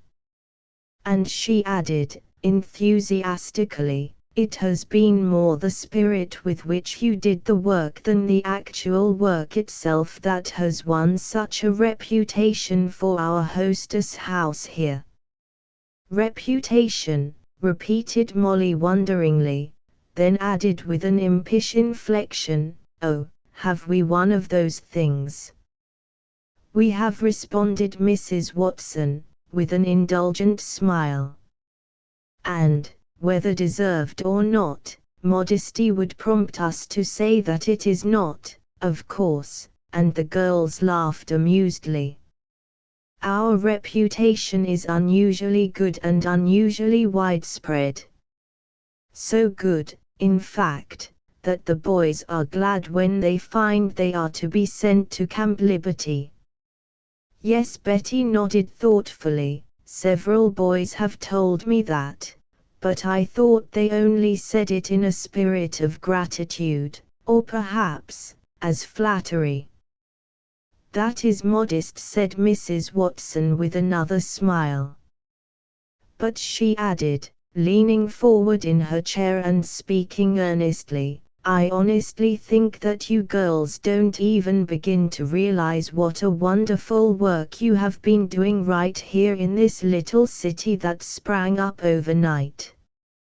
It isn't a small thing, you know, sending thousands of our boys away cheered and strengthened, armed to meet the future, better men, just for having met you. And the mothers and wives and sweethearts who have been entertained so royally and permitted to say goodbye to their loved ones under the very best and cheeriest conditions possible, why, they have spoken to me of you with tears in their eyes." There were tears in their own eyes as the girls smiled happily at her. "But it's been such fun," Molly protested, "just seeing how much you can make people forget their troubles." "That's it," Mrs. Watson broke in quickly. "That's the spirit that has made your work here such a wonderful success. You've done it, and whether you will admit it or not, sometimes we've all been so tired at night we've ached in every joint and muscle when we've crawled into bed, because you loved to do it and because it was fun to make people forget their troubles, if only for a little while, and be happy. That's the secret, dear girls, and that's why the boys are all eager to be assigned here. Also, the boys in the permanent garrison will sing your praises to the few who have not already heard them, and of course we shall have to live up to their opinion of us. Well, if just doing what we have been doing gives us such a reputation, said Amy soberly, I guess it won't be hard to live up to it in the future. Only, said Mrs. Watson warningly, the work before us is apt to be very much more trying and arduous than any we have yet had. The camp is going to be filled to overflowing, and of course that will mean entertaining continually for us. We may even, she added thoughtfully, have to quarter some of the relatives and friends outside the camp in private homes, and, of course, it will be up to us to find those homes. You mean we are to go canvassing, the way we did that Thanksgiving? Queried Betty. Mrs. Watson nodded, and Grace groaned. Well, said the latter, I don't care. In fact, I rather like the idea if only my feet will hold out. They look pretty durable, remarked Molly gravely. But you don't know how they feel, retorted Grace, wiggling one foot in its trim slipper experimentally. Every time I get a pair of shoes I have to get a size larger, and you know, argumentatively, at that rate I'll be a freak and you'll be able to charge admission for a look at me. Good, cried Mrs. Watson, laughing with the others. I knew someone would be clever enough to think up a new way of making money. Keep it right up, Grace. Yes, said Betty drolly, just think of the good you can do. Chapter XX. The motorcyclist again. What a glorious morning, cried Betty, raising her face to the brilliant sunshine. I feel as if I could walk miles and miles and miles and never stop. Well, it's lucky for you that you do, sighed Grace. Perhaps you'd be willing to walk a few for me. Oh, don't give up, Grade dear, before we've even started, cried Betty, giving a little exuberant skip with the sheer joy of being alive. Anyway, she added, with inspiration, if you get tired you and Molly can go back and get the car. And have to walk miles to get it, Grace objected. No, Betty, you'll have to think up something better than that. I wouldn't waste my time on such a lazy person, Betty, said Molly, who was walking briskly ahead with Amy. I suppose we might have brought the car, she added, after a minute, only it seems foolish when you have to stop at every house you come to. It not only seems foolish, it is foolish, said Betty cheerily. Oh, I tell you what, cried Amy, seized with sudden inspiration, while the girls stared at her expectantly. Hasten, Amy, cried Molly, in a mock agony of suspense. Do not keep us waiting in this fashion. Well, said Amy with a twinkle, let's buy a couple of the worst sounding horns we can find in town. Go back and get Molly's car, yes, they queried breathlessly. And go through the streets tooting the horns until we've collected a crowd, finished Amy triumphantly. And when we've got it, what'll we do with it? queried Molly reasonably. Well, I should think you'd guess the rest, remarked Amy. We could just tell em what we'd come for, that's all, and ask all who were willing to take a guest to say aye. Never mind, dear, there's still hope, remarked Molly, patting her arm soothingly. The doctor said, with absolute rest and quiet, you might get over it. Betty chuckled. Grace did not, for the reason that her feet were beginning to hurt and she did not feel in a chuckling mood. Well, I don't know but what there's something in your idea after all, Amy, she said, while Amy looked immensely gratified. I'm in favor of anything that cuts out walking. Cuts out? Queried Molly reprovingly. Yes, cuts out, returned Grace, sticking to her guns. What do you say, Betty? Don't you think Amy has the right idea? Well, said Betty diplomatically, while her eyes twinkled at the imaginary spectacle of whirling through the streets of the town, blowing raucously on horns and making stump speeches from the running board of the machine. It would at least have the advantage of being spectacular. There, Molly, cried Amy, not waiting for her to finish, the light of triumph in her eyes. You see, it's 3-1. Now, what have you got to say for yourself? Nothing, remarked Molly dryly, except to suggest that you wait until Betty gets through. I imagine she hadn't said all she wanted to on the subject. Hadn't you, Betty? Queried Amy, a trifle disconcerted and looking back at Betty over her shoulder. Well, said Betty slowly, I never say a thing can't be done until it's tried. There! Grace exclaimed, but Betty interrupted her. But she said hastily, I think it might be just as well to try the less spectacular method first. Don't you? Both Amy and Grace heaved a great sigh of disappointment. For one beautiful moment, said Grace plaintively, I dared to hope that you were with us, Betty. Goodness, I am, exclaimed the latter, wilfully misunderstanding. With you to the death, if need be. But look, she added as they turned a corner, methinks we have pretty nearly reached the scene of our activity. Methinks it's pretty nearly time, groaned Grace. I tell you what we'll do, suggested Betty, as they crowded eagerly about her. It will save time, and, I think, be the easiest way.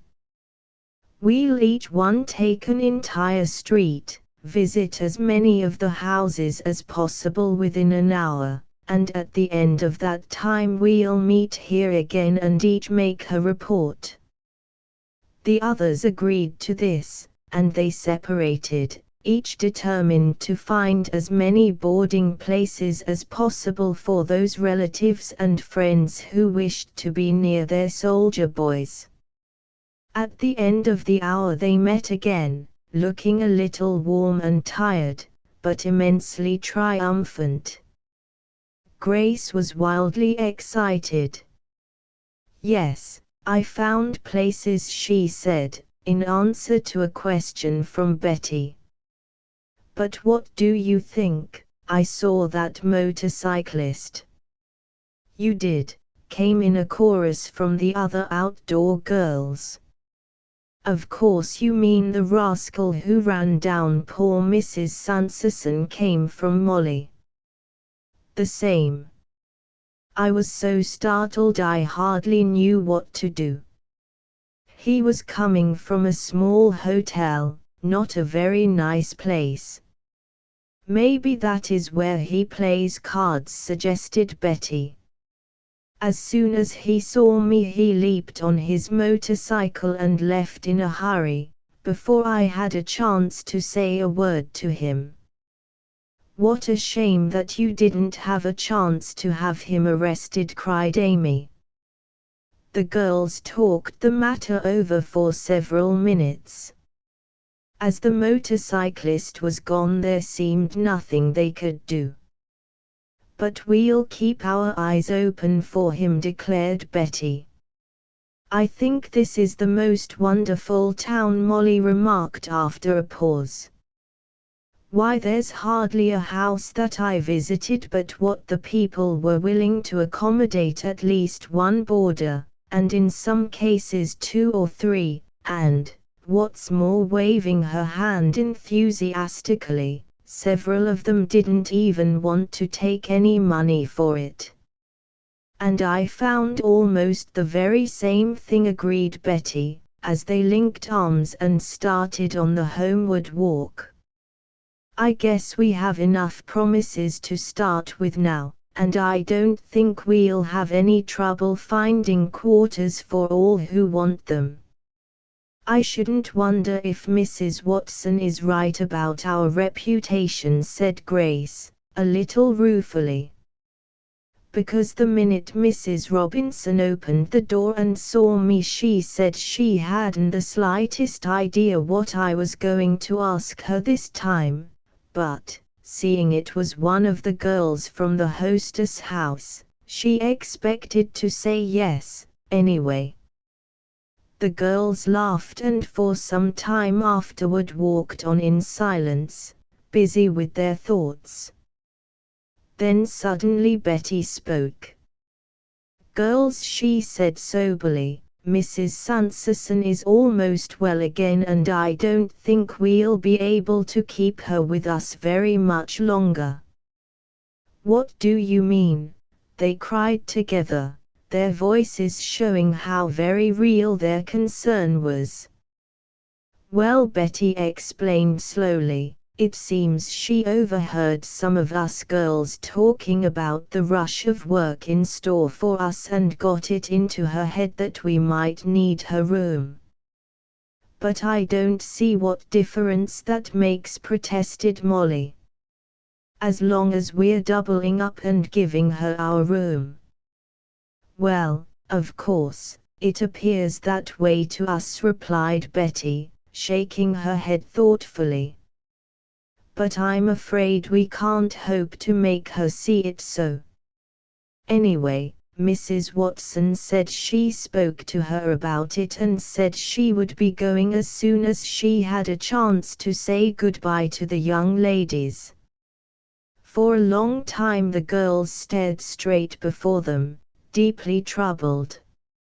It was not so much the thought of losing the old lady, although, having grown fond of her, they would miss her badly, as it was the realization that here was one person in deep trouble, whose burden they could not seem in any way to lighten. And we haven't been able to get hold of that motorcyclist, mourned Molly.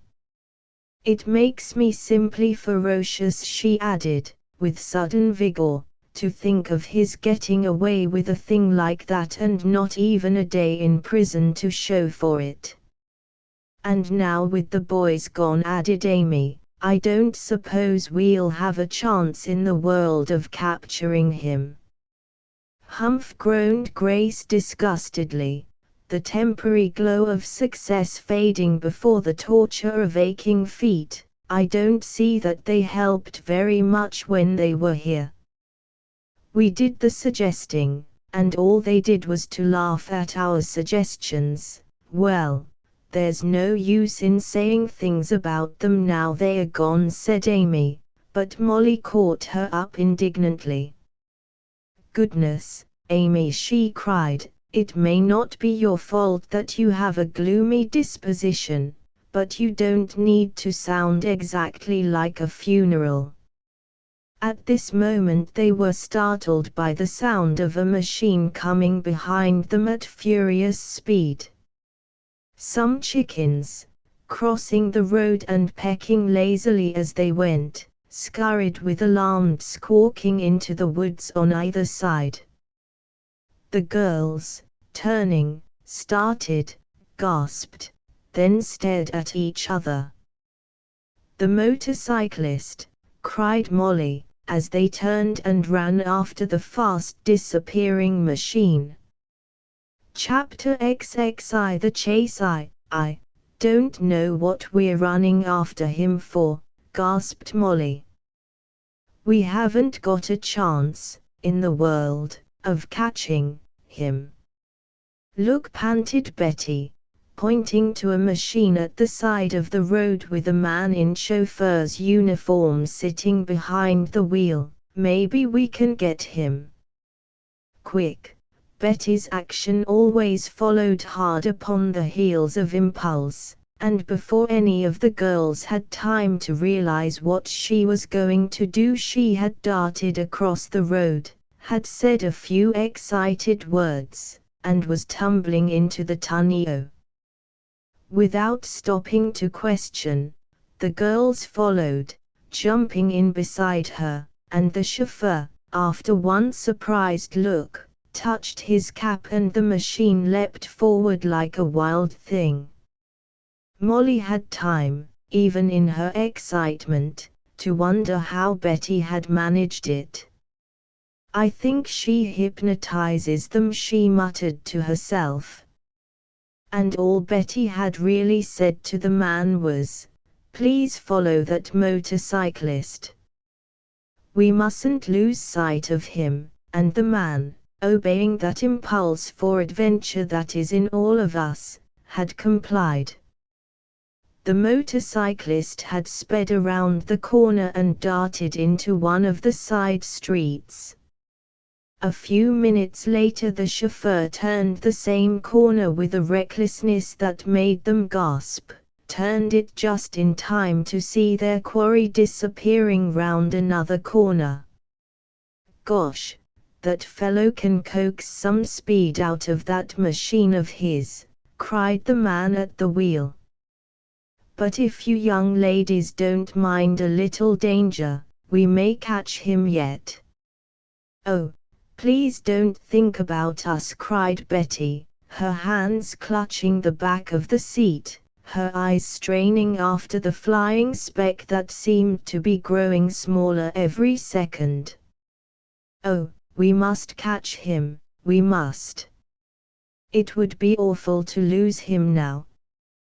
"Well, here goes," responded the man behind the wheel, and under his skillful touch the machine leapt forward like a spirited horse at the touch of the lash. That's it," cried Molly, almost beside herself with excitement.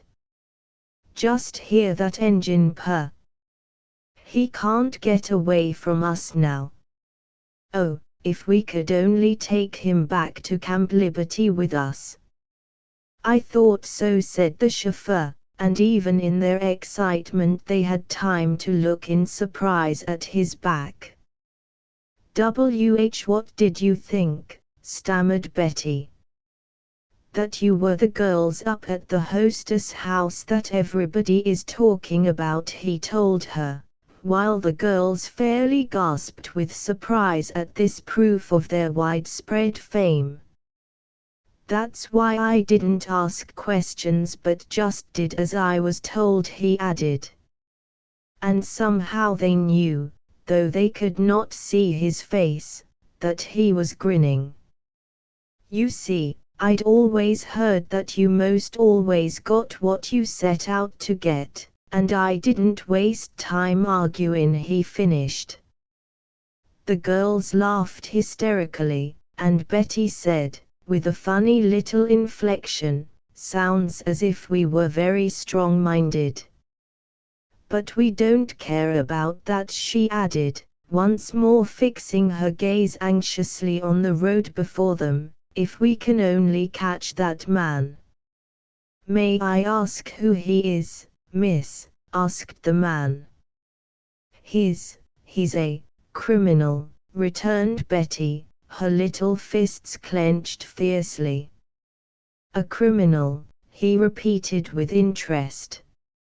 "May I ask what kind?" "A murderer," cried Molly fiercely, adding, as the man started and the girls looked at her in surprise, "Well, he might just as well have been. He didn't even stop to see whether he was or not, which is about the same thing." There was a sound from the front seat that sounded suspiciously like a chuckle, but not being quite sure, the girls could do nothing whatever about it. "But look, he's getting away from us," wailed Amy suddenly, and once more all their attention was focused on the chase. And, quite suddenly, while they watched, the motorcyclist disappeared from view as if the earth had opened and swallowed him up. A few seconds later, with a grinding of brakes, the car stopped at the spot where he had disappeared, and the girls looked at one another despairingly.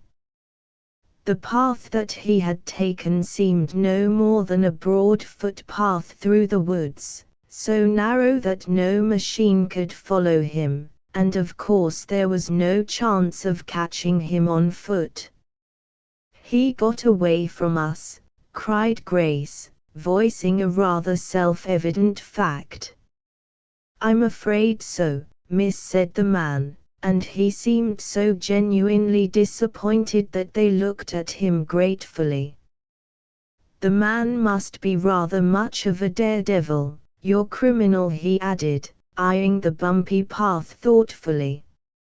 "An ordinary rider wouldn't be able to go 2 yards along that path without coming to grief." "Do you know where this path leads to?" asked Betty, struck with a sudden inspiration.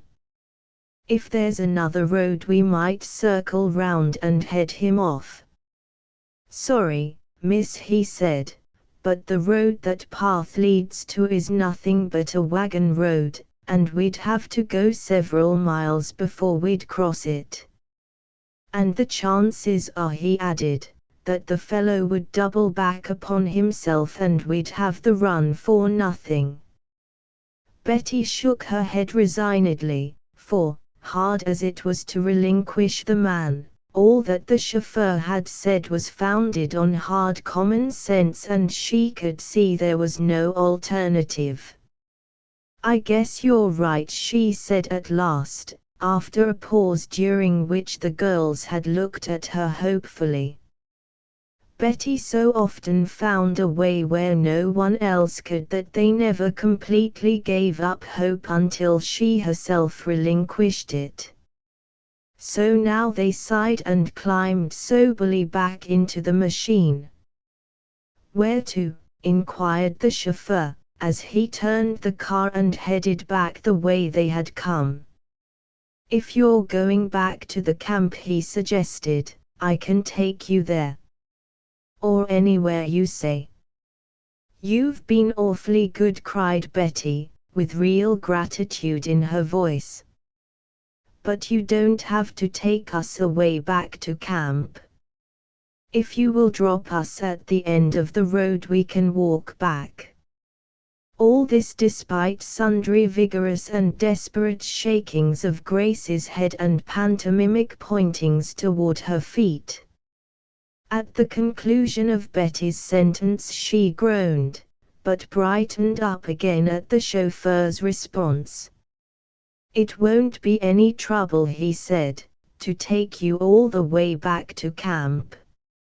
In fact, a little shyly, I'd like to." "Then we'd be very, very glad to accept," said Betty cordially. "For we have walked a long way and are rather tired." At the gates of Camp Liberty they got out of the car, thanked the chauffeur, and while they were hesitating whether or not to offer him money for his trouble, the latter turned the car and, with a last lifting of his cap and waving of his hand, was gone. "Isn't he nice?" sighed Amy, as they started toward the hostess house, Grace limping a little and bringing up the rear. Meeting a man like that gives you new faith in human nature. Goodness, we'll had better look out, chaffed Molly, a little gleam of humor shining through her weariness. I always thought you had it in you to run off with a chauffeur, Amy. Before Amy had time to retort, they saw a stalwart and familiar figure swinging toward them and recognized Sergeant Mullis. "Good afternoon," he called to them, with the smile that always so surprisingly lighted up his usually grave face. "You look as if you had had rather an exciting time of it." "Oh, we did almost have such a beautiful adventure," cried Molly, her eyes sparkling with the memory of it. "And all we really got," said Grace gloomily, "were 4 pairs of sore feet." Sergeant Mullis laughed at her with the rest, then asked, with real interest, "But the adventure that you almost had, would you mind telling me about it?" Whereupon Betty launched into a full and graphic account of the chase in somebody else's automobile after an unknown criminal who, at the last minute, had escaped in an apparently impossible manner. "And that's all there is to it," she finished plaintively. "After all our trouble and everything, we find ourselves just where we were before." The sergeant looked very grave. "The man was a cad," he said, "to knock down an old woman that way and then not stop to see how badly she was hurt. I wish you could have one out today." "Could you give a good description of him?" "Yes, I can," cried both Amy and Grace in the same breath, and thereupon proceeded to do it without delay. At the description the sergeant's interest grew and his face flushed with excitement. When they had finished, Betty, who had been watching his face closely, unable to restrain her curiosity longer, burst forth an eager question. "Have you seen the man, Sergeant?" "I think I have, often," he replied slowly, adding as they turned incredulous eyes upon him, "If I'm not mistaken, this criminal of yours is one of the most famous card sharpers of the day."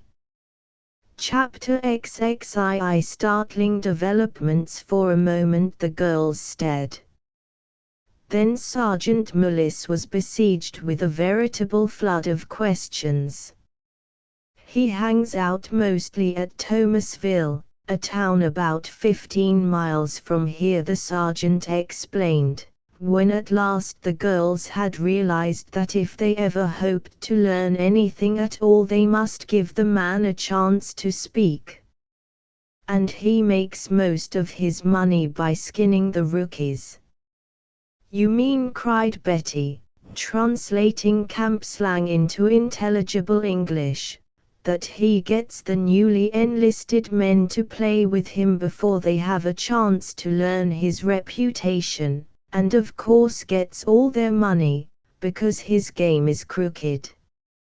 "Exactly," agreed Sergeant Mullis, his grave face clouding angrily. "And equally, of course, it's the week following payday when he makes his big haul." "I hope you succeed in getting him," he said, turning earnestly to Betty. "And if there's anything I can do to help, you can count on me." Betty thanked him, and the girls watched the sergeant's straight, retreating back with thoughtful eyes. "Well, it's a comfort anyway," said Molly, as they turned and went into the house, "to know that he's as bad as we thought he was. And perhaps," she added hopefully, "Sergeant Mullis will be able to help us." It was more than a week later when the first eagerly looked-for letters began to arrive from overseas.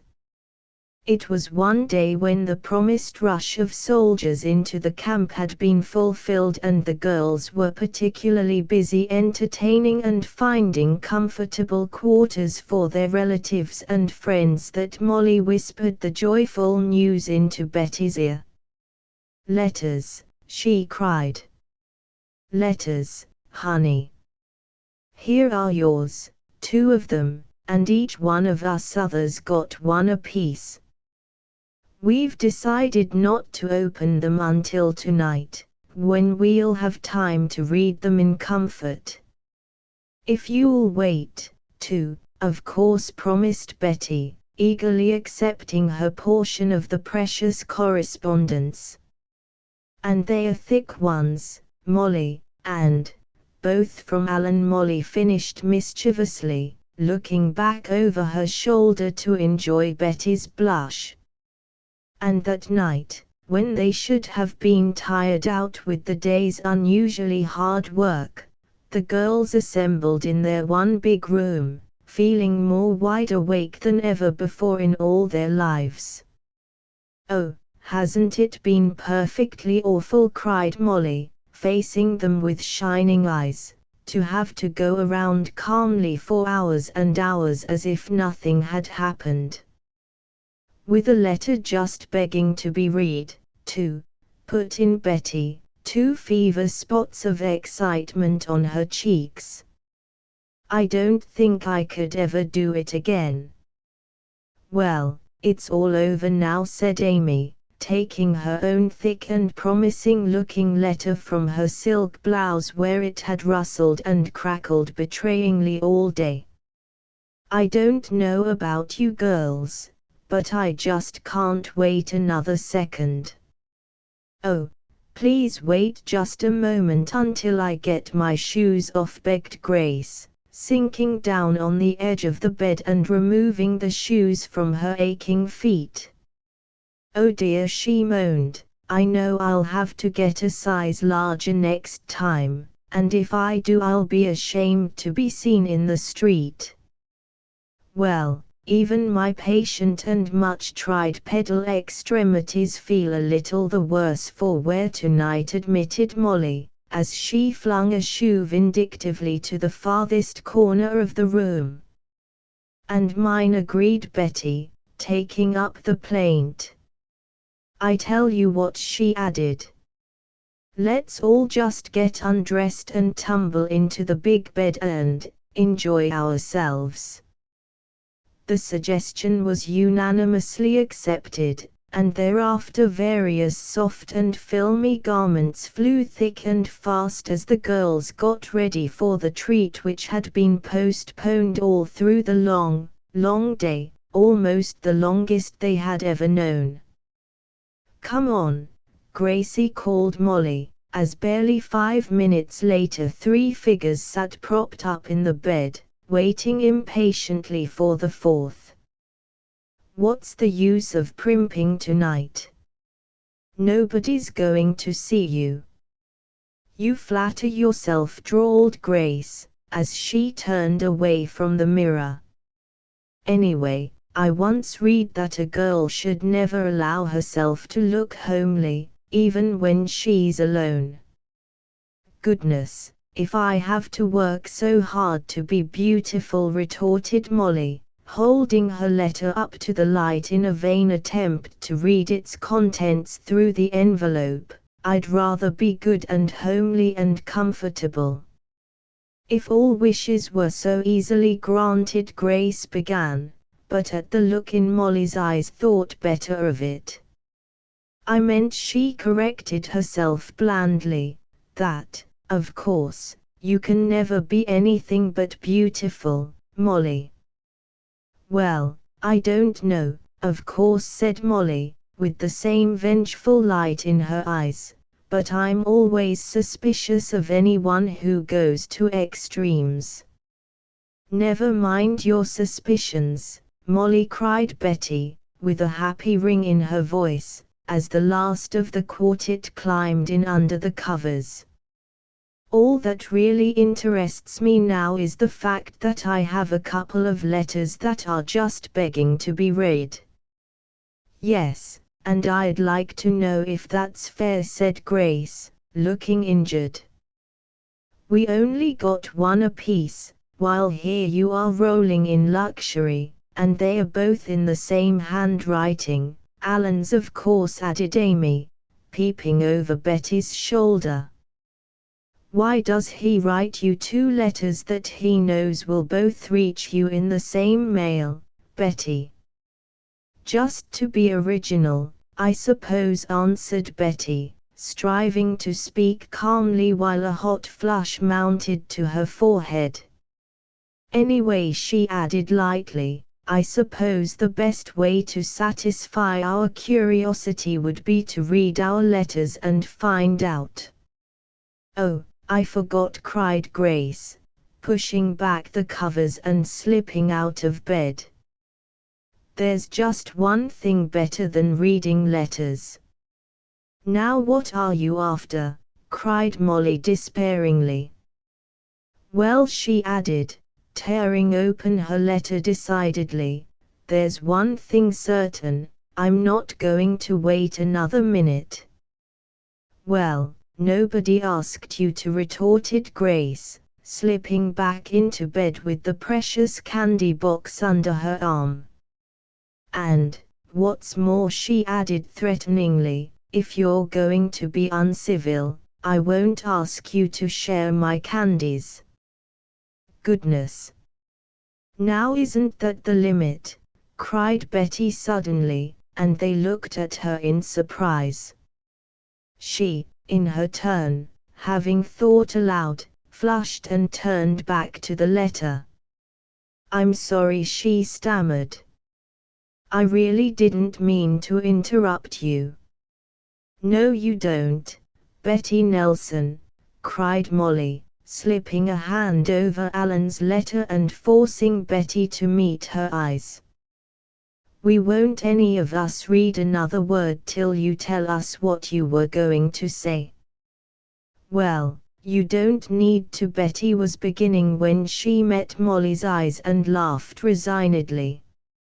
Oh, all right, she capitulated. I was simply going to say that the nosy old censor crossed out a whole line just at the most interesting part. What was it? Coaxed Amy teasingly. Come, Betty dear, tell us what he said. Goodness, cried Betty crossly, getting redder every moment, and knowing it, didn't I tell you the censor crossed it out? You know very well that wasn't what we meant, cried Molly, with a frightful frown. Amy was referring to the sentiments on both sides of the censored part. Oh well, you could hardly expect, Betty was beginning, when Amy, who had been peeping over her shoulder, clapped a hand to her mouth too late to check a sudden exclamation. Oh girls, she cried gleefully. What I saw! What I saw! Amy Blackford, Betty's eyes were black with real anger now. I don't know how you could do such a thing. I didn't think it of you. Not only Amy, but the other girls were frightened by this sudden change in their usually good-natured little captain, and Amy hastened to make amends. I'm sorry, Betty dear, she said, flushing with real shame beneath Betty's accusing eyes. I didn't mean it, truly I didn't. And I'll never do it again, never. Oh, all right, replied Betty, controlling herself with an effort and turning back to the letter. I'm sorry I said anything, Amy, if you didn't mean it. There was a little constrained silence after that, no one knowing just how to clear the rather electric atmosphere. They went on reading absorbedly, only the crackling of the paper as they turned a page breaking the deep stillness of the room. It was Betty who finally relieved the tension. "If that doesn't sound just like Roy," she said, and they looked up expectantly, relieved at the naturalness of her tone. "Alan says that Roy, that is, was very much impressed with his first sight of a camouflaged ship. Said he had devised a fine scheme of killing off the German army in a hurry. He'd disguise himself as a piece of Limburger cheese, and when the Huns came running to him, he'd simply give them a gentle little tap on the head." "Humph," snorted Molly contemptuously. "How long do you suppose he'd be able to keep that up?" "He says they'd never suspect the truth," Betty chuckled. "They'd simply think it was a particularly husky piece of cheese." Chapter 23 The Miracle. It was only a few days later that the incredible thing happened. The girls were returning from a rather hurried excursion to a nearby town when they came face to face with the motorcyclist. His motor had evidently stalled, and he was standing in the middle of the road tinkering with it. Paralyzed by the suddenness of the thing, the girls just stood still and stared until the man, evidently feeling their eyes upon him, turned slowly about and faced them. He seemed to recognize them immediately, for his first look of bewilderment was followed quickly by one of fear, and with an abrupt motion he turned back to his machine. "Now we have him, what are we going to do with him?" whispered Molly, a comical look of chagrin on her face. "We can't capture him all by ourselves, and we can hardly expect him to wait while we get someone." "He is huskier than I thought," admitted Grace, adding suddenly, "Betty, what are you going to do?"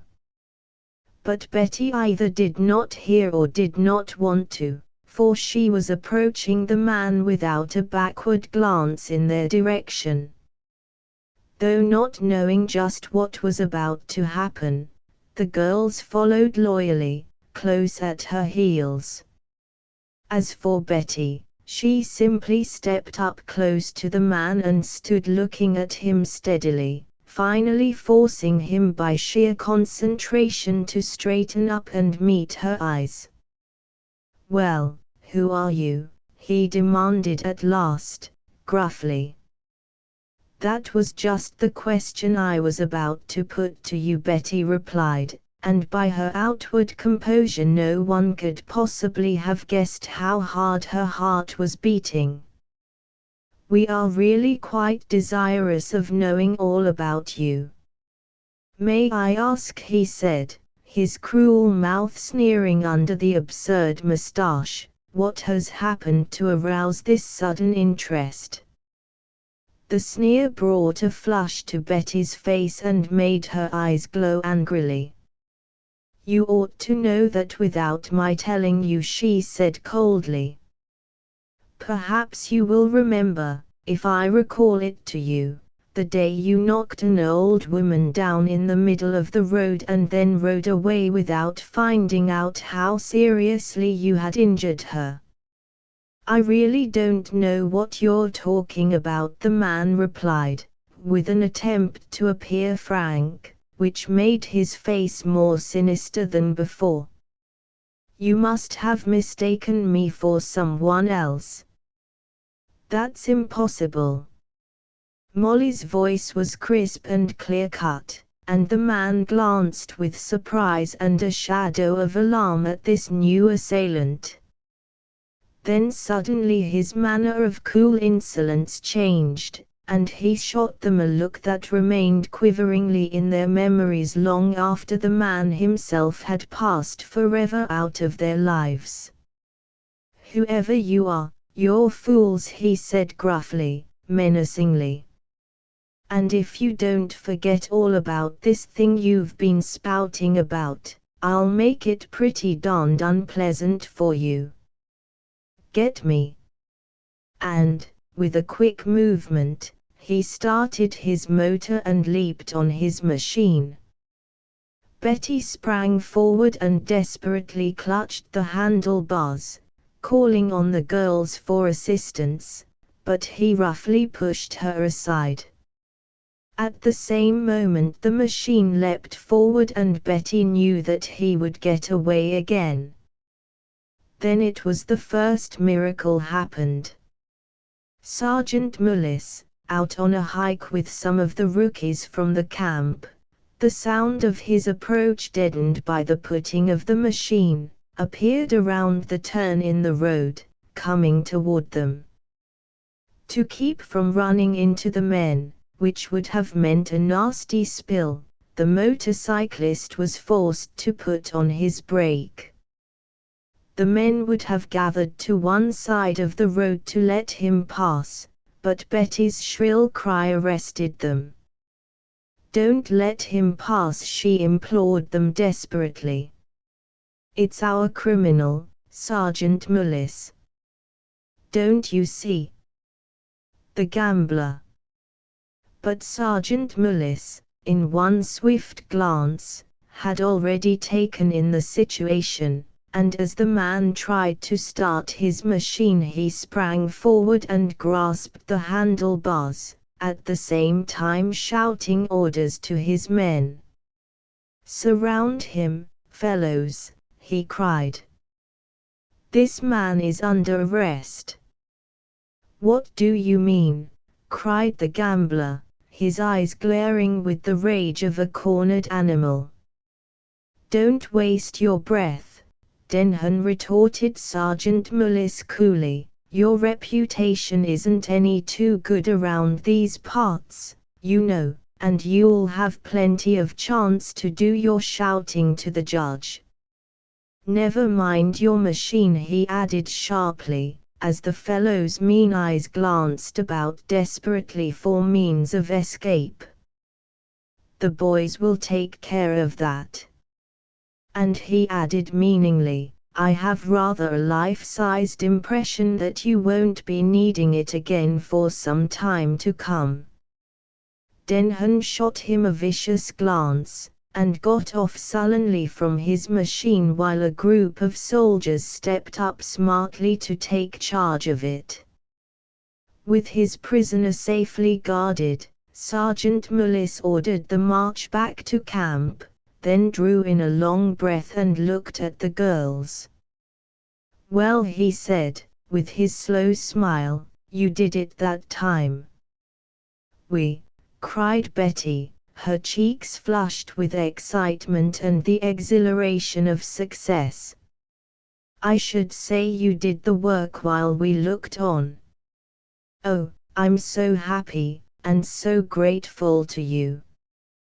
"But I didn't do anything," he protested, smiling whimsically, as they turned to follow the soldiers and their prisoner. "I simply let the boys do the work while I looked on." "Goodness! What do we care how it happened as long as it did?" cried Molly happily. "Maybe now he'll see that he can't run down old ladies promiscuously and get away with it." "Not with girls like you on his trail," said the sergeant admiringly. "But what are you going to do with him, now you've got him?" asked Grace, repeating almost word for word the question Molly had put only a few minutes before. "I suppose we've got to get out some sort of definite charge against him." "Yes," said the sergeant thoughtfully. "We can put him in the guardhouse up at camp till we have a chance to get the township authorities up here." And he added, turning to Betty, "I'd like to have an interview with that old lady of yours, if you can manage it. We'll have to have her evidence, you know." "Oh, and isn't it lucky," cried Betty, executing a little skip in her excitement. She told us only this morning that she was feeling perfectly well again and would go away tomorrow. We were worrying ourselves sick about it, but couldn't think up a single plan to keep her with us. And if she had gone before this happened, she stopped, overwhelmed by the mere contemplation of the tragedy. I still feel as if I were dreaming, said Amy, as they entered the camp gate. It all happened so suddenly, and just when we were feeling so awfully blue. Well, I know I wasn't dreaming, said Grace plaintively, because in my excitement I dropped 2 perfectly good candies in the road and forgot to pick them up.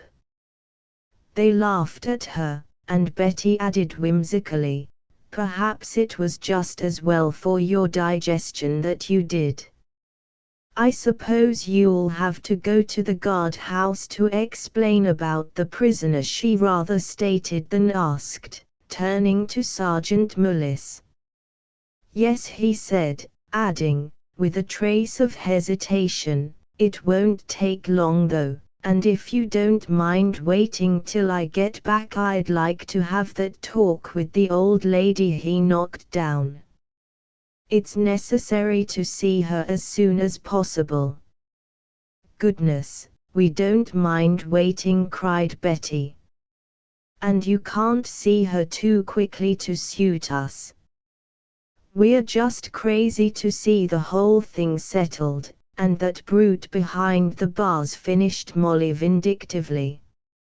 Sergeant Mullis laughed boyishly, saluted smartly, and turned on his heel to follow the boys who were fast bearing the prisoner to the guardhouse and from there to the just punishment that had been so long in overtaking him. Well, said Molly, as she flopped down on the steps and favored the girls with a beaming smile, now what have you got to say for yourselves?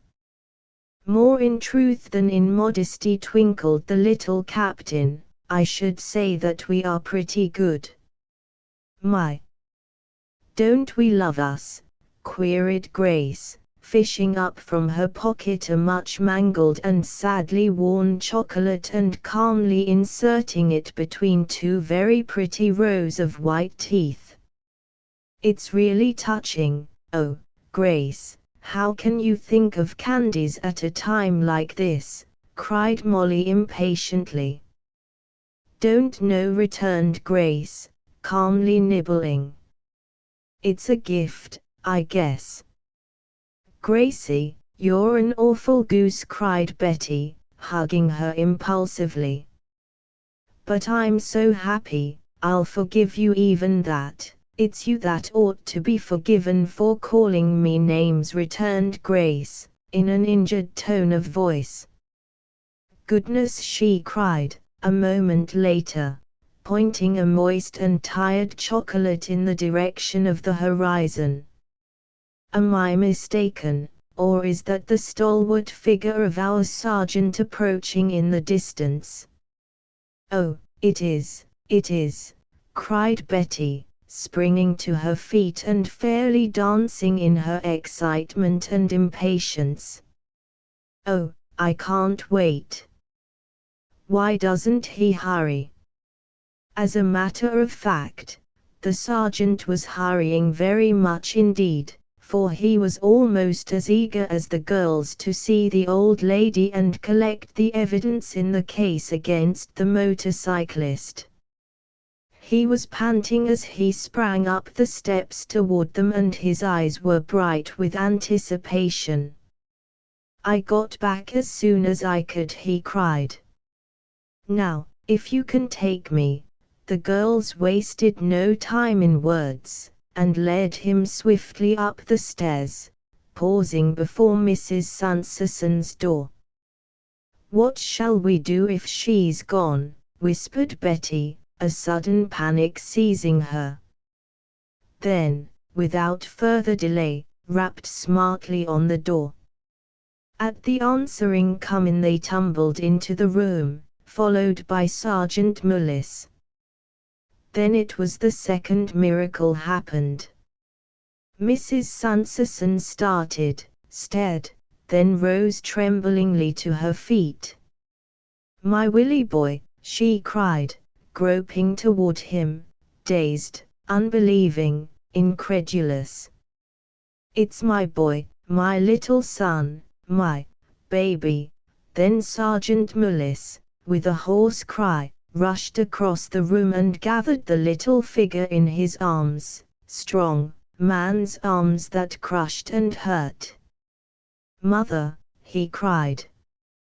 "Oh, my mother." Chapter XV Mystery explained. The girls stared for a moment, dazed, bewildered.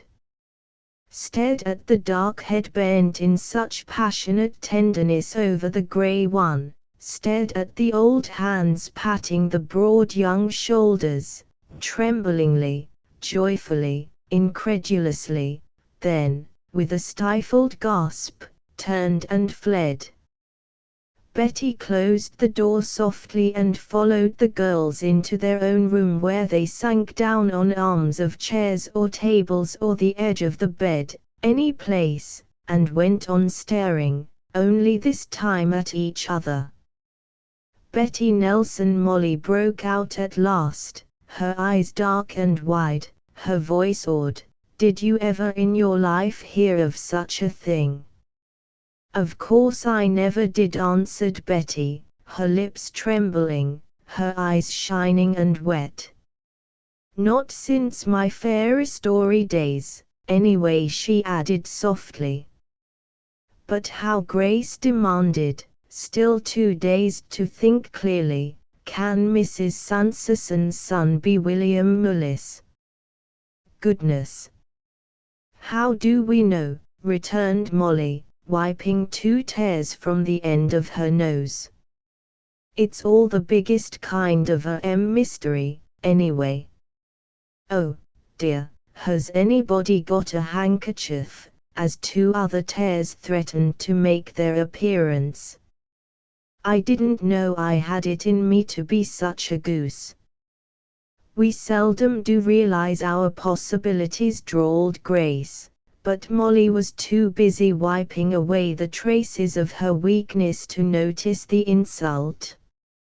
"And to think," Amy murmured softly, "that if that old motorcyclist had knocked Mrs. Sanderson down, she would have gone away without finding her son, and the chances are she would never have seen him again."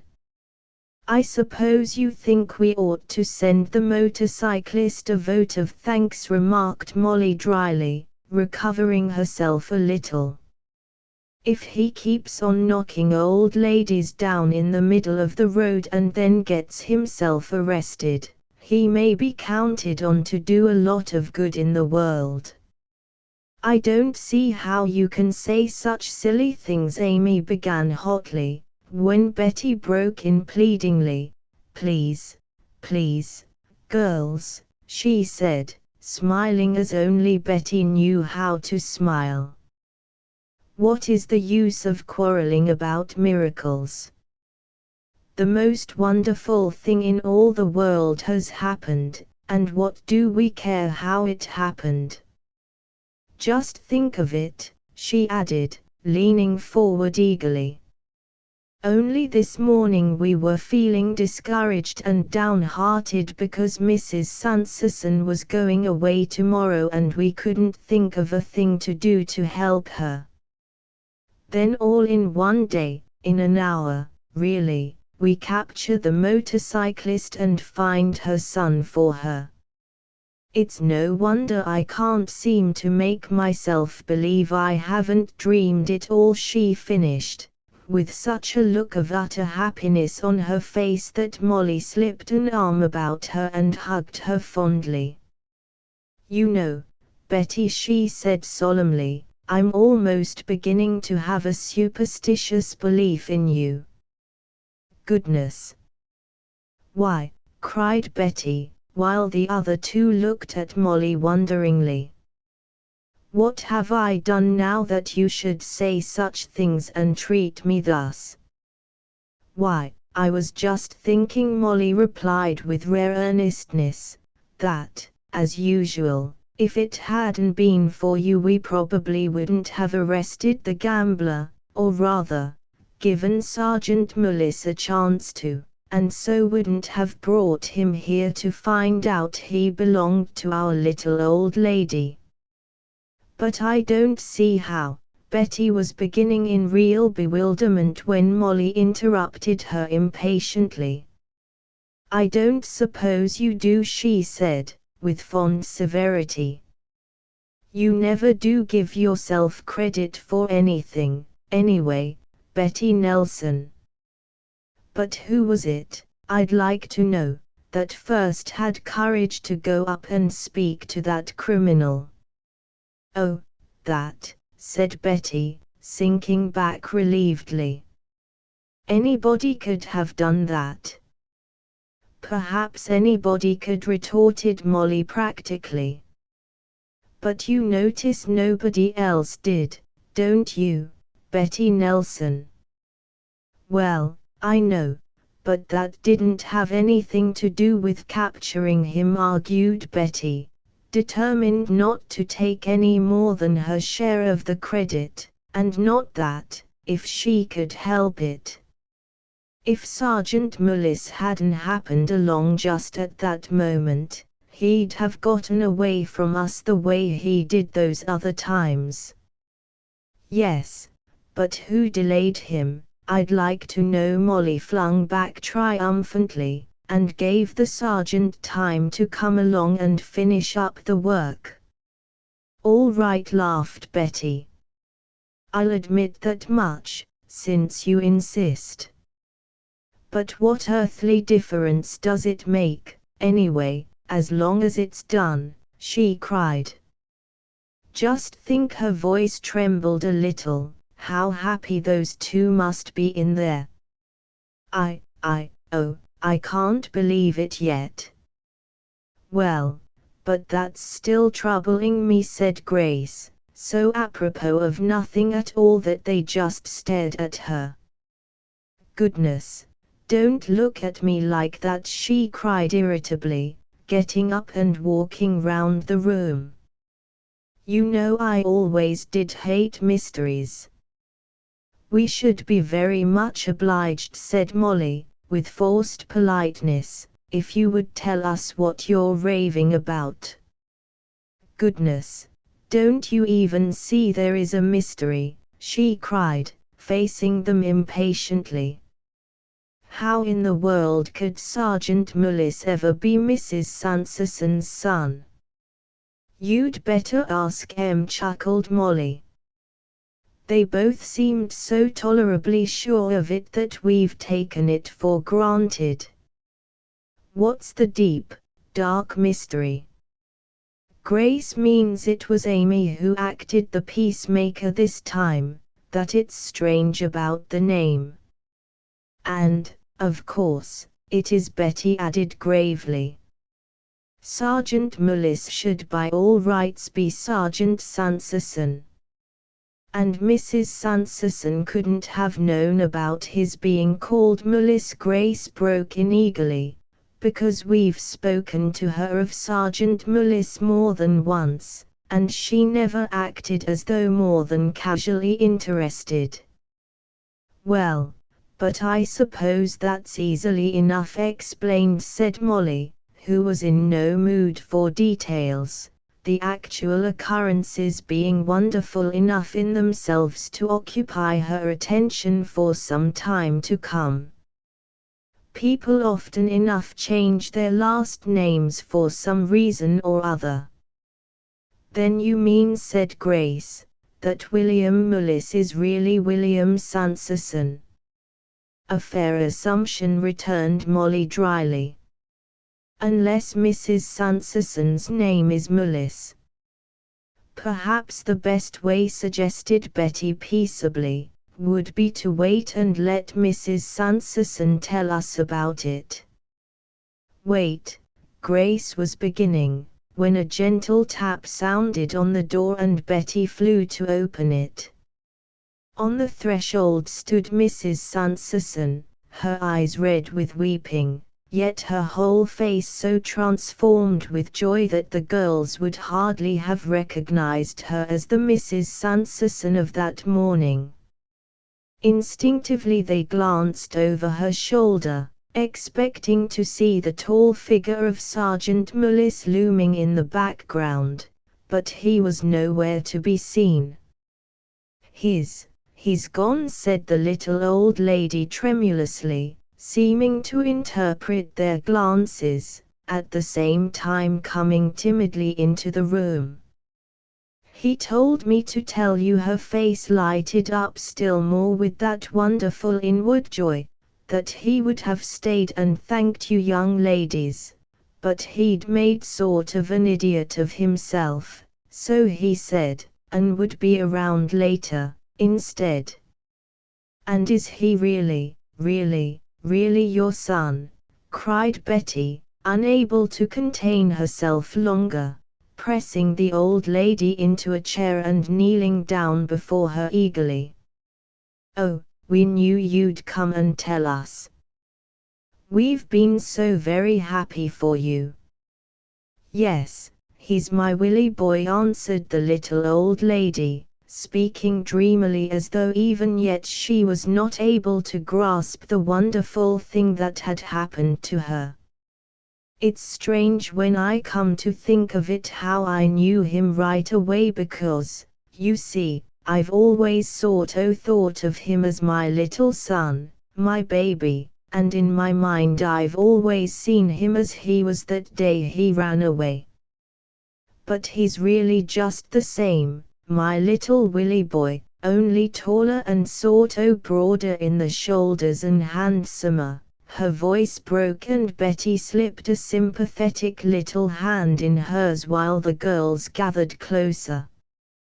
"You see, I've been prayin' for this thing for a good many years," she went on quaintly, "and it looks like Providence sort o' saw fit to answer me at last. And he jest picked out the sweetest little ladies he could find to be his instruments." The girls laughed unsteadily and Betty's young hand tightened on the old one. "We feel as if it all must be a fairy story," she said softly.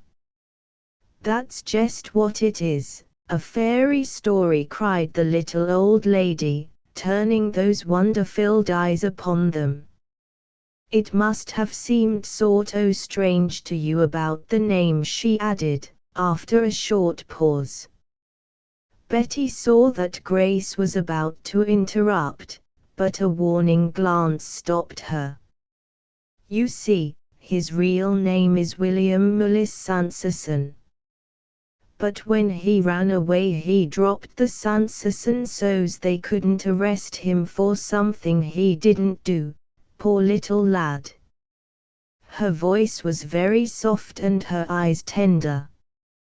"He would have come back to me, only he heard that I was dead and thought 'twasn't he any use. He said he'd just been eating his heart out, thinking of old days and how he'd promised to make a fortune for us both and buy a big house where I wouldn't ever have to work again 'less I wanted to. And now he says," she straightened up and her eyes flashed with pride in him, "he says, soon's the war is over he's going to make that old dream come true. He'd been studying to be a lawyer, and had just passed his bar exams, so he called 'em, when the war broke out, and he just couldn't resist the call o' the bugle. O' course he couldn't." Once more was heard that thrill of pride. "Wasn't he my Willie boy, who had the blood of fightin' ancestors in his veins as well as brains and a love o' book larnin' from his pa? But he says when the war's over he's going back to his books and make good, and with simple assurance, I know he will. Just think," she added dreamily, my little son, a lawyer. But I ain't never going to forget, she cried, flinging her head up with a martial gesture, that first of all, he was a soldier. Chapter XXV. To carry on, I could be completely happy, sighed Betty, if it weren't for just one thing. It was more than a week after the wonderful discovery in their Sergeant Mullis as Mrs. Sanderson's long-lost son, and until this afternoon the girls had hardly been able to find a minute to get together and discuss the remarkable affair.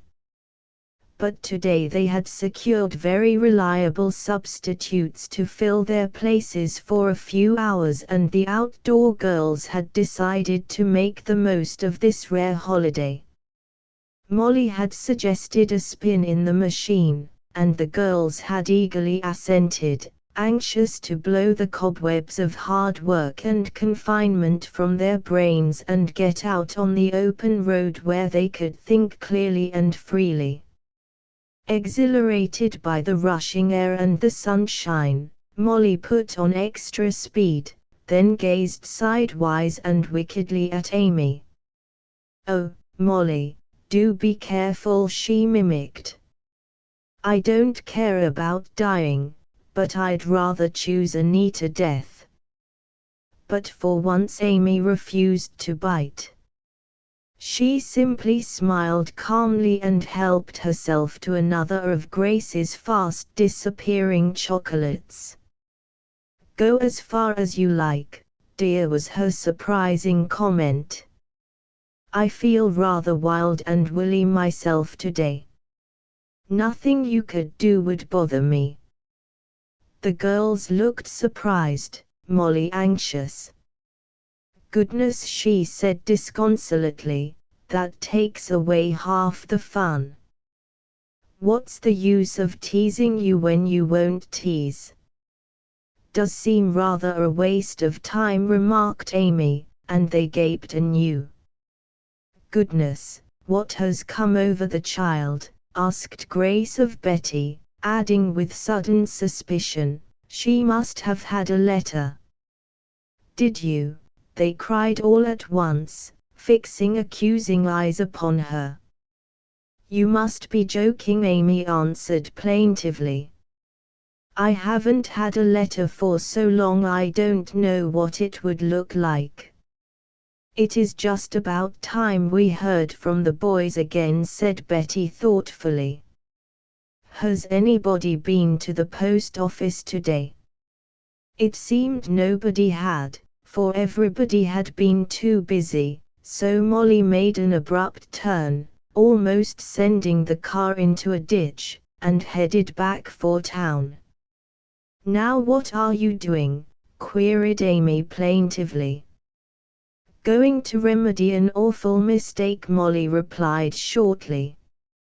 "I couldn't enjoy my holiday if I thought there might be letters waiting for us." Amy and Grace protested. But they were not disappointed. There were not only letters from the boys, but several fat and interesting epistles from friends and relatives in Deepdale, including 2 from Paul and Dodo, Molly's small and mischievous brother and sister. "Let's drive away out of town where we can be by ourselves," Betty suggested, face radiant, fingers fairly aching to tear the precious missives from their envelopes. "Then we can stop the car and Molly can read hers, too." "You always have the right idea, Betty honey," said Molly, with fond emphasis, as she swung the car at breakneck speed down the street and headed for the open country. "Now aren't you glad," she flung at Grace and Amy, "that we made you go back with us and take a chance?" "Don't rub it in, Molly dear," purred Grace, too happy at the prospect before them to contradict anything or anybody on earth. We are deeply appreciative and inordinately grateful to you for your wonderful foresight and insistence." "Is she calling me names?" cried Molly threateningly. "For if she is, I should like to remark for the benefit of each and every one that I am still in possession of the wheel, and a swift and terrible doom shall overtake." "Rave on, Macbeth," chuckled Betty, adding with a whimsical smile and a quickened heartbeat as she fingered the letter she had so carefully placed under the rest. "There's no use, Molly dear, you can't start a rumpus now. It can't be done. We're all too good-natured." "That's the way Frank talks after a particularly good meal," chuckled Molly. "And I never saw boys who were so absolutely crazy about hot biscuits," sighed Amy. "If you gave them enough hot biscuits, they didn't seem to know or care whether they had anything else or not." "Yes, somebody was always stirring up biscuit dough when we were at Pine Island," agreed Grace, her eyes dreamy. "I think one of us should have invented a patent stirrer, just in self-defense." "Just the same, I'd wager anything," cried Betty, with a thrill in her voice and the hint of tears behind the brightness of her eyes, "that there isn't one of us who wouldn't be willing to make biscuits from morning till night if we only had the boys here to eat them." "Oh, wouldn't we?" cried Amy hungrily. "I shouldn't care if I turned into a biscuit." They laughed at that, but the laugh was not scornful, for their hearts were very full and tender. "Shouldn't we stop here?" Molly asked, after they had ridden a long, long way in silence. "It's private enough." "Oh, yes, yes," the others interrupted her eagerly, and as Molly guided the car over to the side of the road, Betty sprang the news she had been bursting to tell ever since they started. "Girls," she cried, and quickly they turned to her, sensing something unusual in her tone, "I have a surprise for you." "Yes," they cried eagerly. "It's about our Sergeant William Mullis Sanderson," she announced, her eyes sparkling. "Yes," they cried again, and Molly added impatiently, "Oh, Betty, don't keep us waiting." "What about him?" "Only," said Betty, speaking very slowly and distinctly, "that he's got the thing he wanted most in the world, besides his mother. This morning he received his overseas orders." "Oh, Betty," cried Molly, her eyes big and round. "Isn't he simply wild about it?" "He's delirious," said Betty simply, adding, with the ring of pride in her voice, "he seemed 2 inches taller when he told me about it." "Oh, the spirit of our boys, the wonderful spirit of them. It can't take them long, it can't, when they once get started." "But Mrs. Sanderson," put in Amy gently. "How is she taking it?" "I haven't seen her yet," said Betty, her face sobering a little. But it brightened again as she added with conviction, "I think we know enough about that little lady to be sure she'll take it standing up and be prouder than ever of her Willie boy." "Of course she will," said Grace softly, her eyes following the red disk of the sun as it sank slowly in the west. "We're all awfully proud of them, but I don't think any of us can help wishing that it were all over instead of just beginning, and that the boys were coming home to us victorious." "We shouldn't be human if we didn't feel that way," said Betty soberly. But we haven't come to the joyful part yet. Just now we've got to keep cheerful and hold on hard to our hope and faith in the future. We owe that to the boys who are fighting, perhaps dying for us, more than we owe it to ourselves. But now, she added, forcing a lighter tone, we've got a big treat before us and we're not going to think of anything but just that. Our letters, girls, we've been forgetting them. The girls started, looked surprised, then instantly responded to the challenge of her lighter tone. Goodness, it's you who made us forget them, Betty Nelson, cried Grace, squeezing the little captain's hand fondly, then falling to with a will on her own momentarily neglected mail. Just see, she added wickedly, holding up 2 letters with the coveted foreign postmark before their envious eyes, what an advantage it is to have a brother in the army as well as well, go ahead, Betty teased, while the others laughed delightedly at her flaming color. What is that other thing you've got besides a brother, the mere mention of whose name makes you the color of a beet? I should say, correcting herself with a demure little smile, the color of a flaming sunset.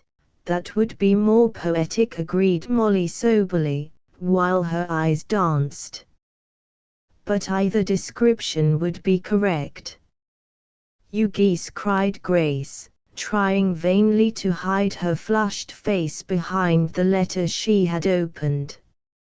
I'm sure I don't know what you're talking about.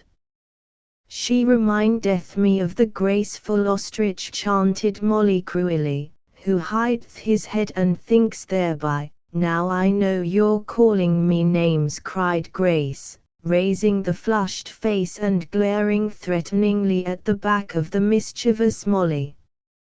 Well, she at least said you were graceful, chuckled Betty, tearing open a letter from Deepdale and still reserving the best till the last. Anyway, she added, we have better things to do than to engage in useless controversy.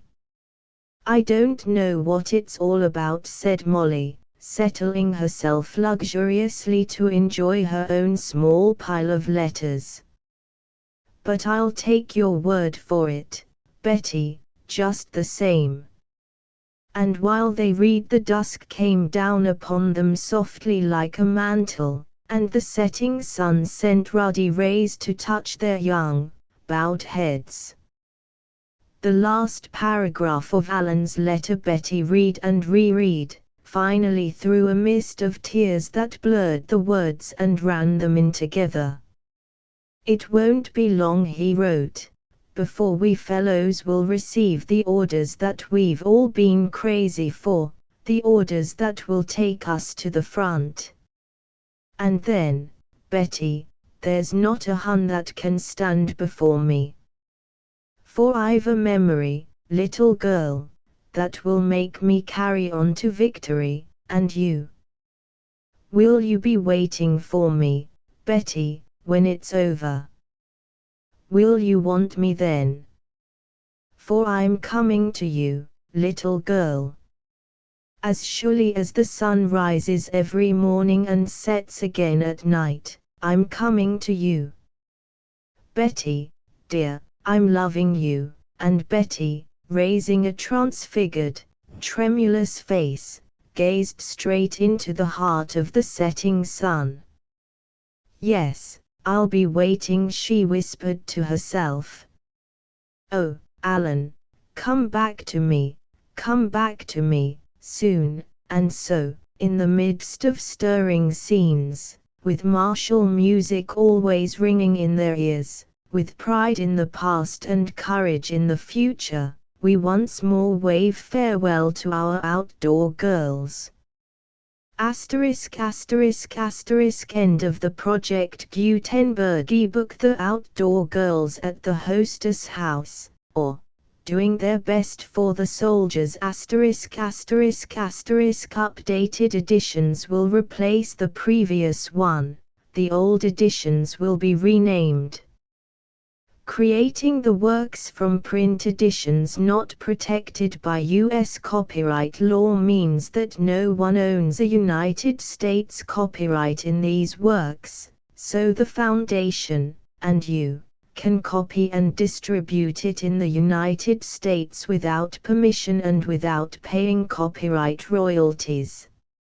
Special rules, set forth in the general terms of use part of this license, apply to copying and distributing Project Gutenberg trademark symbol electronic works to protect the Project Gutenberg trademark symbol concept and trademark.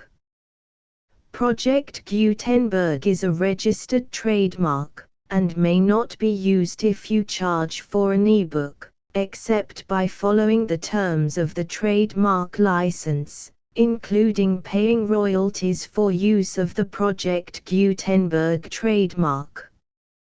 If you do not charge anything for copies of this ebook, complying with the trademark license is very easy. You may use this ebook for nearly any purpose, such as creation of derivative works, reports, performances and research. Project Gutenberg ebooks may be modified and printed and given away. You may do practically anything in the United States with ebooks not protected by U.S. copyright law. Redistribution is subject to the trademark license, especially commercial redistribution. Start. Full license. The full Project Gutenberg license. Please read this before you distribute or use this work to protect the Project Gutenberg trademark symbol mission of promoting the free distribution of electronic works. By using or distributing this work, or any other work associated in any way with the phrase Project Gutenberg, you agree to comply with all the terms of the full Project Gutenberg trademark symbol license available with this file or online at www.gutenberg.org/license. Section 1. General Terms of Use and Redistributing Project Gutenberg Trademark Symbol Electronic Works 1.0. By reading or using any part of this Project Gutenberg trademark symbol electronic work, you indicate that you have read, understand, agree to and accept all the terms of this license and intellectual property, trademark/copyright, agreement. If you do not agree to abide by all the terms of this agreement, you must cease using and return or destroy all copies of Project Gutenberg trademark symbol electronic works in your possession. If you paid a fee for obtaining a copy of or access to a Project Gutenberg trademark symbol electronic work and you do not agree to be bound by the terms of this agreement, you may obtain a refund from the person or entity to whom you paid the fee as set forth in paragraph 1.e.8. 1.b Project Gutenberg is a registered trademark.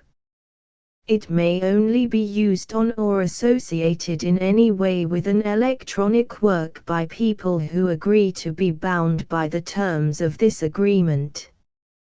There are a few things that you can do with most Project Gutenberg trademark symbol electronic works even without complying with the full terms of this agreement.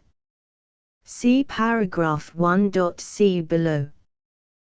There are a lot of things you can do with Project Gutenberg trademark symbol electronic works if you follow the terms of this agreement and help preserve free future access to Project Gutenberg trademark symbol electronic works. See paragraph 1.e below. 1.c. The Project Gutenberg Literary Archive Foundation, the foundation or PGLAF, owns a compilation copyright in the collection of Project Gutenberg trademark symbol electronic works. Nearly all the individual works in the collection are in the public domain in the United States. If an individual work is unprotected by copyright law in the United States and you are located in the United States, we do not claim a right to prevent you from copying, distributing, performing, displaying or creating derivative works based on the work as long as all references to Project Gutenberg are removed. Of course, we hope that you will support the Project Gutenberg trademark symbol mission of promoting free access to electronic works by freely sharing Project Gutenberg trademark symbol works in compliance with the terms of this agreement for keeping the Project Gutenberg trademark symbol name associated with the work. You can easily comply with the terms of this agreement by keeping this work in the same format with its attached full Project Gutenberg trademark symbol license when you share it without charge with others. 1.d. The copyright laws of the place where you are located also govern what you can do with this work. Copyright laws in most countries are in a constant state of change. If you are outside the United States, check the laws of your country in addition to the terms of this agreement before downloading, copying, displaying, performing, distributing or creating derivative works based on this work or any other Project Gutenberg trademark symbol work. The Foundation makes no representations concerning the copyright status of any work in any country other than the United States.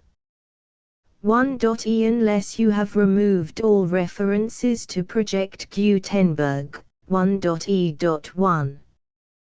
The following sentence, with active links to, or other immediate access to, the full Project Gutenberg trademark symbol license must appear prominently whenever any copy of a Project Gutenberg trademark symbol work, any work on which the phrase Project Gutenberg appears, or with which the phrase Project Gutenberg is associated, is accessed, displayed, performed, viewed, copied or distributed. This ebook is for the use of anyone anywhere in the United States and most other parts of the world at no cost and with almost no restrictions whatsoever. You may copy it, give it away or reuse it under the terms of the Project Gutenberg license included with this ebook or online at www.gutenberg.org. If you are not located in the United States, you will have to check the laws of the country where you are located before using this ebook. 1.e.2. If an individual Project Gutenberg trademark symbol electronic work is derived from texts not protected by U.S. copyright law, does not contain a notice indicating that it is posted with permission of the copyright holder, the work can be copied and distributed to anyone in the United States without paying any fees or charges. If you are redistributing or providing access to a work with the phrase Project Gutenberg associated with or appearing on the work, you must comply either with the requirements of paragraphs 1.e.1 through 1.e.7 or obtain permission for the use of the work and the Project Gutenberg trademark symbol trademark as set forth in paragraphs 1.e.8 or 1.e.9. 1.e.3. If an individual Project Gutenberg trademark symbol electronic work is posted with the permission of the copyright holder, your use and distribution must comply with both paragraphs 1.e.1 through 1.e.7 and any additional terms imposed by the copyright holder. Additional terms will be linked to the Project Gutenberg trademark symbol license for all works posted with the permission of the copyright holder found at the beginning of this work. 1.e.4. Do not unlink or detach or remove the full Project Gutenberg trademark symbol license terms from this work, or any files containing a part of this work or any other work associated with Project Gutenberg trademark symbol. 1.e.5. Do not copy, display, perform, distribute or redistribute this electronic work, or any part of this electronic work, without prominently displaying the sentence set forth in paragraph 1.e.1 with active links or immediate access to the full terms of the Project Gutenberg trademark symbol license. 1.e.6. You may convert to and distribute this work in any binary, compressed, marked up, non-proprietary or proprietary form, including any word processing or hypertext form. However, if you provide access to or distribute copies of a Project Gutenberg trademark symbol work in a format other than plain vanilla ASCII or other format used in the official version posted on the official Project Gutenberg trademark symbol website, www.gutenberg.org, you must, at no additional cost, fee or expense to the user, provide a copy, a means of exporting a copy, or a means of obtaining a copy upon request, of the work in its original plain vanilla ASCII or other form. Any alternate format must include the full Project Gutenberg trademark symbol license as specified in paragraph 1.e.1. 1.e.7. Do not charge a fee for access to, viewing, displaying, performing, copying or distributing any Project Gutenberg trademark symbol works unless you comply with paragraph 1.e.8 or 1.e.9. 1.e.8. You may charge a reasonable fee for copies of or providing access to or distributing Project Gutenberg trademark symbol electronic works provided that you pay a royalty fee of 20% of the gross profits you derive from the use of Project Gutenberg trademark symbol works calculated using the method you already use to calculate your applicable taxes. The fee is owed to the owner of the Project Gutenberg trademark symbol trademark, but he has agreed to donate royalties under this paragraph to the Project Gutenberg Literary Archive Foundation. Royalty payments must be paid within 60 days following each date on which you prepare, or are legally required to prepare, your periodic tax returns. Royalty payments should be clearly marked as such and sent to the Project Gutenberg Literary Archive Foundation at the address specified in Section 4, Information about donations to the Project Gutenberg Literary Archive Foundation. You provide a full refund of any money paid by a user who notifies you in writing, or by email, within 30 days of receipt that he does not agree to the terms of the full Project Gutenberg trademark symbol license. You must require such a user to return or destroy all copies of the works possessed in a physical medium and discontinue all use of and all access to other copies of Project Gutenberg trademark symbol works.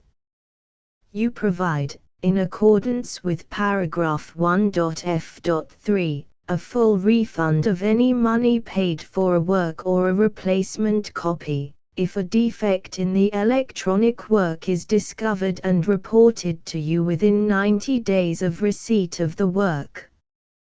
You comply with all other terms of this agreement for free distribution of Project Gutenberg trademark symbol works. 1.e.9. If you wish to charge a fee or distribute a Project Gutenberg trademark symbol electronic work or group of works on different terms than are set forth in this agreement, you must obtain permission in writing from the Project Gutenberg Literary Archive Foundation, the manager of the Project Gutenberg trademark symbol trademark. Contact the Foundation as set forth in Section 3 below. 1.f1.f.1 Project Gutenberg volunteers and employees expend considerable effort to identify, do copyright research on, transcribe and proofread works not protected by U.S. copyright law in creating the Project Gutenberg trademark symbol collection. Despite these efforts, Project Gutenberg trademark symbol electronic works, and the medium on which they may be stored, may contain defects such as, but not limited to, incomplete, inaccurate or corrupt data, transcription errors, a copyright or other intellectual property infringement, a defective or damaged disk or other medium, a computer virus, or computer codes that damage or cannot be read by your equipment. 1.f.2 Limited warranty, disclaimer of damages, except for the right of replacement or refund described in paragraph 1.f.3, the Project Gutenberg Literary Archive Foundation, the owner of the Project Gutenberg trademark symbol trademark, and any other party distributing a Project Gutenberg trademark symbol electronic work under this agreement, disclaim all liability to you for damages, costs and expenses, including legal fees. You agree that you have no remedies for negligence, strict liability, breach of warranty or breach of contract except those provided in paragraph 1.f.3. You agree that the Foundation, the trademark owner, and any distributor under this agreement will not be liable to you for actual, direct, indirect, consequential, punitive or incidental damages even if you give notice of the possibility of such damage. 1.f.3 Limited right of replacement or refund. If you discover a defect in this electronic work within 90 days of receiving it, you can receive a refund of the money, if any, you paid for it by sending a written explanation to the person you received the work from. If you received the work on a physical medium, you must return the medium with your written explanation. The person or entity that provided you with the defective work may elect to provide a replacement copy in lieu of a refund. If you received the work electronically, the person or entity providing it to you may choose to give you a second opportunity to receive the work electronically in lieu of a refund. If the second copy is also defective, you may demand a refund in writing without further opportunities to fix the problem. 1.f.4. Except for the limited right of replacement or refund set forth in paragraph 1.f.3, this work is provided to you as is, with no other warranties of any kind, express or implied, including but not limited to warranties of merchantability or fitness for any purpose. 1.f.5. Some states do not allow disclaimers of certain implied warranties or the exclusion or limitation of certain types of damages. If any disclaimer or limitation set forth in this agreement violates the law of the state applicable to this agreement, the agreement shall be interpreted to make the maximum disclaimer or limitation permitted by the applicable state law. The invalidity or unenforceability of any provision of this agreement shall not void the remaining provisions. 1.f.6. Indemnity. You agree to indemnify and hold the foundation, the trademark owner, any agent or employee of the foundation, anyone providing copies of Project Gutenberg trademark symbol electronic works in accordance with this agreement, and any volunteers associated with the production, promotion and distribution of Project Gutenberg trademark symbol electronic works, harmless from all liability, costs and expenses, including legal fees, that arise directly or indirectly from any of the following which you do or cause to occur. A. Distribution of this or any Project Gutenberg trademark symbol work.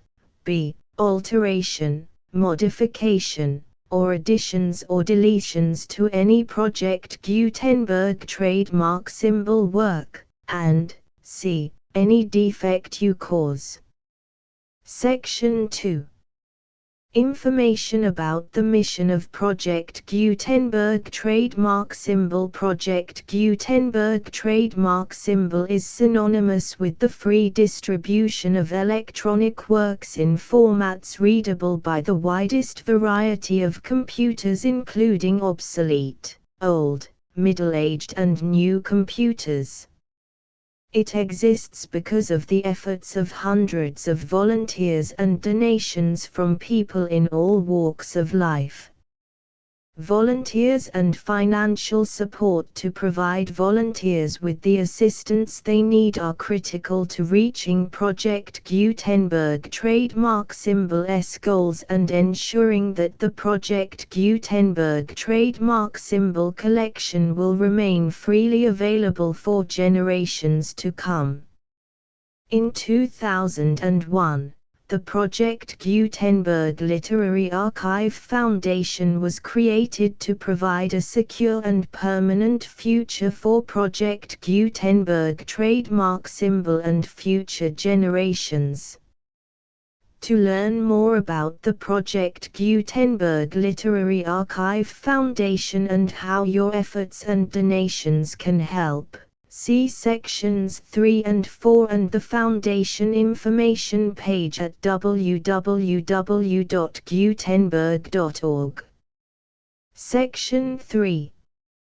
Information about the Project Gutenberg Literary Archive Foundation. The Project Gutenberg Literary Archive Foundation is a non-profit 501(c)(3) educational corporation organized under the laws of the state of Mississippi and granted tax-exempt status by the Internal Revenue Service.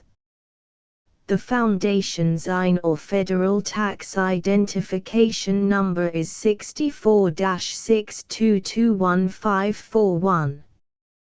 Contributions to the Project Gutenberg Literary Archive Foundation are tax-deductible to the full extent permitted by U.S. federal laws and your state's laws. The Foundation's business office is located at 809 North 1500 West, Salt Lake City, UT 84116, 801, 596-1887. Email contact links and up-to-date contact information can be found at the Foundation's website and official page at www.gutenberg.org/contact section 4.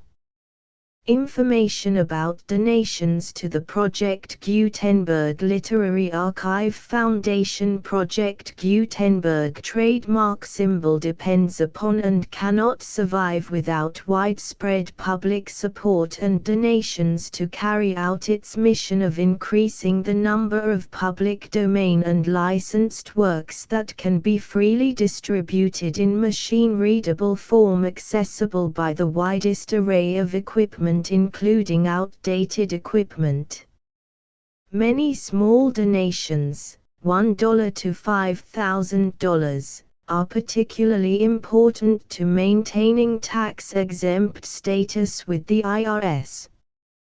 The Foundation is committed to complying with the laws regulating charities and charitable donations in all 50 states of the United States.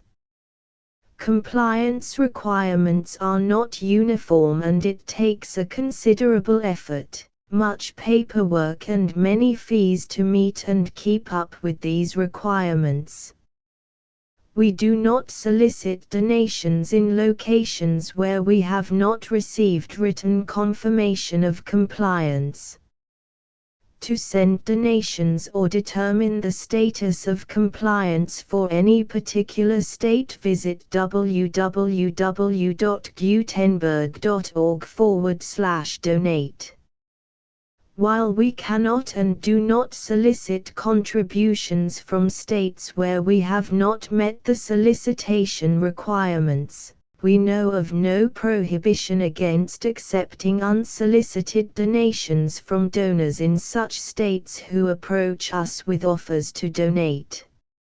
International donations are gratefully accepted, but we cannot make any statements concerning tax treatment of donations received from outside the United States. U.S. laws alone swamp our small staff. Please check the Project Gutenberg web pages for current donation methods and addresses. Donations are accepted in a number of other ways, including checks, online payments and credit card donations. To donate, please visit www.gutenberg.org/donate. Section 5. General information about Project Gutenberg trademark symbol electronic works. Professor Michael S. Hart was the originator of the Project Gutenberg trademark symbol concept of a library of electronic works that could be freely shared with anyone. For 40 years, he produced and distributed Project Gutenberg trademark symbol ebooks with only a loose network of volunteer support. Project Gutenberg trademark symbol ebooks are often created from several printed editions, all of which are confirmed as not protected by copyright in the US unless a copyright notice is included.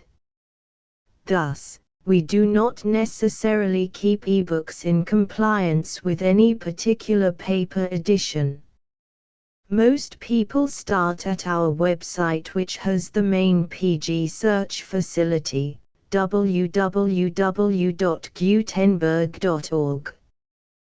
This website includes information about Project Gutenberg trademark symbol, including how to make donations to the Project Gutenberg Literary Archive Foundation, how to help produce our new ebooks, and how to subscribe to our email newsletter to hear about new ebooks.